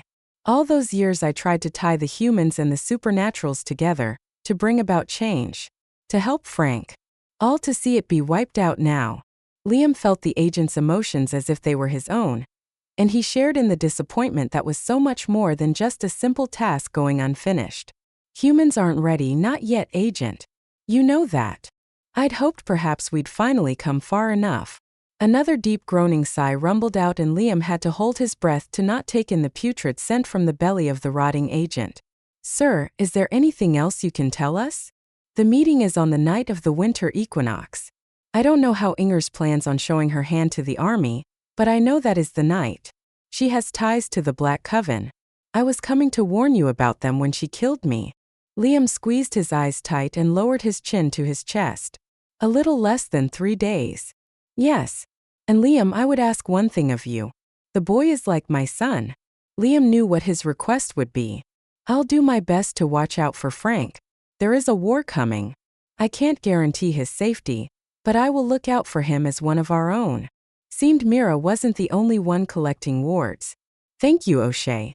With that, Agent Valley jerked away and fell to the ground, his body twitching twice and then stilling. Liam looked at his hands, goo hanging off the tips of his fingers, gray matter under his nails. Teeth clenched, he turned to see Frank crying.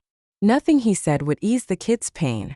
He knew from experience when you lost a parent, there was very little anyone could say to even begin to help.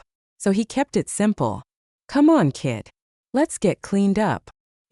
Chapter 14. Doran, Alex, and I bolted through the castle, not really looking where we were going. Just running blindly. We spun around a corner and there was Jack and Berget waiting for us. Fuck a duck, we were so screwed. Mira, lovely to see you again, sister. Berget all but purred. As with Ferris, I saw the sign something was wrong off with her. Her whole body quivered, like a horse covered in flies, its skin twitching uncontrollably. Jack, be a dear and grab her, would you? I'm feeling rather faint. Jack's blue eyes swirled 3 tones, so he was still a tracker, could still read people, and now to add to that he was a vampire. A baby vampire, but that didn't matter. He rushed forward, his eyes full of sorrow. I'm sorry, he mouthed, and I saw in that moment he was holding back. Still, he was too fast for me. Doran, though, was another matter. The daywalker slid between us, catching Jack off balance and off guard apparently. They crashed into the stone wall, shaking the place. Dust fell from the ceiling and Berget clapped her hands together. Oh, I love a good fight. Shall we make a bet, Mira? I yanked my swords out, and didn't bother to answer her crazy fucking idea. Alex, start opening doors. We had to get out of here. I was banking on at least one doorway leading into the daylight. Alex yanked doors open left and right. Nighttime, and then bingo. Sunlight filtered in, early morning or late evening, I couldn't tell. Didn't matter. I jumped toward Doran and Jack, driving my blade through Jack's chest. He reared off Doran long enough for the daywalker to scramble from under him. A mad dash was all we had, and the 3 of us tumbled through the doorway and into the sunlight, the door slamming behind us. Sand and surf, we lay on a barren stretch of beach. Alex, the previous danger immediately forgotten, ran toward the waves, diving in and under like a seal. Doran sat up and I got a good look at him. Not bad for tangling with a vampire, I hardly see any marks. He was holding back. I think he is tied to her like I was and is fighting her. I snorted. So? He chose this life, Doran. Did you choose to become a daywalker? Or did someone just take you? His eyes clouded over. I see your point. I noticed he didn't answer the question. Jack, in choosing to become a vampire under Berget's power, made his choice. He was not on our side anymore. Maybe he never had been. I stood and brushed the sand off my dress, checked my weapons and looked around. The sun was rising here, wherever here was. I glanced into the water to see Alex further out than he should have been. Alex, get your furry ass back here. With no effort, he turned and headed back to the shore. The waves crashed around us and Alex was back in a few minutes, grinning like a fool. Seals are fun. I stared into the water, saw dark spots humping up and down in the water. And then the unthinkable. A set of jaws burst out of the water around one of the seals, clamping down on it, then dragging it under the water. Alex's mouth dropped open. Jusser was. Holy shit, Alex. That could have been you. Doran stepped beside us, affecting a strong Aussie accent. Can I interest you in a shrimp on the Barbie? Australia, we were in the land down under. Shit, first time for everything, I suppose. Well, since we were here, I tracked the blood. Expecting nothing. Shocked as hell when I got a resounding threat to follow. They're here, I said, striding off in the direction of the blood. Wait, are you serious? Doran grabbed my arm. I stared at him. Well, what the fuck did you think we were going to do? Wait for Ferris? He quirked an eyebrow at me, his piercing catching the glinting sun. You know, since we just had to run like hell from Berget and Jack as it is? We'll be ready for them next time. Shit, even I didn't believe me. Fuck Mira. We need help. If not Ferris, then can you connect with Blas? I shook my head. No, he's too far. Doran held me loosely. We should get you out of the sun. I'm not frail. He frowned at me, the piercing in his lower lip dipping downward. You sure as hell aren't ready to go flitting across the continent right now, are you? A wash of fatigue, and I had to concede he was right. A few hours. Maybe Ferris will catch up to us tonight. Are you ill, Mira? Doran's concern was heavy in his voice. No, I think I've finally just hit the wall. Then again, maybe we were on our own again. I tried to figure out how Ferris would find us, and I knew there was a reason he should be able to, something to do with Alex, but the thought slipped through my mind over and over, and then I realized I wasn't awake any longer. I was out cold and dreaming. Dearborn Park again. Hell, my life always seemed to circle back to this place. Berget and I were on the teeter-totter this time. Up and down, her hair floated around her face for a moment before she went down, like she was in water. Mira, you have to be careful. The madness is growing stronger without any blood to feed my body. I pushed off the ground. Figured that out already. She shook her head. I do not know if you can save me. I am fading. As if her words were the ignition, she flickered, like in an old movie where the reel jumps from scene to scene. I wanted to grab her and make her stay, but again she shook her head. If I must go, then I will. But when you try to stop the madness, realize it might be too late. I don't think I will be able to reach you again. The teeter-totter creaked as we bounced up and down, the old wooden seat jarring when it met the ground. Are you saying goodbye? I whispered. I'm saying thank you for never giving up on me, for being my sister to the bitter end. She smiled, a tear slipped down her cheek, and then she was gone and I blinked in the bright sunlight. Doran peered down at me. Hey, none of that. No passing out on me. He reached out and brushed a tear off my cheek, his voice softening. And none of that either. I swallowed the lump in my throat, but didn't try to sit up. Nausea arose up and led through me, and I was afraid if I moved I'd puke. Never mind. I twisted to one side and spewed whatever minuscule amount of food I had in my stomach onto the floor. Wait, floor? I looked around us. We were in an open-roofed room, but there were walls and a floor, and I was completely confused. Where are we? Doran smiled and helped me move away from the bile. Shamans are all over the world. You just have to know where to look. On cue, a wiry old Maori man stepped into the room. He was dressed in loose khakis, but no shirt, and his feet were bare. Tattoos covered his torso and several strings of beads and bones hung from his neck. Yet I didn't feel animosity flowing from him. He reminded me of Louisa, despite the fact they were different genders and worlds apart. There was that same calm knowledge deep in his eyes. He crouched beside me, his fingers hovering over my forehead. My name is Al. He touched me gently. You're feeling rough, little tracker? You have the look of your mother, that you do, but it is the fire that comes from your daddy that drives you. My jaw dropped and I stared him, his words bouncing inside my head. You don't mean my adoptive parents, do you? Making a duck face, he shook his head. Nope. But we don't have time for stories, do we? Not today. He held up a piece of pottery, a barely molded cup, steam curling out of it. Fuck, the last thing I wanted was something hot, but shamans were not to be ignored. I took the shallow cup and put it to my lips. The liquid started out hot, but as it trailed down my throat it turned to ice. I gasped and choked. Doran pounded on my back. What is this? A drink of my people. It will keep you cooler as you cross the desert. You won't need water or drink for several days. But after, you need to take time off. Time to let your body heal. Understand? I nodded and the shaman handed a drink to Doran and one to Alex. They swallowed and gave the same kind of response I did. There was no way I could resist asking, "My parents, are they alive?" He shook his head. "No. They died protecting you. It's a long story, Mira. One I have only a small part in. I have their story in your mother's journal. When you are done, come and get it." I nodded, grateful beyond words. If I was going to lose Berget, maybe I could at least have the memory of parents who did love me. I wanted to ask the questions burning in my gut, but Al was right, there wasn't time. Revived beyond belief, I stood. How long was I out? Doran's eyes slid away from mine. Almost a day. Holy shit. Ferris. Yes. He was here all night. He can find us through Alex since he took his blood. For some reason he can't find you anymore. He'll catch up with us as night falls. But we have to hurry.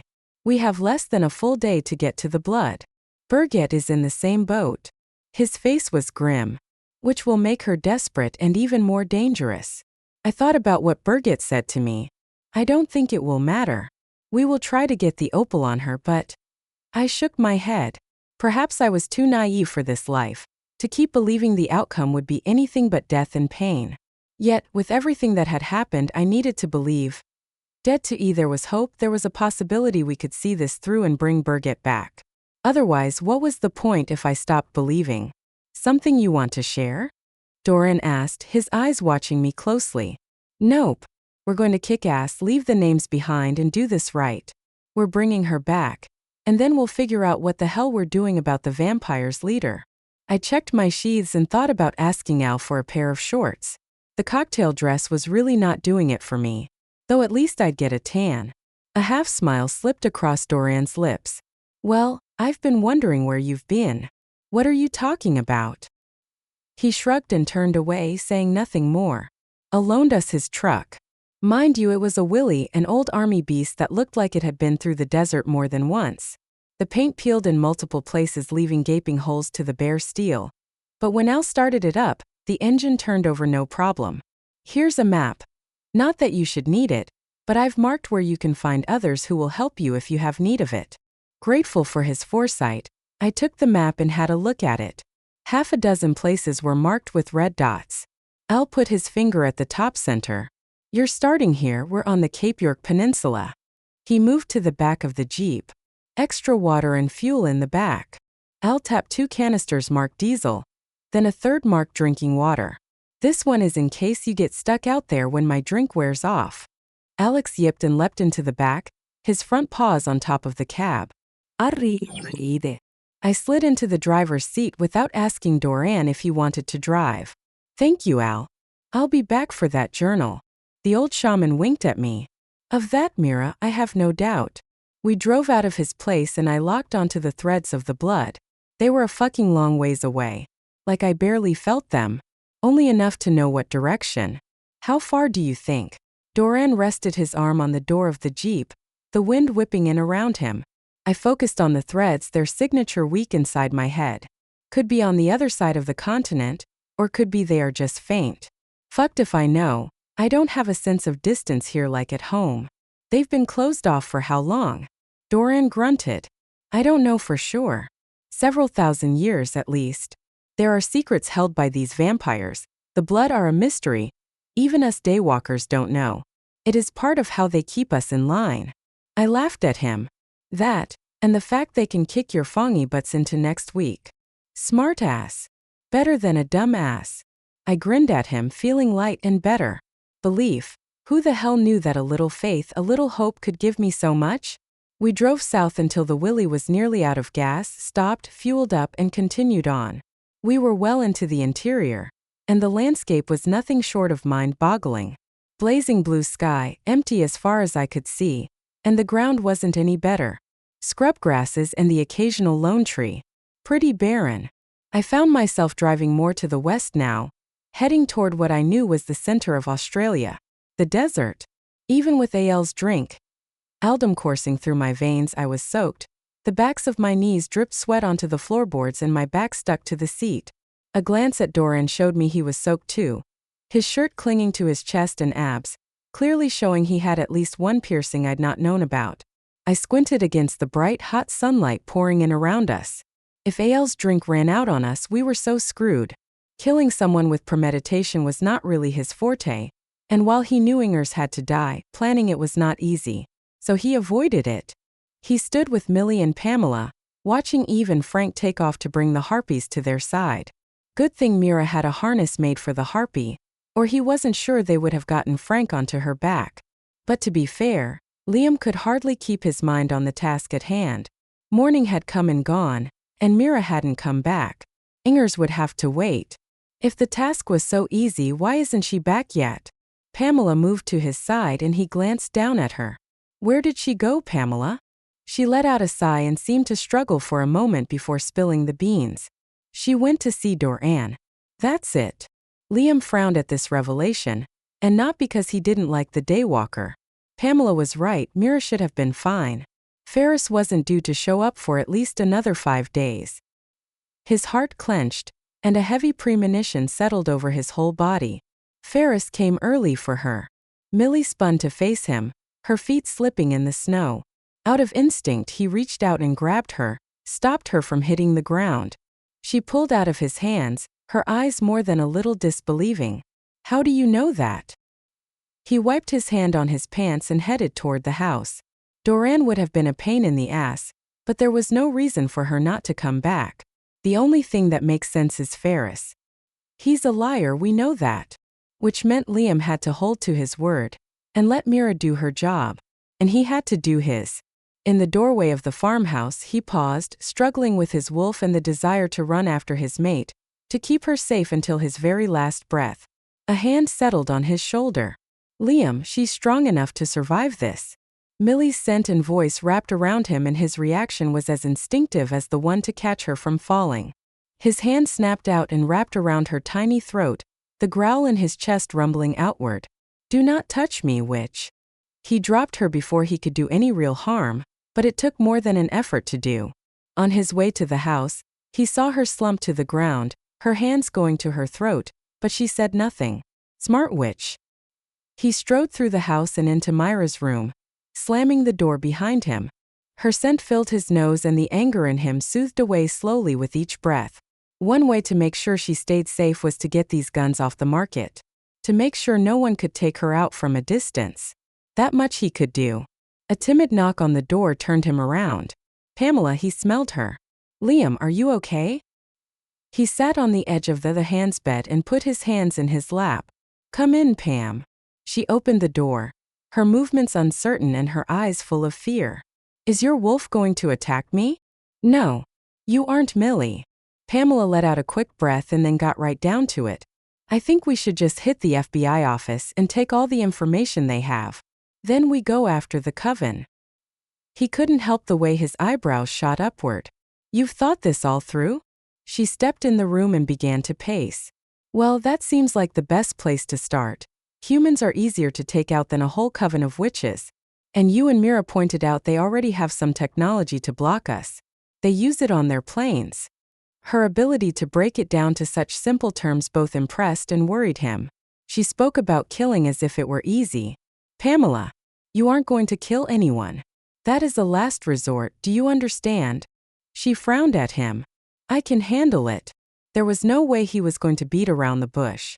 No, you can't. Her jaw dropped open and he knew he'd offended her. You are too young. I've killed before. Zombies don't count. Killing a person for no reason other than you need what they have isn't acceptable. Ever. He stood and walked to her, and put both hands on her shoulders. Ever. You kill to protect those you love, and those who cannot protect themselves. Yet, that is what we're going to do. Defiance radiated through her and into him, and when she would pull away, he tightened his grip. No. That's what I'm going to do. This will be on my shoulders, not yours. Whatever death comes, I will deal out. Understood. She again tried to pull away, but he held her tight. Sure, she could have used her magic, forcing him to let go. But this wasn't about magic. This was about who was in charge. Slowly, with great reluctance, she nodded. Fine. Good. He pulled her in tight for a quick hug, surprising them both. Despite her abilities, she was still a child. Her arms circled him for a brief second before she stepped back. So do you have a plan then? Your plan is good, Pamela. He watched with amusement as his praise made her eyes light up. I think it would be smart to hit the FBI first. I don't think they'll be expecting it. They headed to the kitchen where Millie was nursing a hot drink. Her eyes flicked up to him then back to her cup. Would you rather I stay here? Her question surprised the shit out of him. You're offering to stay behind? I don't want to get strangled again for trying to give someone comfort. Her words were sharp, but they didn't work, not on him. You're lucky I didn't snap your neck. See how far we've come. He strode past her and aimed toward the cellar. The last stash of Mira's weapons was there, and he needed something from it if they were going to do this. In the cellar, the light bulb flickered above his head, swaying left and right. Only a few weapons left, but he knew which one he wanted. Mira's backup crossbow was smaller than her main one, and wouldn't take as much strength to pull back the drill bivov. He grabbed it along with a handful of bolts and then climbed back up the stairs. Once more in the kitchen, he put the crossbow and bolts on the table in front of Millie. If you're coming with us, you'd better be useful. She swallowed hard and nodded. Just like throwing a spell. With a snort, he walked away. How the hell would I know? Just make sure you don't shoot, Pamela. The FBI offices were dark. Weird for this time of day, and it made the back of his neck crawl. Or maybe that was the fact Millie crouched behind him with a loaded crossbow. Yeah, that seemed a likely culprit. Pamela, can you blow the transformer? She nodded and lifted her hand. A delicate tendril of magic curling out and around the box at the top of the power pole. A muted pop, a flash of light, and the rest of the buildings on the street went dark. In the light of day, it was not easy to sneak in. So they went in bold as could be. He took the lead, the guns he'd snatched from the warehouse snug in their holsters, a comfort he'd missed. Millie held the crossbow easily. Apparently, Giselle and Mira had given the witch rudimentary lessons in weapons. Pamela was only a half step behind them both. Though she'd argued the whole way over, even Millie agreed. The kid went in behind them. End of story. With the power gone, the front door had locked. Now Liam did motion for Pamela. Keep it soft, Pam. She put a hand to the door and the lock let out a groan, the door swinging inward. Damn, her lessons with Millie were paying off in dividends. The entrance was dark and they slipped in, closing the door behind them. He held up his hand, fingers spread, voice pitched low. 5 minutes. You two take the front desk. I'll take Ingers's office. Ears and eyes peeled. The two witches nodded and headed around the side of the front desk. Liam jogged through the building to the back where Ingers's office was. Her door was ajar and the slightest flicker of movement froze his feet. He dropped to a crouch and inched forward, hands curling around the butts of his two guns. The figure seemed to be searching through Ingers's office, flipping papers and pushing things around. Liam lifted his nose and took in a deep breath. Fucking trolls, they were like rats, they seemed to be everywhere. Staying in the crouch, he slid forward and pushed the door open a fraction more. In the dim light, his eyes picked up details he wasn't sure he wanted to. The troll was hurt, and it was the first female troll he'd seen. She was crying softly, her hands searching through the paper on Ingers's desk. You bitch, you fucking bitch. I'll kill you. She wasn't as heavily built as the male trolls, her body more human in proportions, her skin tone softer and delicate even. It was hard to put her in the same category as the males he'd seen. He frowned and knew he had to do something. He couldn't crouch there forever. Standing, he held up his hands. I'd like to kill her myself if I could find her. The troll scrambled backward, luminous gray eyes widening, her hands fisting up. Get away, get away. He knew panic when he saw it. You want to kill Ingers? She trembled, but did Blealine equals Giant back down? Is that the baby killer's name? He let out a slow breath as understanding dawned. She's been testing her weapons on your children? A sob caught in her throat as she bobbed her head. Half-breeds are not worth any less. Yet, our families turned us over to her. Her eyes lifted to his and he let out another slow breath. There, under the scent of troll, was the other half of her. Human. Shit, this was unexpected. He couldn't help but pity her and her plight. He moved deeper into the office. No matter how bad he felt for this woman, he had to find out the meeting time. And where Ingers might be hiding. My name is Tara. Liam. He didn't lift his eyes from the desk and she moved out of his way. She didn't ask what he was. Can I help? He pointed beside her at the tall gray metal cabinet. Check the files quickly. Won't be long before the fighting starts. Tara did as he asked and dove into the cabinet. He searched Ingers's desk, ripping open the locked drawers with ease. There it was, a green file folder labeled Army. He grabbed it and spread it on the desk, his blood running cold. Ingers had more than the coven working for her. There in black and white was the date and place of the meeting, set up for the winter equinox. Fuck. His brain couldn't form what he was seeing, what was coming for them. Tara spun. What is it? Did you find her? Yes and no. We have to get the fuck out of here. Now. They ran out of the office as the first round of bullets shattered through the building. Everyone down, he roared, ignoring his own advice and continuing to run forward. Tara hit the deck only a few feet from the front entrance, right next to Pamela and Millie. Liam knew he was the only one who couldn't really be hurt. Through the front doors he ran, guns out, though his wolf fought with him to be unleashed, a snarl of bloodlust curling through him. 3 cars, 3 agents. Running full tilt toward them, he took the 3 of them in quick succession with shots to the head before they knew what hit them. They dropped, surprise etched on their faces for eternity. They had no idea what they were up against, but they weren't the ones he worried about. No, the humans were the least of his worries if the file was right. Pamela, he called, and the young witch came bolting along behind him, Millie and Tara following. He moved to the first black sedan, an idea forming. One of the dead agents was a woman. He frisked her and found her cell phone. With a flip of his wrist he tossed it to Millie. See if Ingers is in there. Call her and tell her it's taken care of. Millie lowered the crossbow and flicked the phone open. He looked around, saw people peeking out of the building windows. Time to move, ladies. He hoped he was right about the sedans. Sliding into the driver's seat of the one closest to him, he turned the key. The engine rolled over without a single hiccup. Finally, the 3 ladies, he wasn't sure a troll could be a lady, slid into the car, eyeing one another, making introductions warily. As he pulled away from the building, the phone in Millie's hand rang. She flicked it open. Yes. Yes, agent, we've cleared the building. Excellent, we'll meet you there. She hung up, a wide grin on her face. Got her. Even though it was Millie, Liam grinned back. Time to wipe out the bad guys. Tara's face was grim. I want first shot at her, she killed my babies. Millie and Pamela turned to stare at the half-troll, both with tears in their eyes. Liam nodded. As soon as I have my questions answered, she's all yours. Thank you. I couldn't do this on my own. She burrowed deep into the seat, her baby pink skin standing out against the black leather seats. Pamela, being Pamela, slung an arm around her. Hey, you're with us now. And we always get the bad guys. Liam wasn't so sure that was true, but he sure as hell wasn't going to correct her. Let her believe they would win the day. For a little while longer, let her believe it would always work in their favor and they would all survive. Chapter 15. We sat on the outskirts of Alice Springs and the thrum of the blood hovered inside my head. The closer we got to them, the more my nerves jangled like live wires. It's like they know we're coming. I rubbed my hands over my arms, a chill chasing along my skin in the 120+ degree weather.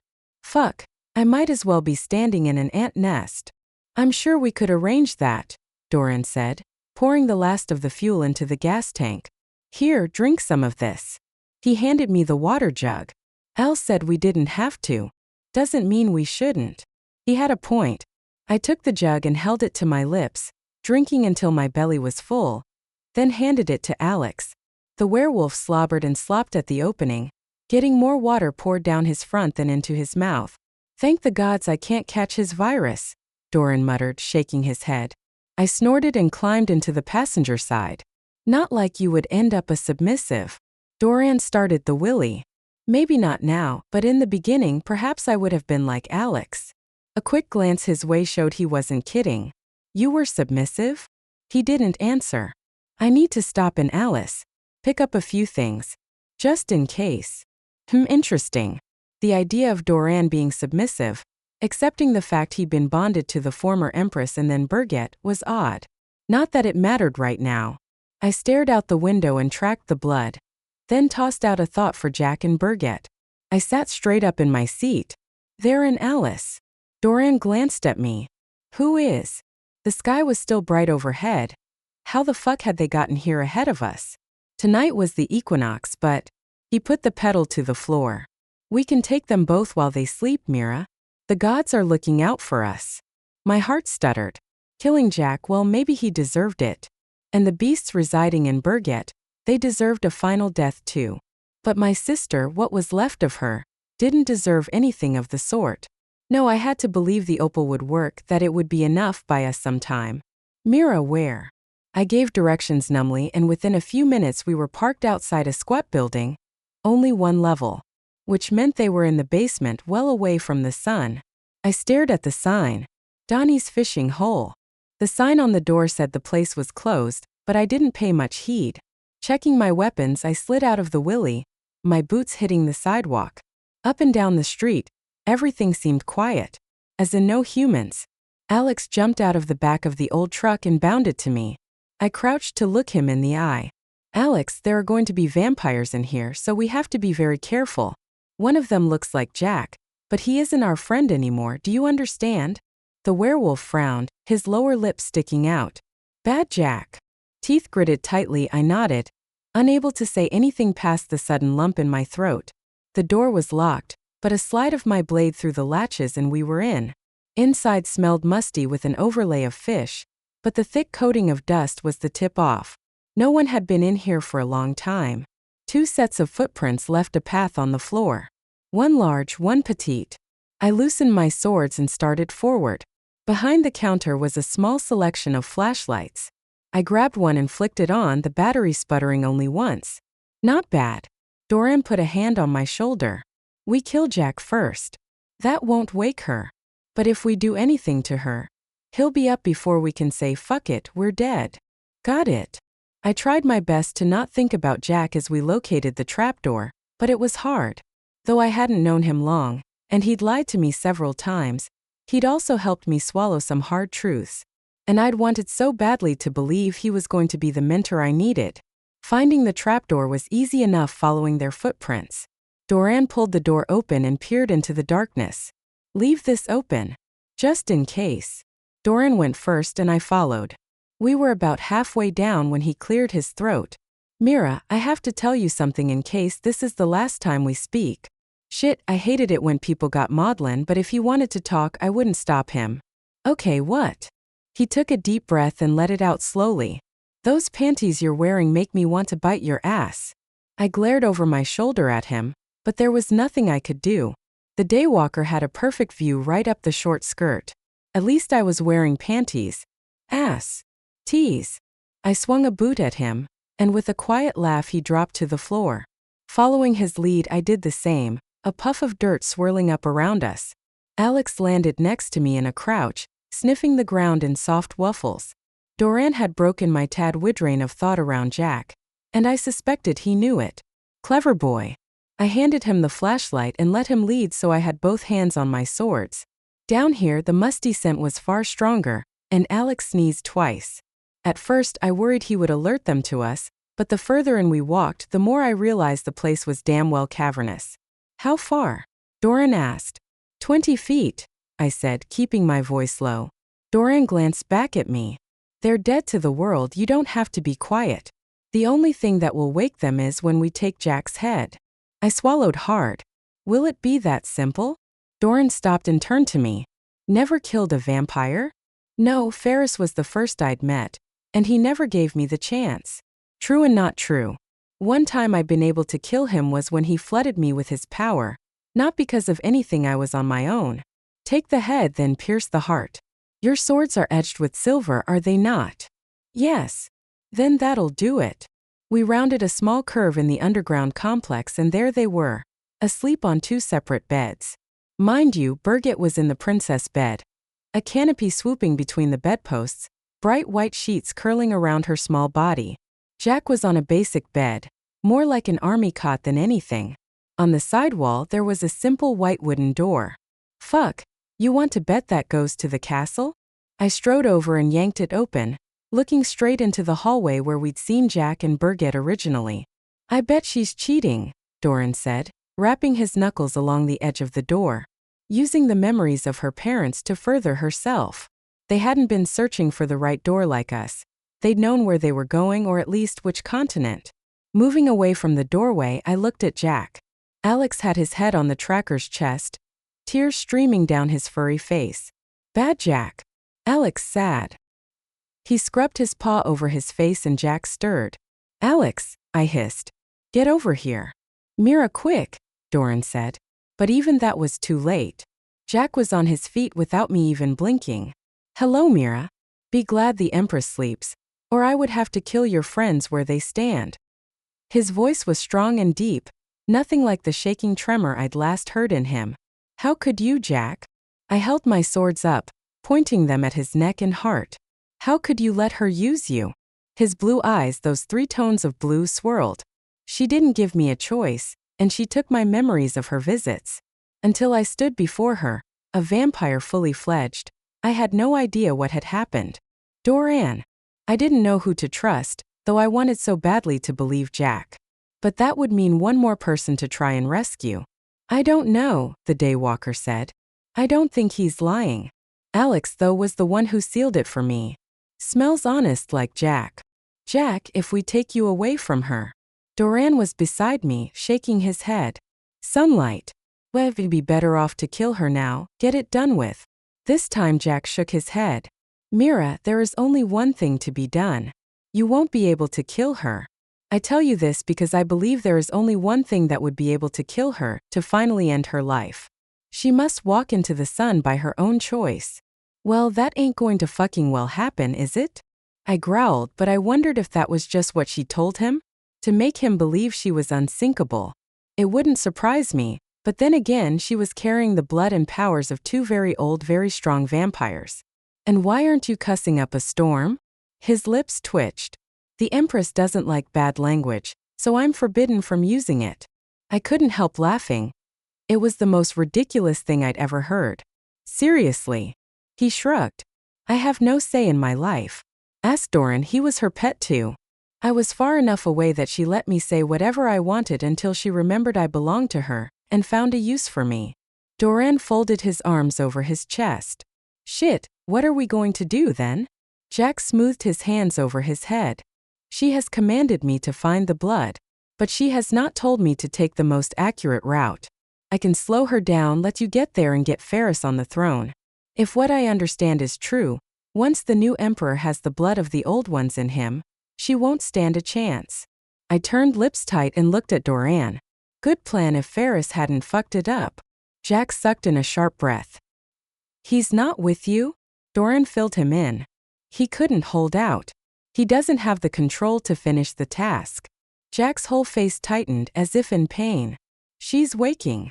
I didn't say goodbye, didn't think of anything but getting to the ladder. Doran shoved me ahead of him, and I shoved Alex, praying Jack could hold her off long enough for us to reach the ladder and the relative safety. No such luck. Doran's hand on my shoulder disappeared when we were just steps from the ladder. Alex, up? I screamed as I turned around and faced the gloom, my flashlight showing Jack holding Doran against his chest. There was no choice now. I rushed them and Jack held still, his eyes meeting mine one last time. In slow motion I leapt into the air, my blades arcing forward. But Jack jerked away and Doran dropped to the floor before I could contact anything.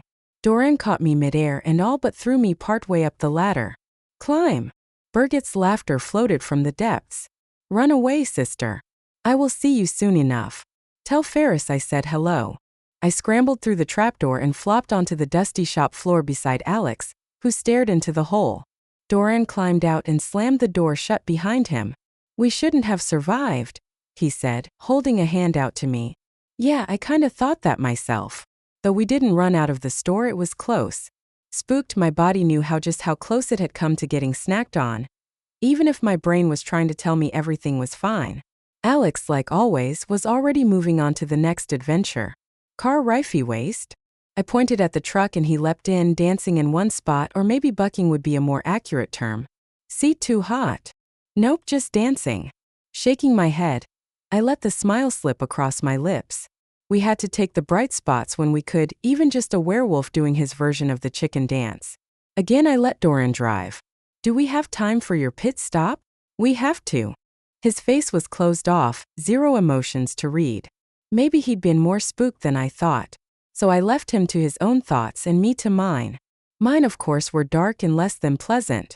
Jack hadn't made the choice to become a vampire, yet I wasn't sure there would be a way to save him, or if we could even get past him to get to Berget. Shit on a stick. I couldn't reach Liam, but I tried to track him anyway. Of course, nothing but a big empty hole with all the oceans between us. A low sigh escaped me and I scrubbed a hand over my face. I know you said there would be no rest for me when you read me.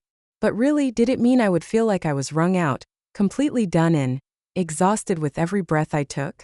I glanced at Doran, watched as a smile slid over his lips. So I could still get him to respond. Dramatic much? I was trying out my Millie. Did you feel any sympathy at all? He snorted. Sorry, none. She's much better at laying the guilt and begging for sympathy. You just sound irritated. A few minutes later, we were at his pit stop, which turned out to be a hokey-looking crystal shop on the far edge of town. You're kidding, right? I couldn't help the way my eyes widened. This was supposed to be what, some sort of shaman's place? Sometimes the best defense to the world is showing them who you really are, and letting others believe you're fucking crazy. He jumped out, jogged inside, and within 2 minutes was back in the truck. No bag in hand, nothing I saw brought back with him. I lifted an eyebrow. Care to share, Fong boy? Not really. There he went, gone again, deep into himself. I slumped in my seat. Fine by me, and I would try to sleep a little. I dozed as he drove, wishing I'd been joking about the fatigue dragging at my limbs. When we hit the edge of the true desert, Doran slowed the wheelie and then stopped. Do you see that? I sat up and squinted as something moved along the horizon. Something big and sinuous, scales catching the bright, hot sun and reflecting it across the desert. Blas! I shouted. Hell fucking yeah, we had back up. But how had he gotten here so fast? And why wasn't he answering me? I stared at the shape humping toward us, the size and velocity of it far bigger than any native fauna I knew. A niggling memory, the smell of snake musk and the fear of my first real battle swam in my head. I'd faced a giant snake before, but how could I have forgotten until now? Of course, if my spotty memory served me at all, the last time I'd faced a snake this size I'd almost died. Not a good omen. Oh shit. Doran let out a low whistle. You can say that again. From the back of the truck Alex thumped the cab. High equals S word screamed out in a high-pitched cry. Oh she eat. From the mouths of babes and werewolves. We were in trouble. Surprise, surprise. Chapter 16. As they drove, Tara filled them in on the details of the firing squad. When trolls raped humans, which happened more often than anyone liked to believe, the product were children like Tara. Children who were more human in mindset, more troll in body. A rough combination even on a good day. The half-breeds had started their own secret colony, using what little magic they had to blend in with the human world. The purebloods, they've never paid us any heed, but then they started coming around, acting like they were worried about us. My own sire, he showed up to check on me. She took a slow breath and then went on. It was all a ruse. They were working with Ingers to bring in targets. They rounded us up, said if we helped them, they would help protect us from others. Most supernaturals kill us on sight. Liam met her eyes in the mirror. Seems rather hypocritical. Tara dropped her eyes. Survival of the fittest. We are weak like humans yet look like a supernatural. Only a very few have any sort of magic, usually those gotten by a light eater. Pamela spoke up. How many of you are there? A few hundred. Millie sucked in a sharp breath. How could so many go unseen for so long? Tara met Liam's eyes again. People see what they want to see, not what is truly there. You understand, don't you? He of all people did. They were almost at their destination, a warehouse situated in the industrial part of town. About what he expected of a supposed secret hideout. I'll subdue Ingers. Millie, Tara, take out anything that moves. Pamela, you make sure no one slips out. They drove to the warehouse's main door, and it slid open to let them in. Millie let out a gasp. Bad, this is very, very bad, Liam. You have to trust me on this. People moved in and surrounded the vehicle. Liam threw the gear into reverse and hit the gas. But the sedan didn't move. Words spilled out of Millie. Liam, I can get us out of this, but you have to go along with me. Do you understand? You have to trust me. Fuck it all, the last thing he wanted was to trust her. Black Coven. Yes. No choice, no fucking choice. Pamela, follow her lead. Tara the same. The women nodded and then the doors were yanked open. Millie stepped out, her demeanor immediately that of one who was used to being in charge. Sven, fancy seeing you here. Liam, come my pet. Shit. His wolf curled up and he fought not to shift. Aching all over, he slid out of the car and stood, moving to her side. Biting his tongue. He managed to keep it up and together. Millie waved her hand. This is Pamela, my young protégé, and her companion Tara. Millie. An average-looking man strode to her and held out his hands. I knew you would see the light after we destroyed Teresa's coven. Where were you? We could have used your help.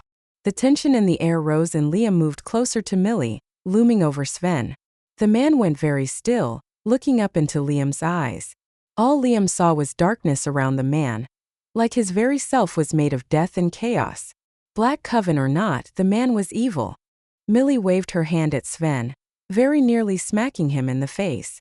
The fury rolled off her, and Liam had no doubt if she had her abilities, she'd go on a rampage. I was out of the country, Sven. I told you before I left. True, but one likes to be sure the story told and the story now given are one and the same. She stiffened. Do not push me, Sven. Or what? His voice was low and the challenge obvious. Not good, this was not good when she couldn't even. I won't even bother, I'll let my apprentice wrap you up, Millie said, beckoning Pamela forward. Pamela tipped her head toward Millie. Of course you have but to ask. Sven threw his head back, laughing like it was the best joke of the day. Please. As you wish, Pamela said, a wicked grin slipping across her face. She barely moved her hand and Sven went flying, spinning in the air and then sticking face first to the far wall. The room quieted and Millie put a hand on Pamela's shoulder. Leave him there, love. He needs to remember who is the strongest here, and it surely is not him. Liam did a quick count. Including Sven, there were 10 witches. In that moment, the smell overpowered him, dropping him to his knees. Pamela reached out and put her hands on his shoulders, whispering softly to him. Liam, hang on. You can do this, you are strong. He focused on her voice and tried to hang on to thoughts of Mira. Being out of control was not a luxury he could afford. Nice pet, Millie. Looks like you'll need to collar him to show him some true manners. The words seared through the last shreds of his control and he let out a roar, shifting at lightning speed. The witch who'd spoken was in his jaws. Her neck snapped before anyone took a breath. Kill them all. Chaos erupted around them. Millie was using the crossbow, Tara picked up his guns, and of course Pamela was laying waste, her power ripping through the warehouse like a forest fire. But it was not enough. These were not inexperienced witches or druids who didn't like to fight. Liam leapt toward another witch, a male. The spell that hit him rippled across his fur, pain flickering along his nerve endings. But the pain was gone almost as fast as it started and another neck was in his mouth, blood searing his tongue. Come on then, Guardian, let's see what you have. He turned to see a young man, eyes bright with the fever of battle, sword in hand. This young pup seeks your life and knows how to end it. Yes, Liam saw that. He circled the younger man, waiting for his opening. We's pupped the battle raging around them. There was not much time. What he didn't expect was to be pinned down. Another witch sidled up to the first, her magic swirling around his 4 legs, binding him tight. She curled a hand around the sword handle. Take his front right. We will piece him out and see if that slows these interlopers. He was unceremoniously flipped onto his side, his right leg held up as if in sacrifice. He let out a howl, long and rising in power. Pamela would hear him. She would come to his aid. But it was not Pamela who answered his call. It was Millie. A crossbow bolt took the man in chest and he crumpled to the floor, his eyes rolling up in his head. Let him go, Veronica, Millie challenged. Veronica laughed. Why don't you make me? Ah yes, so it seems the Great One has been brought low. How lovely. Liam could just see Millie, see her crumple to the floor, her face twisting in pain. Veronica stalked past him to stand over her. I always hated you, did you know that? Did you know how long I have dreamed of this moment? Millie struggled to breathe, her words shocking him. Let them go. Take me and then let them go. You don't need them. Veronica shrugged. It is not up to me, pet. Millie's eyes widened and a slow smile slid over her lips. Her eyes flicked to Liam's, but he couldn't read her well. If he didn't know better, he'd have said she was happy. But that didn't fit. Slowly, she sat up, a fierce light in her green eyes making her seem almost protective. Again, that seemed off to him, yet there was no other word to describe Millie in that moment. She was trying to protect him and Pamela at the cost of her own skin. No, you're right, Veronica, Millie said. It isn't up to you. It's up to me. She flung her hand at Veronica, who sailed backward, into the wall with a solid crack, her body sliding down and crumpling onto the concrete. Freed, Liam scrambled to his feet. Pamela was backed into a corner, squared off against four witches, sweat pouring off her face. He didn't think, just sprinted toward them, leaping at the one on the left side, taking down the Black Coven member without a single whimper. Millie dispatched two, and before Pamela could take the life of the last, Liam crushed the Black Witch's neck with a single bite. The teenager glared at him. I had it, Liam. He snorted and shook his head. Millie stood beside him, breathing hard. That was close.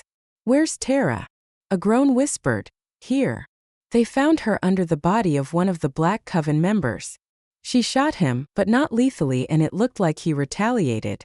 Millie crouched beside her and laid a hand to her head. Easy, it'll be okay. Tara stiffened, let out a low moan, her body twitching like crazy. Slowly, her twitching eased, and then she blinked at them, her eyes free of pain. You healed me. I didn't know such a thing was possible. Thank you. Tears glimmered in her eyes, and he had no doubt she thought of her children. Millie stood and brushed her hands on her skirt. Liam and Pamela, are you okay? He bobbed his head. Fuck, he owed his life to her. How the hell could he go on hating her when she'd been ready to sacrifice not Akka? Pamela reached out and touched Millie's hand. You have your magic back. So you know we're all family now. That's what Giselle said. I suppose I do. Millie looked at Liam as she spoke, then toward the interior of the building. Do you think Ingers is still here? Only one way to find out. With a toss of his head, they headed out on a hunt together. The weirdest pack around, but one he knew without a doubt he could trust with his life. Gods be damned, even Millie. Doran. I shifted in my seat. I don't think we can outrun this. Are you sure about that? My head snapped around and I was shocked to see a grin on his face. He winked. I never knew just how much trouble you managed to find, Mira. Let me say this now, if I never meet another tracker, it will be too fucking soon. A giant snake was in front of us, with most likely our death on its mind, and I burst out laughing. Doran, I don't think you will ever have the pleasure of meeting another tracker. Besides Jack, that is. The snake stopped moving about 400 yards in front of us. Still too close for any sort of comfort. Let me guess. Doran squeezed the steering wheel and pushed himself back in his seat. No plan. No plan, I don't have a fucking clue. Really, the only upside I saw was the snake hadn't moved any closer. Just seemed to be watching. Doran's eyes didn't leave the creature.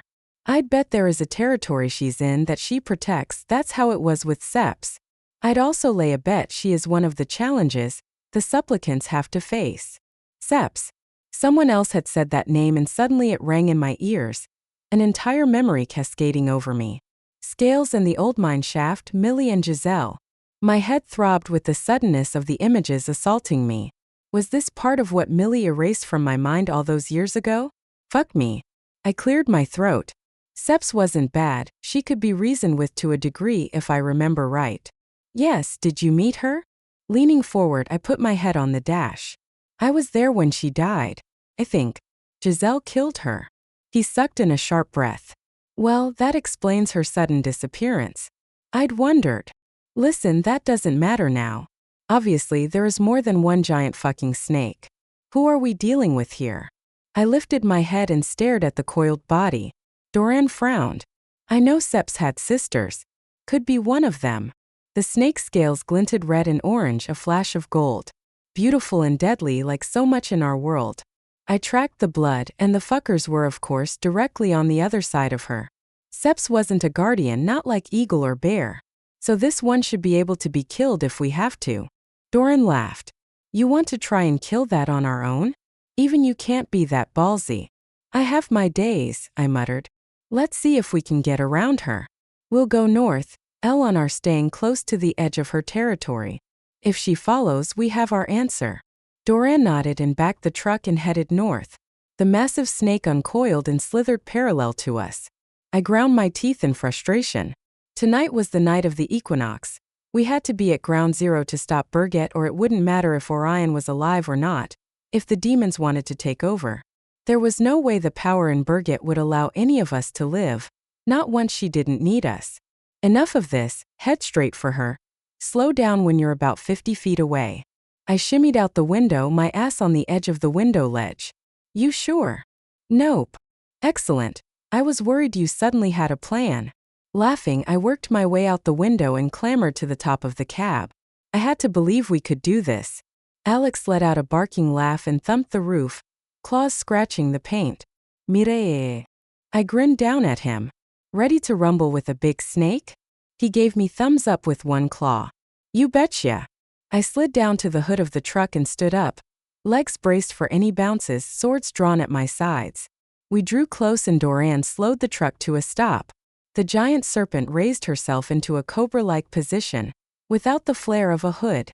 It didn't take a fucking genius to realize with the length of her body, she could probably strike me from where she was. Liam's voice seemed to whisper in my ear. Keep it simple. We need to pass.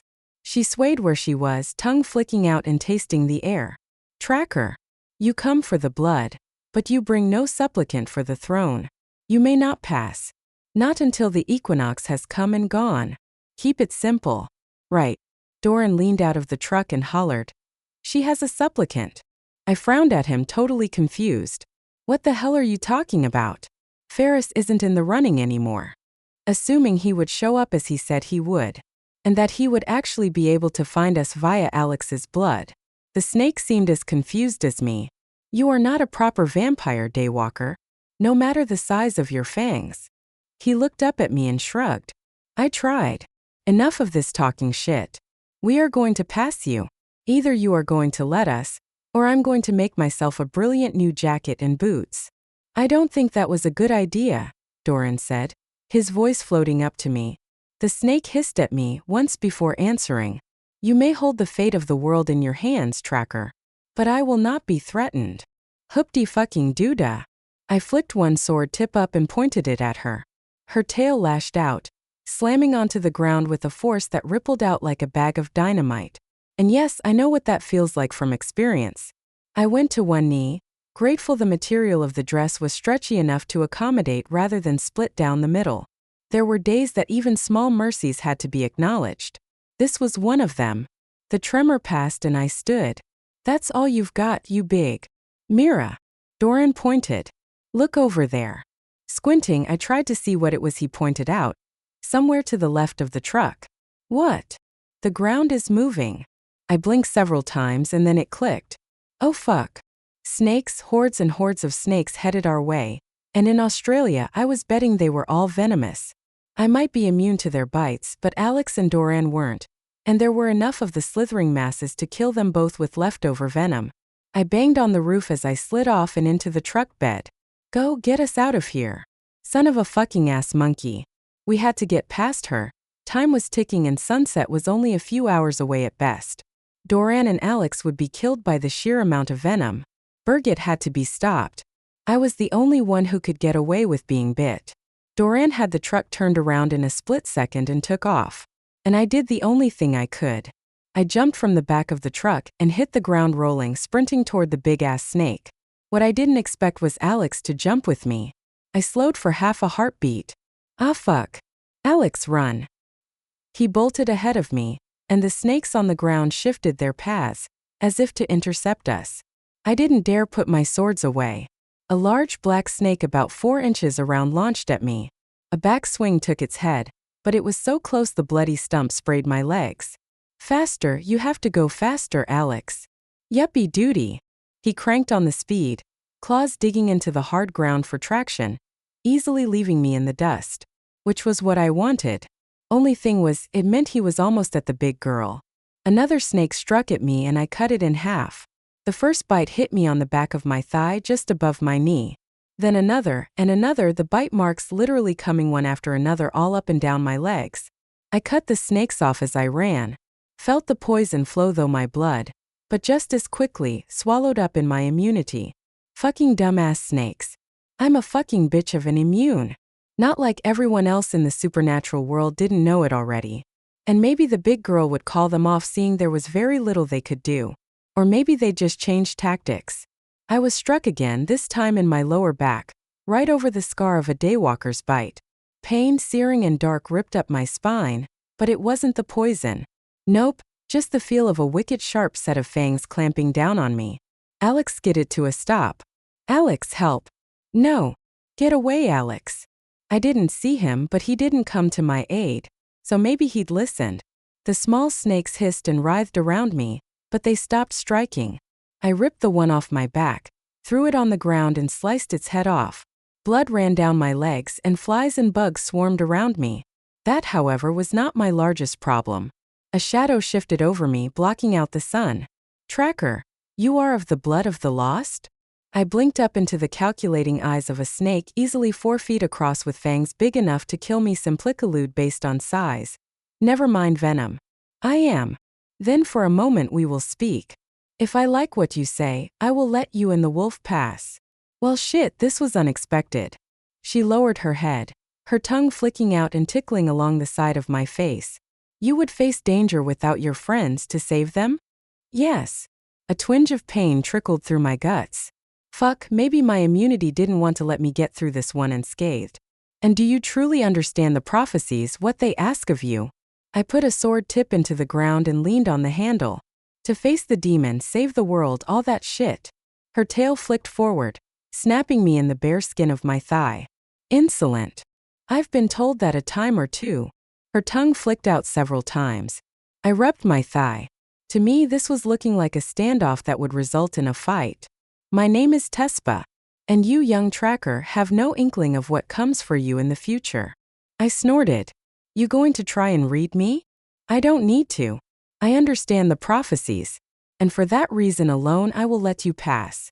You will need all the help you can get. She shifted her body, all her coils in one smooth rolling motion to the side. Why, you had to know I was the one the prophecy spoke of when I showed up. Why would you do this? If snakes could smile, this one did. You are not the only one who must challenge me. There is another who must prove their worth. You have shown to me that you do what your heart demands, not what others demand. And now, one more must face the same challenge. Then I wish that person better luck than me. Another twinge ran along my belly and up through my lower back. If I didn't hate snakes before, I fucking well did now. I fought back a moan that started low in my throat, every bite on my legs burning and aching as I moved. One step and then another and another. Neither she nor her snakes got in our way. Alex waved at me from about 30 feet away, his tongue lolling out, a big paw waving at me. Alex listens. As I walked, the burning faded and the pain in my lower back eased. Good job, buddy. You ready to run? He yipped at me, high-pitched and excited. Sliding my 2 swords into their sheaths, I caught up to him and ran a hand over his head. Looking back, I saw Tespa watching us, her collection of snakes coiling about her huge body. Tracking the blood, I broke into a jog and headed toward them. The first vampires ever made. The battleground where I'd face Berget and Jack. My heart squeezed as I realized in my hurry, I'd left behind the opal, the one thing that might give Berget a chance. I was a fucking idiot, and she would pay the price for my haste, for my reckless behavior. The arid desert dried my tears before they slid down my face. There was nothing for it now. I'd made the choice, I would have to live with it. And so would Berget. The only thing I hoped was something would intervene, that maybe, just maybe, the gods would favor me once. If I was lucky, I'd be able to save at least Jack. If I wasn't, I'd be lucky to get me into NC. Alex out alive without any new puncture marks. Our blood still singing through our own veins and not someone else's. What a freaking awesome day. Chapter 17. The sun kissed the horizon goodnight as we stepped into the long shadow of Ayers Rock. Hanging onto the threads of the blood filled me with a sense of foreboding now that we were so close. Somewhere within the rock, those fanged fuckers were silently held. The energy of their lives gave off a low vibration, one that made my bones ache as if with a deep cold. I put my hands on my hips and took a long deep breath. It can never damn well be easy, can it? Alex mimicked me, wobbling to his back legs, not something he often did. Nope. Ayers Rock was big. As in block out the sun big. Even if night hadn't been falling, we'd be standing in shadow. Nothing but to see where the hell the blood was hidden. Searching the rock was something akin to searching holy ground, or at least that's what it felt like to me. The age of the place weighed on me, the pulse of the past seeping into my pores. Moving close enough to touch the rock, I put my hand on black lines. I traced a design of a large snake surrounded by many squiggly marks. Tespa and her minions. Perhaps here the people saw more clearly than at home. Maybe the supernatural wasn't so hidden from them. Of course, no one in their right mind would believe a tale of a giant snake. Not in our day and age. Alex sniffed at the rock. Vampires. I wanted to let out a groan. Surely Jack and Berget weren't here already, were they? Or was Alex just picking up on the blood? I tested that theory, but Jack and Berget still felt distant, though they were closer than before. I refocused on the blood. Locking onto the threads, I jogged along the length of the rock, trying to find a way into where we needed to go. Alex, can you smell vampires still? Old ones. He put his nose to the ground, sniffing in and out, puffs of red dust blowing up around his face. Yup. Oldie old. Perfect. Using his nose and my tracking, we worked around the rock until the stars were our only light source. Dust stuck to my bare skin, the sheen of sweat acting like sticky glue of the worst kind. And the bugs, fuck me, were everywhere, sticking to me alongside the sweat and dirt, their flimsy wings tickling the shit out of me.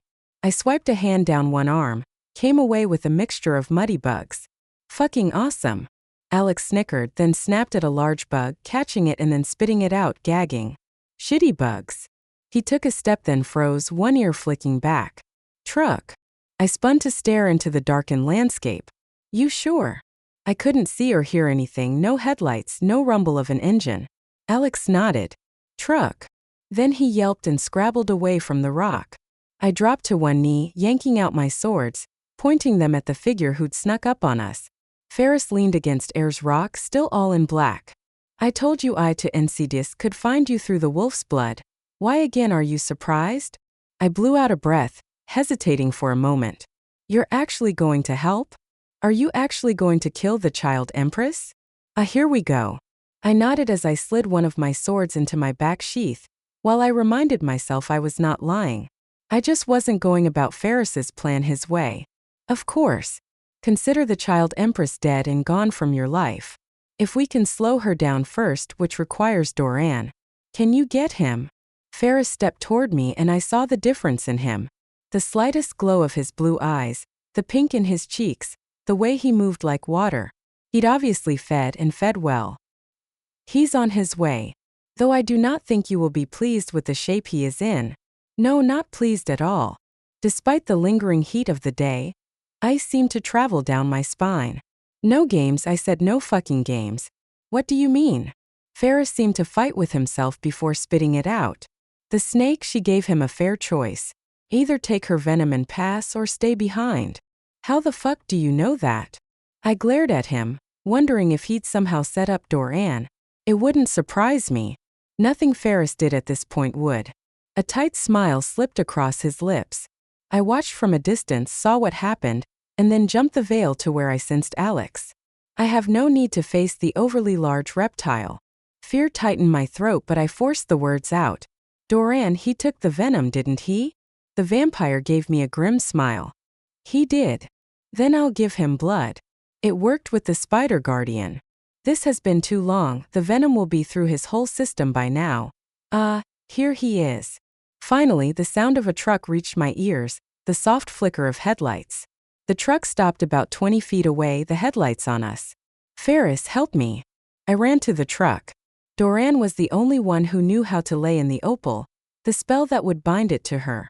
Even if he wasn't my friend, I couldn't let him die, not today. Surprising the hell out of me, the vampire did as I asked and ran ahead of me, pulling Doran out of the truck. In the headlights, everything was illuminated and not kindly. Doran was limp in the vampire's arms, his body convulsing, blood trickling from his ears. His white shirt was stained red over his heart. Tespa had stabbed him in the heart with her fang? He's still breathing, but not for long. There is nothing we can do for him. Ferris laid Doran on the ground in front of the truck and I knelt beside the daywalker. Doran, listen to me. You know there is a way to save you, don't you? That's why you let her do this, isn't it? Please let me be right about this. Let him have peace in his final moments, Tracker, Ferris snarled, his hand clamping on my shoulder. Give him that much at least. I didn't have to say anything. Alex did it for me as he shoved the vampire backward with a big paw. Fuck off, Ferris. Doran let out a low moan. The bag. Do it. There could be no more hesitation. He'd known what the choice was. He'd known there would be no turning back. Alex, get the bag of the truck. What are you doing? Ferris drew close as Alex dropped the bag in front of me. I yanked it open and poured out the contents, my brain scrambling with the recipe. Please gods, let me get it right. I mixed the ingredients, used the mortar and pestle. Doran, the moon dust. He tapped his front pocket and I slid my hand in, feeling a thin paper bag. Ferris let out a long, low hiss. Of course he would know, or at least recognize this recipe. He'd been planning on using it on a daywalker himself, which was how I'd gotten my hands on it. You planned this all along. You were going to turn him and let him take the throne instead of me. Give the vampire a prize, I snapped, ignoring him, pouring the dust into the pestle, the air snapping with sudden ozone. Above us, clouds rolled in, blocking the stars. Shit, this was going to get ugly. Yes, I have the recipe that will turn a daywalker into a vampire. I stared at Doran, pale and unmoving on the ground. Who better to lead the vampires than one who is powerful both in mind and magic, and has no desire to lead? Ferris's jaw dropped and then he slowly closed his mouth. Mother of the gods, it might work. Technically, he has not drunk any blood the entire time he is a vampire. Yours does not count as it is what will make him a vampire. That should be good enough to meet the requirements. Stunningly simple and brilliant. Shocked he would compliment me, I ducked my head and focused on the ingredients going into the shallow bowl. He could drain you completely. Ferris dropped to a knee beside me, a look of concern etched around his eyes, softening them. Concern for me. I didn't take my eyes from him. I trust him with my life. But I don't. I won't let him live to lose you. None of us will survive if you die this night, Tracker. You understand that, don't you? Unfortunately, I did. All too clearly, I knew what was in the balance. But if I was willing to let my friends and loved ones die without fighting for them, what the hell was I fighting for in the first place? Believe Ferris. I pulled my sword free and laid the blade gently against my forearm, over the scar where I'd given Doran my blood the first time we'd met. What seemed like eons ago. My skin split and I held my arm over the pestle. There were no words, no incantations, just the potion and the timing. His heart had to stop beating, his life gone, but only for a split second. Any sooner this would fail, any later same fucking result.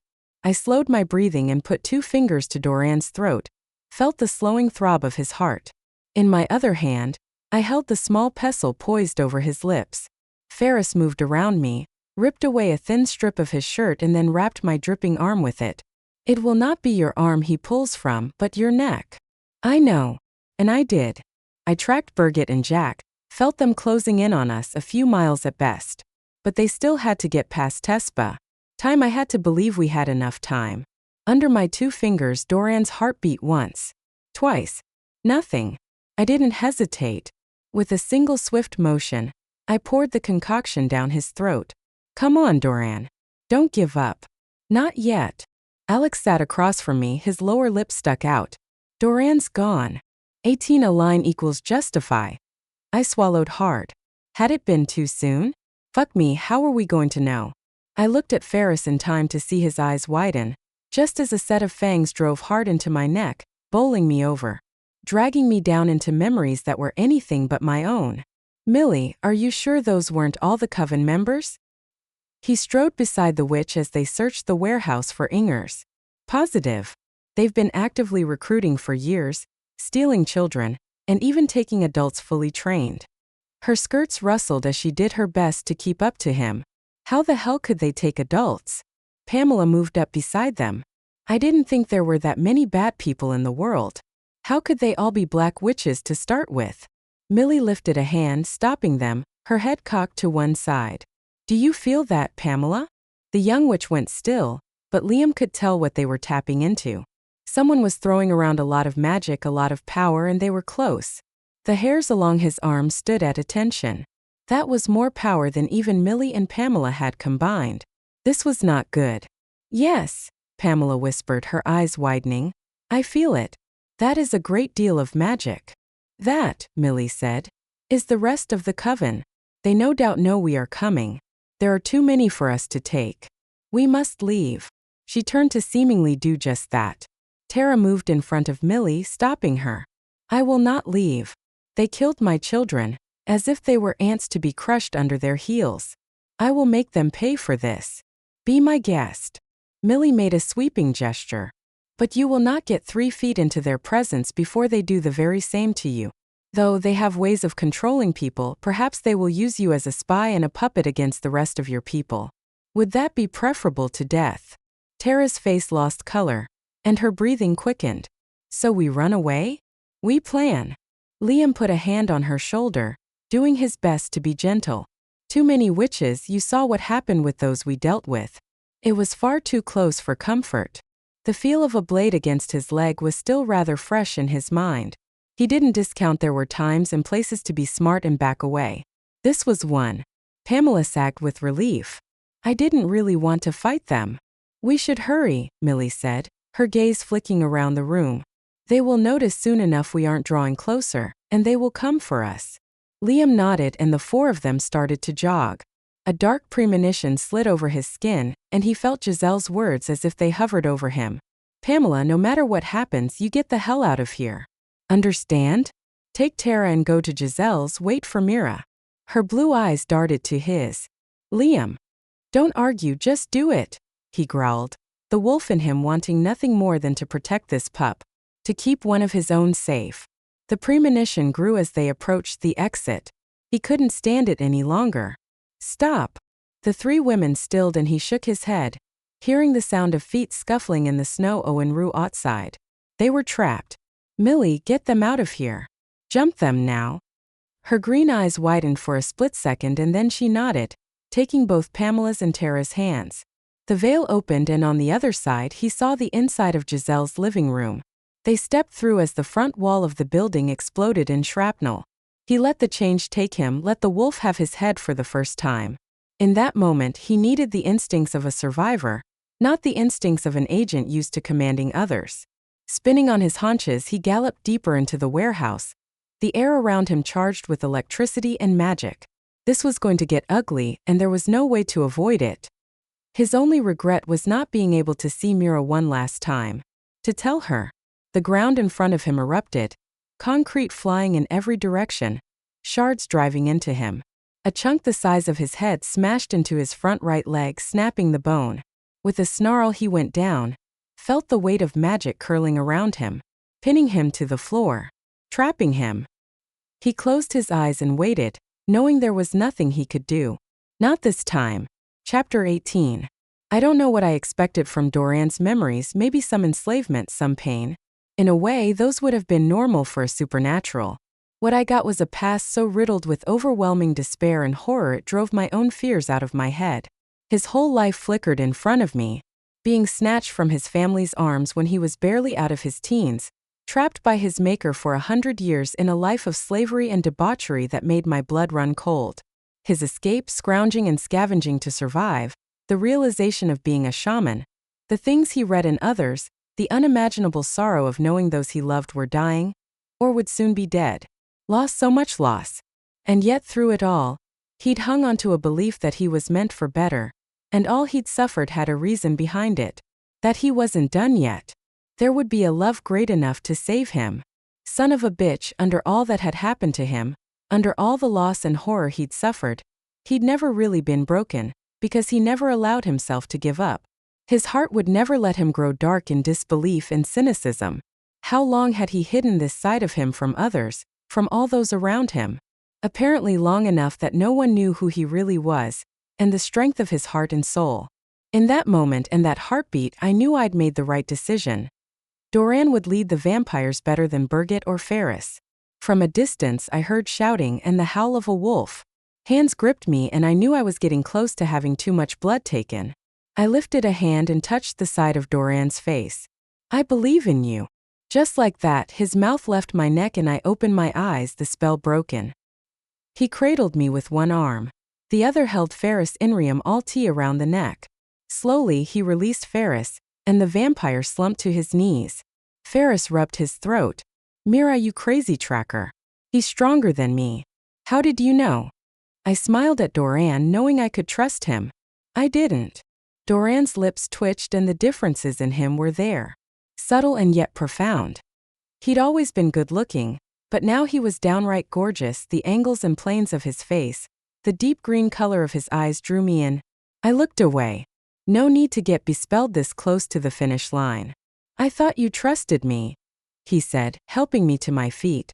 I held onto his arm, my strength slowly returning. I do. But you don't know your own strength yet. Ferris grunted.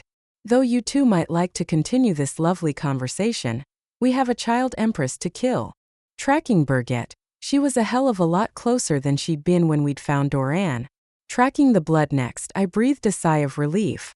Berget's threads and the blood weren't overlapping. It seemed perhaps Jack was having the same difficulty I was. Finding the blood wasn't the issue. We both pinpointed them. But getting to the blood was a whole different ball of wax. Come on, this isn't finished yet. I let go of Doran and the world swayed. I grabbed for Alex, who put himself under my hand. Alex got Mira. He blinked up at me and I gripped the ruff in his neck tighter. The blood was close, so damn close. The two vampires flanked me, exchanging glances over my head that I chose to ignore. I knew I was wobbly, my feet catching on every rock and dip in the ground, my breathing shallow. This was the price to giving my blood for Doran's transformation. The curve in the rock was subtle, and as we rounded it, a series of caves were revealed. Shit on toast, it was going to be like a fucking labyrinth. Alex, what do you smell? Mira, the blood wouldn't have been walking around here. Ferris so kindly pointed out. I fucking well know that. I snapped, my weakness making me more irritable than usual. That didn't mean I was going to apologize or explain. Alex had a nose like no other. He lifted his head and pointed with a single claw. Alex smells Jack and Al. Bingo. Wait, Al? You smell Al too. What was the shaman we'd met on the far coast doing here? Alex nodded and gave me a grin. Al and friends. Shit, we did not need cannon fodder at this little shindig. But it looked like we didn't have a say in the matter if they were already here. Doran moved closer to me and Ferris stepped away, spinning in a slow circle. I cannot sense them. I snorted. Always trust the wolf's nose, dumb ass. Alex and I led, and at each cavern I felt the pull of the blood. Either they were in every cavern, which wasn't possible, or they were so deep in the rock every cavern felt like the right one. My gut instinct was the latter and less easy of the two. In my mind, that made the solution simple. Look for the cavern that felt furthest from the blood and head in. I could only hope I was right. If I was wrong, we were in for a long night. The feel of Berget's thread getting closer forced my feet to move fast and I hoped her. But not fast enough. We stood in the front of the last cavern, the one that did indeed feel the furthest from the blood, when they hit us. And I mean hit. Jack slammed into Ferris, and Berget tackled me to the ground, her fangs extended. I'd love to say things slowed down, that I was able to get my swords free, but that is so far from the truth it's scary. She was on me, her teeth inches from the bite marks Doran left when she froze. Who has been feeding from you, tracker? And then she was flung off. That would be me. Doran stood over me, power all but rumbling off him. She snarled and leapt at him. Daywalker, you are no match for me. She couldn't tell yet. I pushed to my feet, wobbled, and Alex caught me. I used him for balance as I did my best to follow what was going on. Jack was giving Ferris a serious run for his money, the two of them exchanging blow for blow, sharp as lightning that suddenly broke above us. As if that wasn't enough, the skies opened and the rain fell, the densest downpour I'd ever experienced in my life. I pulled out a sword, knew I could only handle one at a time. This was what I got for not thinking things through, though it wouldn't have changed my mind when it came to saving Doran. With the blood loss, I was weaker than I should have been going into a fight. Ferris threw Jack to the ground and held him, immobilizing him. Mira. He is no longer your friend. Just hold him. We end her, and he's free. The look Ferris gave me said it all. I was a fool in his eyes, but he would do as I asked. Small mercies. The rain hammered around us and I sloshed forward to where Doran and Berget grappled. I couldn't let her kill him any more than I could let him kill her. She was on top, one hand over his heart, the other wrapped around his throat. But I knew what would draw her attention. Berget, I found the blood. I know exactly where they are. Her head snapped toward me and it was all the distraction Doran needed. He flipped her over and pinned her hands. All that power from her adoptive parents, where had it gone? She's weak, Doran said. No blood for a lot of days. This is our only chance. Ferris grunted. Kill her quickly. Doran made eye contact with me. The opal is under my shirt. Opal, what the fuck are you talking about? Kill her. We ignored Ferris, and I knew he wouldn't let Jack go, which meant he was conveniently out of the way with his hands rather full. I reached his side and slid a hand into Doran's shirt, the warmth of the opal drawing my fingers to it. Anything I need to say? No. But Ferris is right, make it quick. The strain in his face and voice were obvious. Much as it might seem that putting the opal under the skin of her chest would be best, I doubted there was enough skin for the size of the opal. This won't hurt a bit, I said as I slid my sword across her belly, in the general vicinity of her appendix, through skin and muscle. She bucked and writhed, her blood making her slippery. Worse, the skin began to knit as she screamed obscenities in several languages at us. I dropped to my knees and grabbed the edge of the wound, holding it open as I slid the opal into the opening. I let go Inga's and the wound sealed in a matter of seconds. Doran let go and grabbed me, yanking us away from her. But she didn't move, just laid there, the rain pelting her face. The bare twitch of her muscles the only thing giving away that she lived yet. Come on. I whispered, my heart beating wildly. I had to. She would pull through this. Her body stilled and a whoosh of air slipped out of her. I grabbed Doran's arm. Doran, what's happening? I don't know. It will either work or it won't. Kill her. Ferris screamed again, his voice bouncing off the rock. Berget trembled and then her back bowed, a scream ripping out of her. Heels and head were all that touched the ground as she continued to scream, her arms straight out to the side. I dug my fingers into Doran's arm. Please, please let her come back. Let me have her for a little while. Her scream faded, like the sound of an engine slowing, sputtering, and then dying. With the loss of sound, her body slumped with a splash into the puddle below her. Alex pressed against me, lifting his nose to the air. Smells different. You are breaking your oath, Tracker, Ferris screamed. I'd had more than enough of his shit. Fury and grief merged and I screamed back. No, I'm not. You said to kill the child empress. His eyes blazed with fury. Then kill her. Berget sat up, a hand going to her side, her clear blue eyes wide as they met mine. Her hands fluttered in front of her face, then dropped to her side. Fuck, was she going to rip out the opal? Blinking several times, she put a hand to her throat. She did kill the child empress. Mira, I knew you'd come for me. Tears streaked her face alongside the rain and she stumbled to her feet, ran to me. Was this really happening? Had it worked? I caught her in my arms and we dropped to my knees. She sobbed into my shoulder, her arms tight around my middle. I knew it. I knew you would save me. I didn't try to stop the tears, just held on to her. Berget. Finally, after everything we'd been through, after all the years, I smoothed her hair and held her. My belief validated. Love won this round. A hand struck out, driving a wedge between Berget and me. What the fuck? I snapped as I rolled to my feet. Ferris stood between us, crouched and ready to leap. It is a ruse, Tracker. I have seen this so-called soft side of Berget before. She lulls you in so you will not kill her this day, only to end your life when you least expect it. Berget sat on the ground, looking up at him. Ferris, I mean none of you any harm. And I will prove it.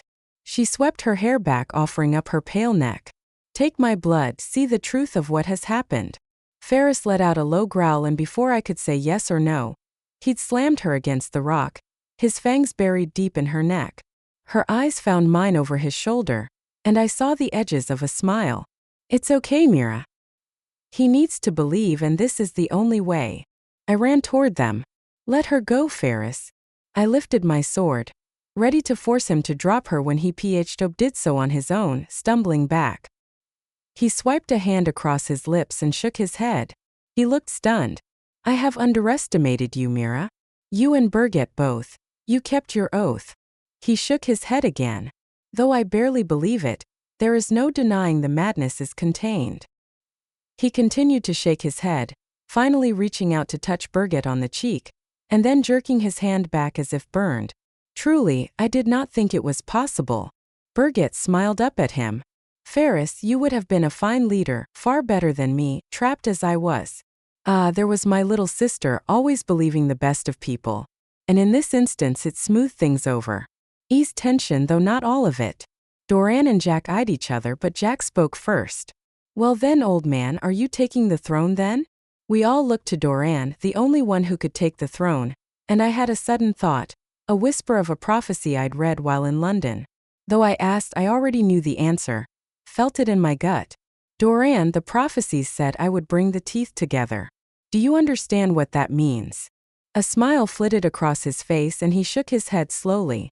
The teeth are the two branches of blood drinkers, the vampires and the daywalkers. If I take the throne, they will finally be united and the prophecy fulfilled. And you are the instrument of it all. There was silence except for the pounding rain. And then Ferris lifted a hand to the sky.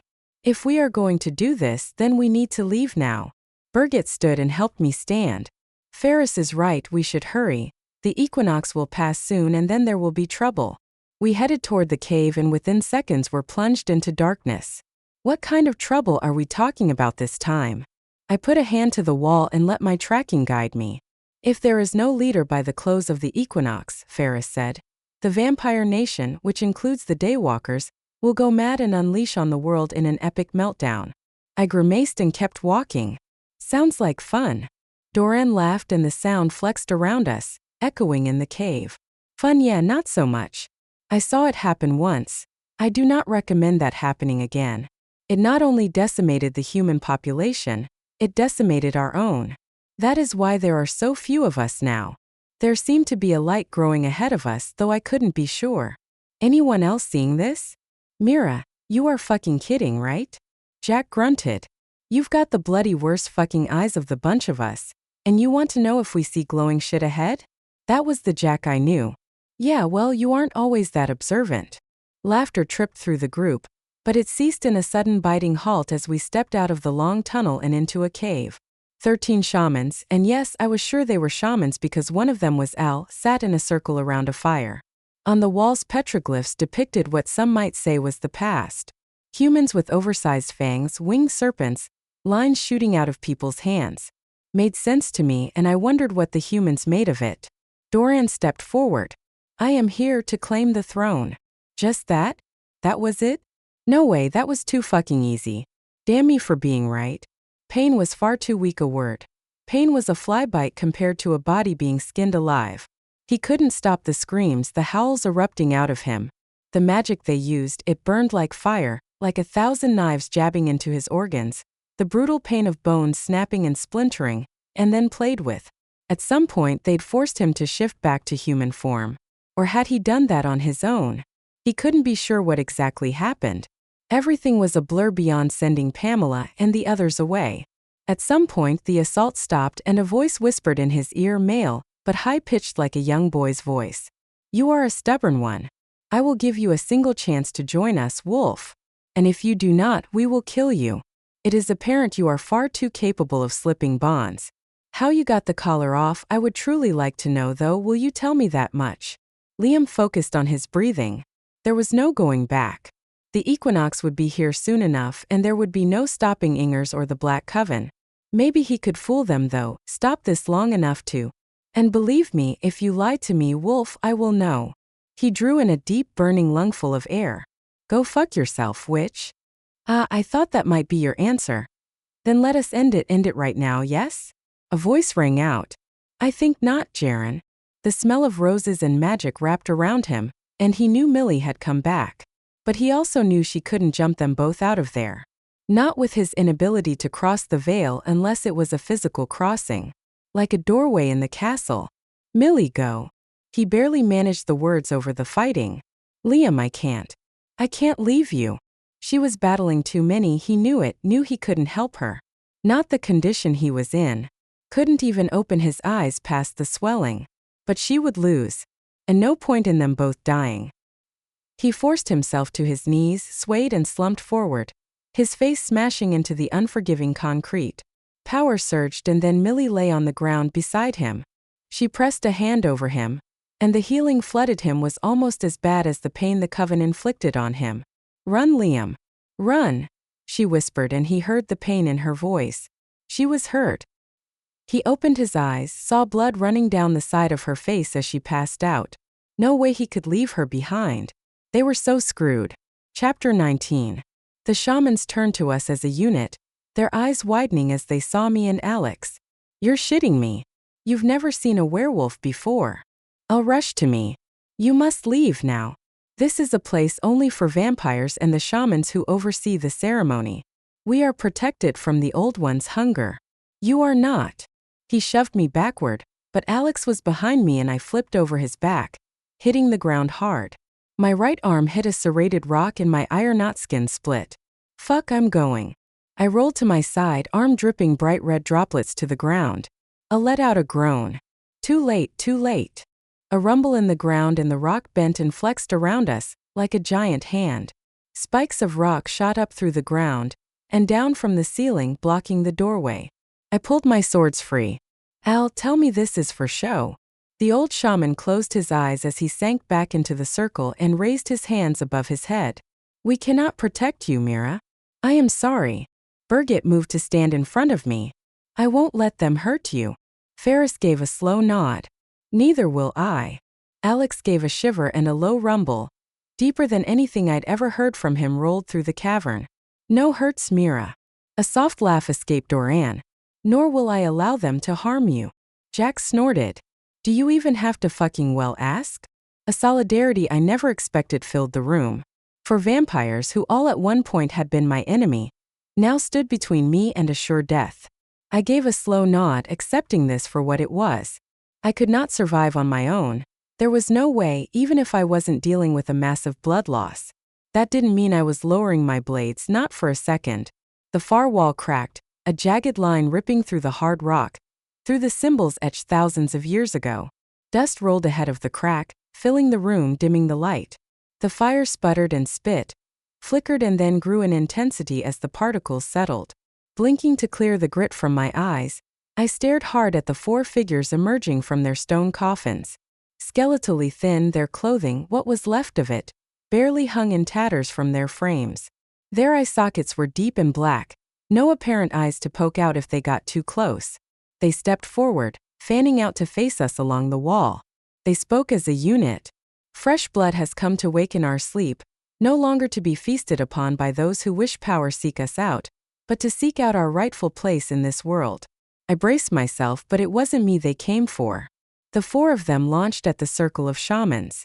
Despite what El said, he was wrong. They were no more protected than I was. I didn't stop to think if I was being smart. There was no way I could let the shamans die. My Fang tag team jumped in, pulling shamans out of the way and pretty much throwing them behind our line of defense. Al. I ran to him as an old one snaked an arm out. Fast, but not the freaky scary fast of vampires I was used to. We had a chance. They're still weak, kill them. Easier said than done. And of course me and my big fat mouth got their attention. I drove my sword through the heart region of the one holding Al and twisted hard. Bones broke and shattered under the force. The old one dropped Al, who scuttled backward, but it didn't die. The other old ones drained shaman after shaman, faster than I could have imagined. We couldn't save them all. I pulled Al and another shaman with me, back to the blocked entranceway. Half the shamans had been drained in a matter of seconds. Ferris, Doran, Berget, and Jack didn't stop them once they got the shamans away. What the fuck? Are you four just taking Ijuan's on the performance? Doran needs their blood, all 4 of them, if he is to be our leader. We can't kill them, we have to subdue them, Ferris said. Oh, fan-fucking-tastic. How do you subdue vampires who are full of bloodlust? And enraged they've been imprisoned for who the fuck knows how long? Yeah, I didn't know either. 4 vampires on our side. 4 very old and very angry vampires on the other. Like some sadistic version of Red Rover, let's call the weak one over and eat her. I didn't take my eyes from the old ones who in turn were eyeing up the younger vampires in front of them. Al, tell me you can put them back to sleep. He leaned heavily on the wall. Yes, there is a way, but they must be drained of all their blood once more. He let out a moan and under his breath I heard him whisper, I cannot believe our spells did not protect us. More than likely they had the spell wrong. Shit, I could only guess how long it had been since the last time the ancients had been brought forth. Thousands of years, maybe. With everything I had, I fought the groan that tried to escape me. Nothing could be easy or go the way we planned. One at a time, boys and girls, let's keep this orderly. I swung my swords in loose circles beside me, my confidence wavering under the steely-eyed gaze of the old ones. They weren't really looking at anyone else. Just me. Awesome, just what I wanted for Christmas, whole new sets of bite marks. Alex moved in front of me, teeth snapping, and suddenly he looked the part. No longer the cowering wolf that hid behind me. For the first time he looked like the scary, vicious werewolf he could be. We were in a deadly standoff, tension rising as the old ones seemed to debate how best to take us out. It was pretty apparent we were on their dessert list. Not really how I saw my life ending. A breath in, a breath out, and the old ones attacked. Ferris, Doran, Berget, and Jack each took one on. Ferris, Doran, and Berget held their own, using their physical abilities, along with vampiric powers to keep the old ones from breaking through to the rest of us. Jack, on the other hand, was not doing so well. Being the youngest of the vampires made him the weakest. He was pushed back step by step until closer to me and the shamans. I wanted to help, but they moved so fast. I only saw what they were doing a split second after it happened. I couldn't keep up with them. So I balanced on my toes, fatigue and nausea rolling through me, waiting for what I knew was coming. Jack couldn't fend this one off. The blows from the old one came harder and faster, like a lion feeling his prey weaken. The old one's power rippled forward, smashing Jack in the chest, dropping him to his knees. When it picked up Jack to feed on him, I hesitated, my heart faltering with what had to be done. If the old one took Jack's blood, it was even more power for those we fought. Jack's eyes met mine, the swirl of the 3 blues filled with sadness. My blood will give him too much. Do it. With every ounce of strength and regret I possessed, I drove my sword through Jack's neck, clipping into the old one behind him. Jack's body convulsed, his eyes frosting over as his head rolled. The old one dropped the husk of a body that had moments before been jacked to the floor. A snarl rippled over his blood-stained eyes as he spoke to me, his English heavily accented but still clear. The young ones, they can't take a blow like that and survive. But you knew that, didn't you? I held my sword up. You old-timers can't take a blow like that and survive either, asshole. As the old one advanced, I backed away. Sure, I'd stopped him from feeding on Jack, but there were still a number of potential victims. I couldn't kill them all. Al, you and the shaman stay behind us. Alex moved to my side and let out a snarl that under any other circumstance would have startled the shit out of me. But there was no room for shock, not here.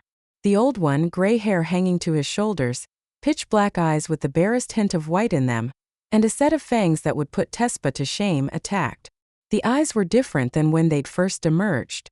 The fresh blood was bringing them back to life. Not good at all. His mistake was discounting Alex. The old one swept a hand to knock Alex back, but the werewolf had tangled with vampires a few times now. He ducked under the hand and tackled the vamp to the floor, snapping both of its knees. I jumped forward and drove my sword through the old one's heart and into the stone floor. I lay my second blade against his neck. Let's keep this nice and simple. You don't move, I won't take your ugly head, got it? His black eyes glared up at me. Heathen bitch. That's a new one. I'll add it to my collection. I grinned until something tried to sweep me backward. I say try because it was an old one using power against me. Power that slid around me, melting like ice in a volcano. I lifted my eyes to the old one, a woman, and grinned at her too. I even gave her a wink. She was in the middle of a fight with Berget, but seemed to be attempting to take us both. Not smart on her part. Try again, dipshit. Yes, egging on a very old, very angry vampire didn't tend to be good for one's health. She leapt at me, launching through the air over Berget's head. Thank the gods I had kick-ass vampires on my side of the fence. Doran snatched her midair and burrowed his fangs into her neck, draining her so fast I saw her skin shrivel and shrink, tightening over her cheekbones until as skeletal as she'd been before. Maybe even more so. He dropped her body and she hit the ground with a rattling thump. The sound of a bag of bones clacked together. Behind Doran lay another lump of bones that twitched periodically. Ferris pinned his opponent face down to the ground. Take him, Daywalker. Doran came toward me, calling over his shoulder. Hold him, Ferris. No animosity hinted in their voices. More of a camaraderie I didn't expect. But then again, they fought for the same reason now, finally working together. Doran drained the old one I held. Then Ferris's captive. For lumps of bones under rumpled cloth scattered the floor. Just like that, it was over, the battle done. I moved to Jack's body, felt the momentary high at surviving another near-death situation dissipate. Another friend gone. I bent to put a hand to his face, my heart whispering goodbye to. I glanced at Berget and she smiled, though it was tired. Maybe not all of this was a loss. A year, Doran said the opal would last a year. I refused to think about what would come after that. There would be a way to keep her Hito of Re, to keep her from the madness. Doran and Ferris dragged the remains of the old ones back to the hole they'd come out of, bantering back and forth, like old friends. Al and the remaining shamans stepped forward like nothing had happened and Ferris stepped back, leaving Doran to face the shamans on his own. You chose well, Tracker. Doran will make a good leader, Ferris said softly as the shamans conducted what I assumed was the final ceremony. How could Berget not have known this was where the blood resided? She held the memories of the last emperor and empress. Why didn't they tell her where to go? Berget slipped beside Ferris. Because there is a different task every time.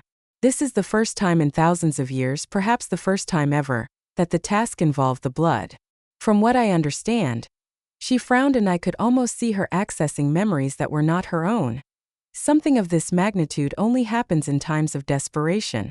Doran is stronger than any other vampire this world has known. He holds not only the strength of a vampire and shamanic abilities within him, but now carries the strength of all the old ones. And he has not lost his soul. I do not know why, but it resides in him yet. I couldn't help the shiver that ran down my spine. Ferris and Berget stared at me, perhaps guessing my thoughts. If either of them had taken the blood of the old ones, there would be no stopping them. Fuck me sideways, that had been closer than I dared think about.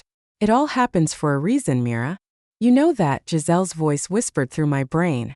Yes, it all happened for a reason, but sometimes seeing the reasons laid out were more than my measly brain could handle. Alex grinned up at me. Alex kicks ass.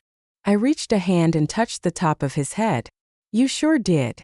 He continued to grin, a horrible twisting of lips and teeth that was as goofy as ever. But behind that grin I felt a change in him. Submissive to me, maybe he always would be. The submissive werewolf he was, though with everyone else that part was gone. Going home would be interesting. Home. The very word made me ache for it. I could only hope I had a warm welcome and Liam wouldn't be pissed as hell with me for being gone so long. And leaving so much sooner than I'd thought. And without even saying goodbye. I let out a sigh and leaned against the wall, the stone cool against my skin. Yeah, Liam would be pissed. Maybe he'd even try to punish me for it. A grin slipped over my lips. Yeah, one could hope. Chapter 20. Alex and I were kicked out for the final parts of the ceremony, which was fine by me. All I could think was that we'd done it, that I'd kept my oaths to Ferris, and still managed to fulfill a prophecy, and I was still alive. Lying in the back of the truck, I stared at the wide-open sky. Dawn approached, which meant the vampires were Ito of Wither getting their asses in gear, or staying another full day. I almost didn't care. Almost. Alex lay stretched out on his back beside me, his eyes at half-mast, his tongue hanging out the side of his mouth. Vampires coming. About fucking time, I grumbled. With all the battering and blood loss, I was sore and grumpy. Even thoughts of Liam's arms around me weren't helping. We both sat up and the 3 vampires stood at the side of the truck. I shook my head at them. Stop sneaking around. Make some noise, would you? Alex hears them. He grinned at me and almost winked. Doran held out his hand, his eyes serious. Come on, you have to go home. He motioned to himself, Berget and Ferris, have business to attend to. The soft shuffle of feet drew my eyes and attention. Al and the remaining shamans limped out of the cave and gathered around the opening. Hands raised to the sky, they started a chant, their feet drumming into the hard red earth, splashing in the puddles that had accumulated, in time with their voices. Ayers Rock answered them.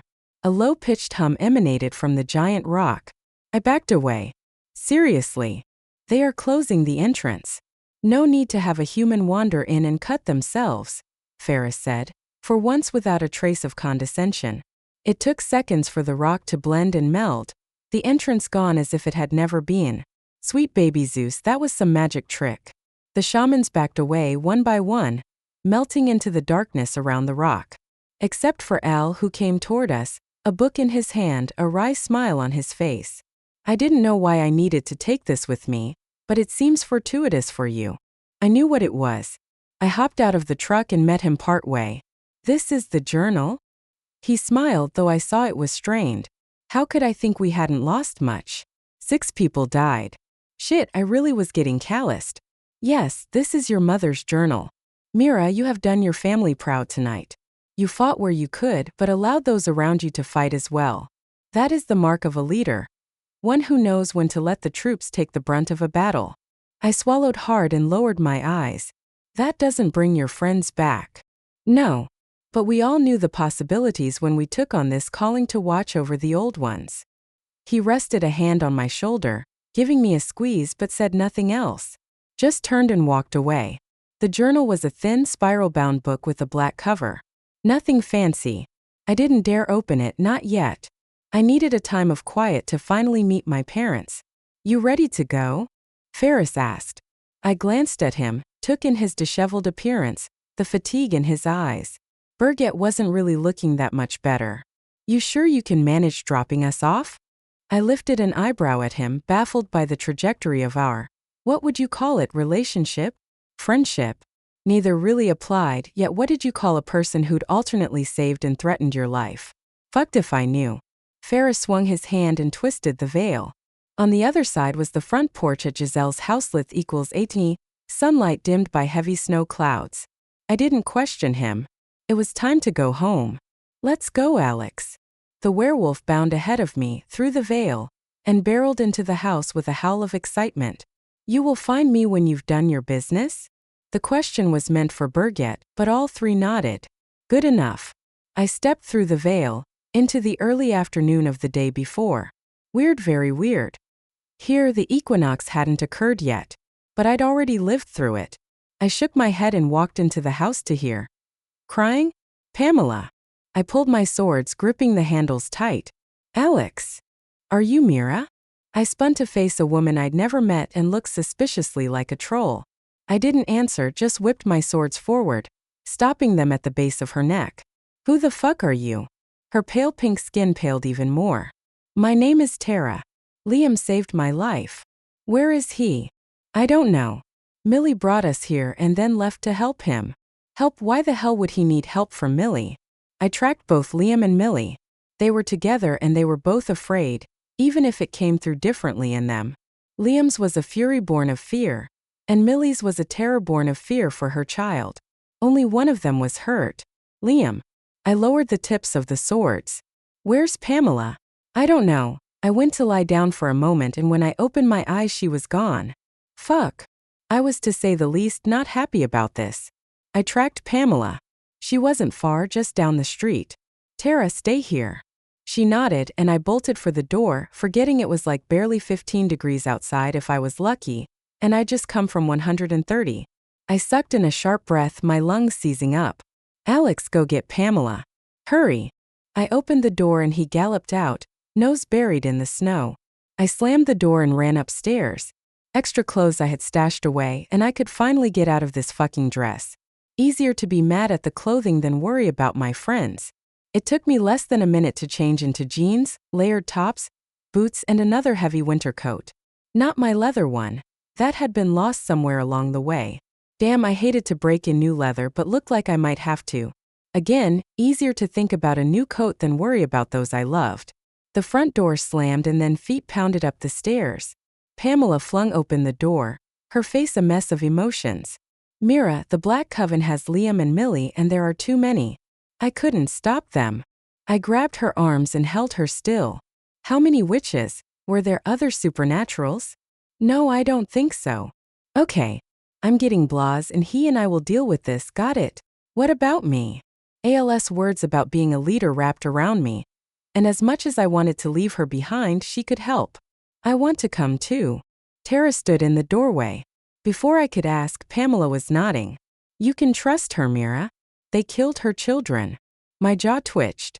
Baby killers, just fucking perfed fa whacked. And they would be the same ones who helped kill Dox and the others. The mother Cyclops came to mind, her fury at the loss of her children, and I let out a slow breath. This wasn't perfect, but baby killers were baby killers, and maybe this would go a short way to evening the scales of justice for her as well as Tara. Then we go together, come what may. Come what fucking may. Chapter 21. Blas was more than happy to get us. The farm is quiet, but I did not come here for quiet. Now hunting witches, that's more like it. 3 of us were bundled up tight, but Alex needed no bundling. He was quite happy with his thick fur and tongue hanging out in the wind as we flew. I tracked Liam and Millie, felt the injuries doled out to Liam. Broken bones, one at a time. The witches let him heal and then broke the same ones again and again. Fury rippled through me, very much like facing the trolls at the landing pad. I was weak from blood loss, despite the food and juice I'd guzzled before Blas reached us. But that wouldn't matter. I felt it surging in my blood. A demand for the death of those who'd truly done wrong. Those who would stomp out the light in the world around them. The blood of the lost sings strong in you, tracker. Have you yet begun to understand yourself?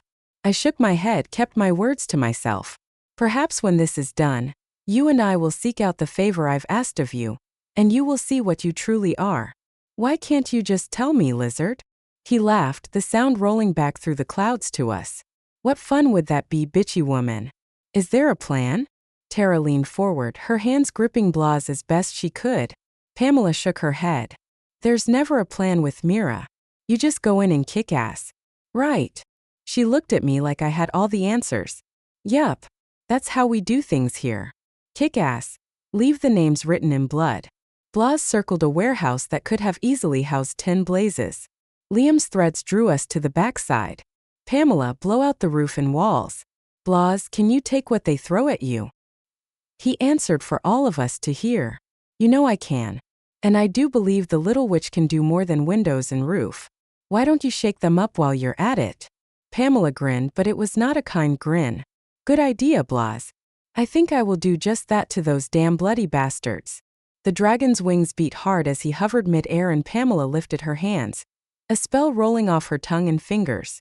Her power drove into the building, literally blowing the roof off, then the walls, scattering the structure like matchsticks. But when she fisted her hands and the earth began to shake, I knew she was pissed and pleased. And I was really glad she was on our side. The Black Coven fired back, but Blas dodged and ducked, taking hits here and there. But like me, he was an immune. So saying he took hits was a misnomer. But the Black Coven didn't know that. Pamela rained down fire on their heads. They scattered, enough for Blas to drop to the ground. Now time for a meal. We slid from his back as he began to chase the fleeing witches like a giant dog. Alex tore after him, alternately howling and snarling. Alex, no. I'll watch out for him, get your other wolf. I grabbed Pamela and Tara and we ran toward the building. Toward where I felt Liam hurt and bleeding, broken in too many places. There were downed I-beams and I leapt over one, pulling my sword as I landed in a crouch on the far side. Liam was sprawled out on the floor, completely unconscious. Millie was pressed against him, her eyes wide, a collar on her neck studded with rubies. Fury in me built to a crescendo. I needed something or someone to unleash it on. 3 of the Black Coven members remained. 2 men and a woman. Perfect. Pamela didn't wait. She stepped forward and snapped her hands up, the ground erupting in front of them, sending them flying backward. "Tara, help Millie," I said softly before running into the fray. The spray of dirt and dust still floated and provided the screen I needed. The woman was closest to me and I drove my sword up, through her jaw and out the top of her head. She bobbed and arched against the blade. I yanked it out and she dropped to the ground, twitching. I turned slowly to face the two men, but only one was standing. His eyes closed tightly as he whispered a spell. Only it wasn't a spell. In his hand was an orb covered in spikes, an orb I knew too well. A demon stone. I had to kill him before he completed what I knew he was doing. I felt the darkness rising, felt Orion drawing near. Kill him. I ran for him but wasn't going to make it. A black streak of death wrapped around his neck, feet from where I stood. The spell strangled him, cutting off his words. His eyes bugged out, but I didn't wait for the spell to finish the job. I swung hard with my sword, taking his head to the ground. Disrupted, the spell slid away. I turned, expecting to see Millie. But it was Pamela who faced me, who'd called up one of the deadliest spells I'd seen. I gave her a nod, though my heart ached for her lost innocence, gone sooner than my own. "Good job." Millie got to her feet, and Tara held the ruby-studded collar in her hands. Millie took it from her and showed it to me. "They can collar witches now, like I collared Liam. They had me in thrall. I would have done anything they asked." I frowned as I strode toward Liam. He was already healed, though still completely out of it. "Why didn't you fight for them then?" I sent the words over my shoulder to Millie as I dropped to my knees and put my hands on his back. To be sure. His breath rose and fell in slow beats. "Good enough for me." She gave a half-smile. Because like me, they were stupid and told me not to use my magic. I had to obey them, even when they screamed for help. Pamela laughed and even Tara smiled, though it seemed and toned forced. "We still have to stop Ingers before the equinox." "Do I want to know?" I stood and Blas trundled around the corner, his mouth blood-stained. Alex pranced at his side, tail flagging high. "Alex kills bad witches." He snapped his teeth and fuck me if he didn't have blood on his lips too. "Watch his boss. Learns." Again an ache shot through me. He would always be Alex, but to see him lose some of that gentleness that was a core side of him was a physical pain. Millie put a hand on my arm. "Liam will be unconscious for a while. He's been healed twice in a very short time from major injuries. He can't be here for the rest of this. Tell me about Ingers. Who is she, why are we going after her, and why the time limit?" "Blas, take Liam back to Giselle's, then come back to us." "Bossy." But he did as I asked, scooping up Liam in his front claws. Millie and Pamela filled me in on Ingers, the guns, and the potential army connection. "What does she look like?" "Tall mocha skin, pretty dark hair and eyes." An image of the woman in the sedan on the highway came back to me. "I've seen her." Pamela's eyes widened. Apparently we'd all had a run-in with the same chick. "Awesome." I locked onto the image and name in my head, tracking Ingers with ease. She was about a half-mile away, hopefully far enough she hadn't heard the commotion and wouldn't know we were coming. "Come on, let's end this, I have things to do." That stalled Millie. "What do you have to do?" "I'm taking a fucking vacation." Alex moved ahead of us, nose to the ground, and he snickered. "Yuppie duty, taking a vaki." The other three kept up with my slow jog. I couldn't do much more than that. "Mira, are you hurt?" Millie caught up to me, putting up a hand to slow me. Yes, I don't know. I had to donate a lot of blood." "I can't heal that, I'm sorry." I didn't answer. No point in talking would take more air than I wanted to use. The fatigue rushed through me out of the blue and I wobbled mid-stride, stumbling to my knees. "Mira." Pamela grabbed at me and I remained down, breathing hard, my heart pounding in overtime. My gorge rose and I knew I was done. I was at the end of my stamina. "Just give me a second." A second turned into a minute, which turned into 5. I couldn't pull it together and I was trying. Alex circled us and I found myself lying in the snow. "How long before the meeting?" Millie crouched beside me. "A few hours." I tracked Ingers. She was so close, yet she might as well have been on the other side of the continent. "She's human but has guns that work. Is she cocky?" I was stalling and the look in Millie's eyes told me she knew. "Mira, we can finish this." "You can't find her." I pushed to my feet and called Alex. Using him, I started forward again. No one argued. We were far slower, but at least I was moving. And fuck, just moving at all at that point was a bonus. We reached the building as the sun began its dip below the horizon and shadows stretched around us. Like fucking deja vu. Let's hope there are no vampires this time. Shit, was that my outside voice? What? Tara squeaked. Never mind, just reliving an equinox past. No need to mention it had only been the night before. Well, I think you'd like at least 1 or 2 vampires to show up. I turned my head, unable to spin around. Doran stood behind me, grinning. Berget and Ferris stood behind him, and although Ferris was not grinning, he gave me a nod. Berget moved to my side with the speed her kind were known for. Pamela took a step, lifting her hands as her eyes narrowed. Stop. I laid a hand on Pamela's shoulder. Things have changed. This is my sister, my real sister, Berget. No longer a puppet of the Emperor and Empress. The 2 girls were close to the same age, but I saw Berget had more control. She'd learned it at the knees of 2 monsters. Pamela, another time we can discuss this, but I believe we have things to accomplish tonight. I watched as Pamela's face shifted from wariness to reluctant agreement. She let out a slow breath and then nodded. Yes, that's true. Mira, Doran said. Let me give you a hand with this. He winked and a flood of strength rippled through me, washing the fatigue away in less than a heartbeat. You invoked the bite? He gave me an oversized grin, more than flashing his fangs. Tara squeaked and stepped further back. My soul is intact, and it was you who kept it grounded. I owe you my life and my soul. Seems like I should at least invoke the bite when you needed it. With Doran's bite invoked, I temporarily had a burst of strength, speed, and stamina that would rival any vampire. This was what I needed to get through the next few hours. Feeling like myself for the first time in what seemed like forever, I snorted and turned away from him.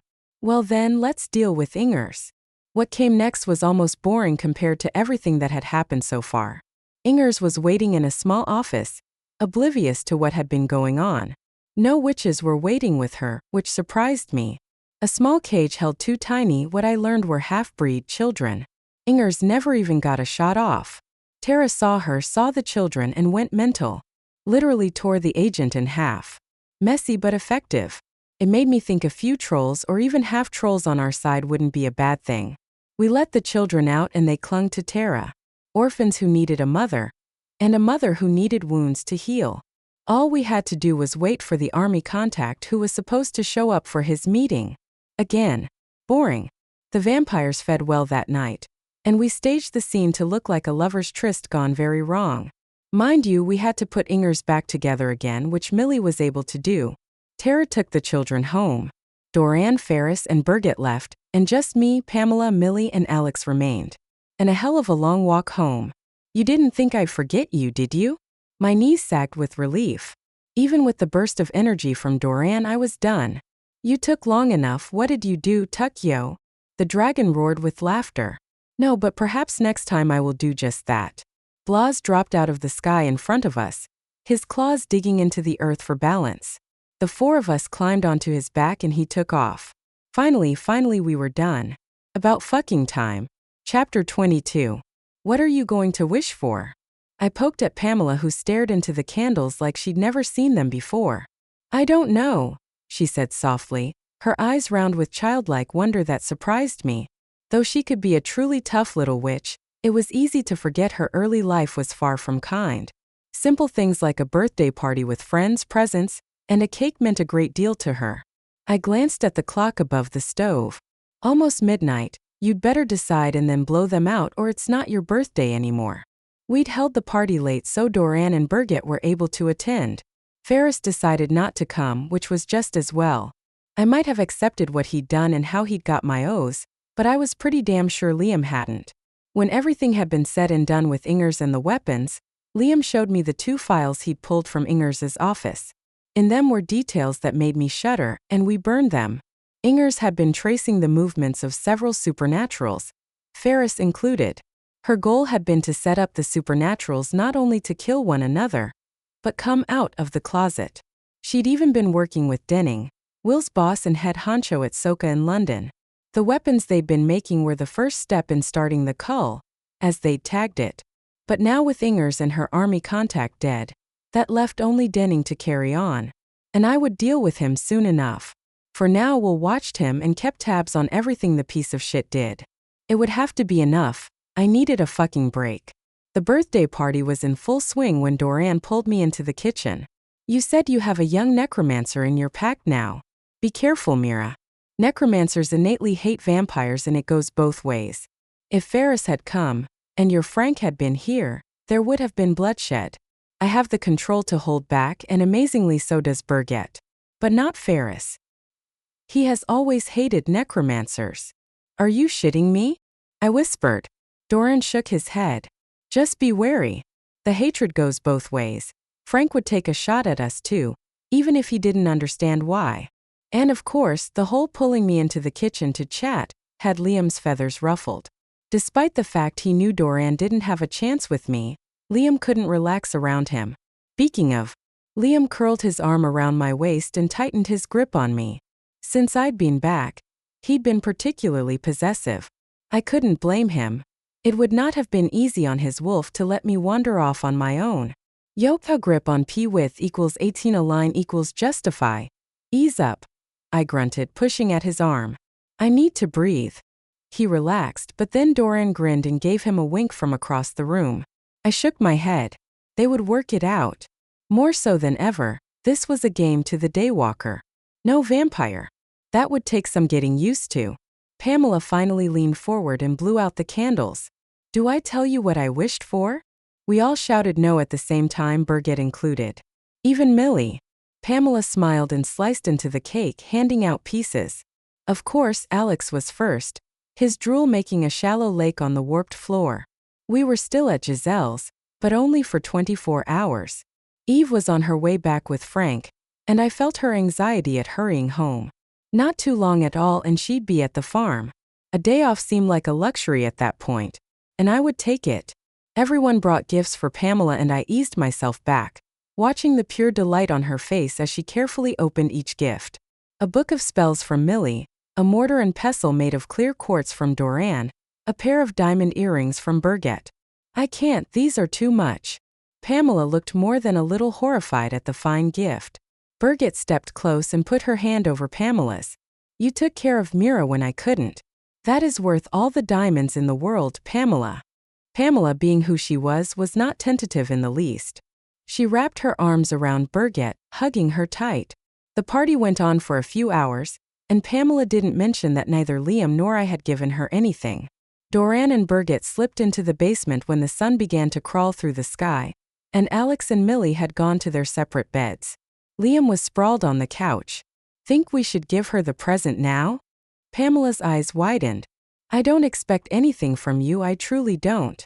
I gave her a wink. Well, too bad, you're getting something anyway, kid. I held out a long, narrow package. By the look in her eye, she knew what it held.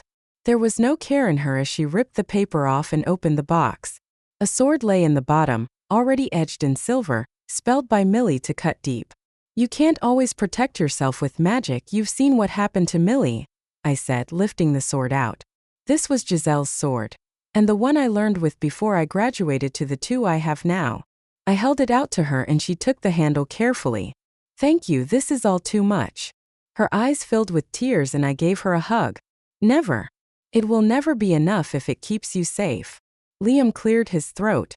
On that note, I have something for you too. From his pocket, he pulled a small black bundle that fit in the palm of his hand. I frowned, I had no idea what it was. He unfolded it and put it on her wrist. It's made from my and Alex's fur, woven using a spell Millie knew to keep it strong. It will make other wolves fear you, even if they don't know why. They will avoid you at all costs. Well, that was wild. Not the bracelet, but that he'd worked with Millie. Maybe they had gotten past things. Maybe I'd needed to be out of their way for a bit. Pamela thanked us again and finally I sent her to bed. Liam flopped back onto the broken-down couch, and I sat beside him, my hand curling around his thigh. Mira, I'm still pissed at you for sending me away with Blas. I'll take a spanking for it if I must. He cleared his throat. Woman, you are a devil, you know that? I chuckled. Yeah, I've heard that a time or two. We fell silent, the sunrise peeking through the windows. Liam. It's the calm before the storm, isn't it? He turned my face to his, kissing me lightly. Yeah, I think it is. So much to do, so much was coming, and yet for the first time I felt hope. The crushing despair that had nearly consumed me after Dox's death had lifted. I knew there would be more losses, that was the way of things. There was never a world so perfect that everyone survived a war. But since this really was the calm before the storm, and it wouldn't last forever, I took advantage of it. Liam. Yes. About that spanking.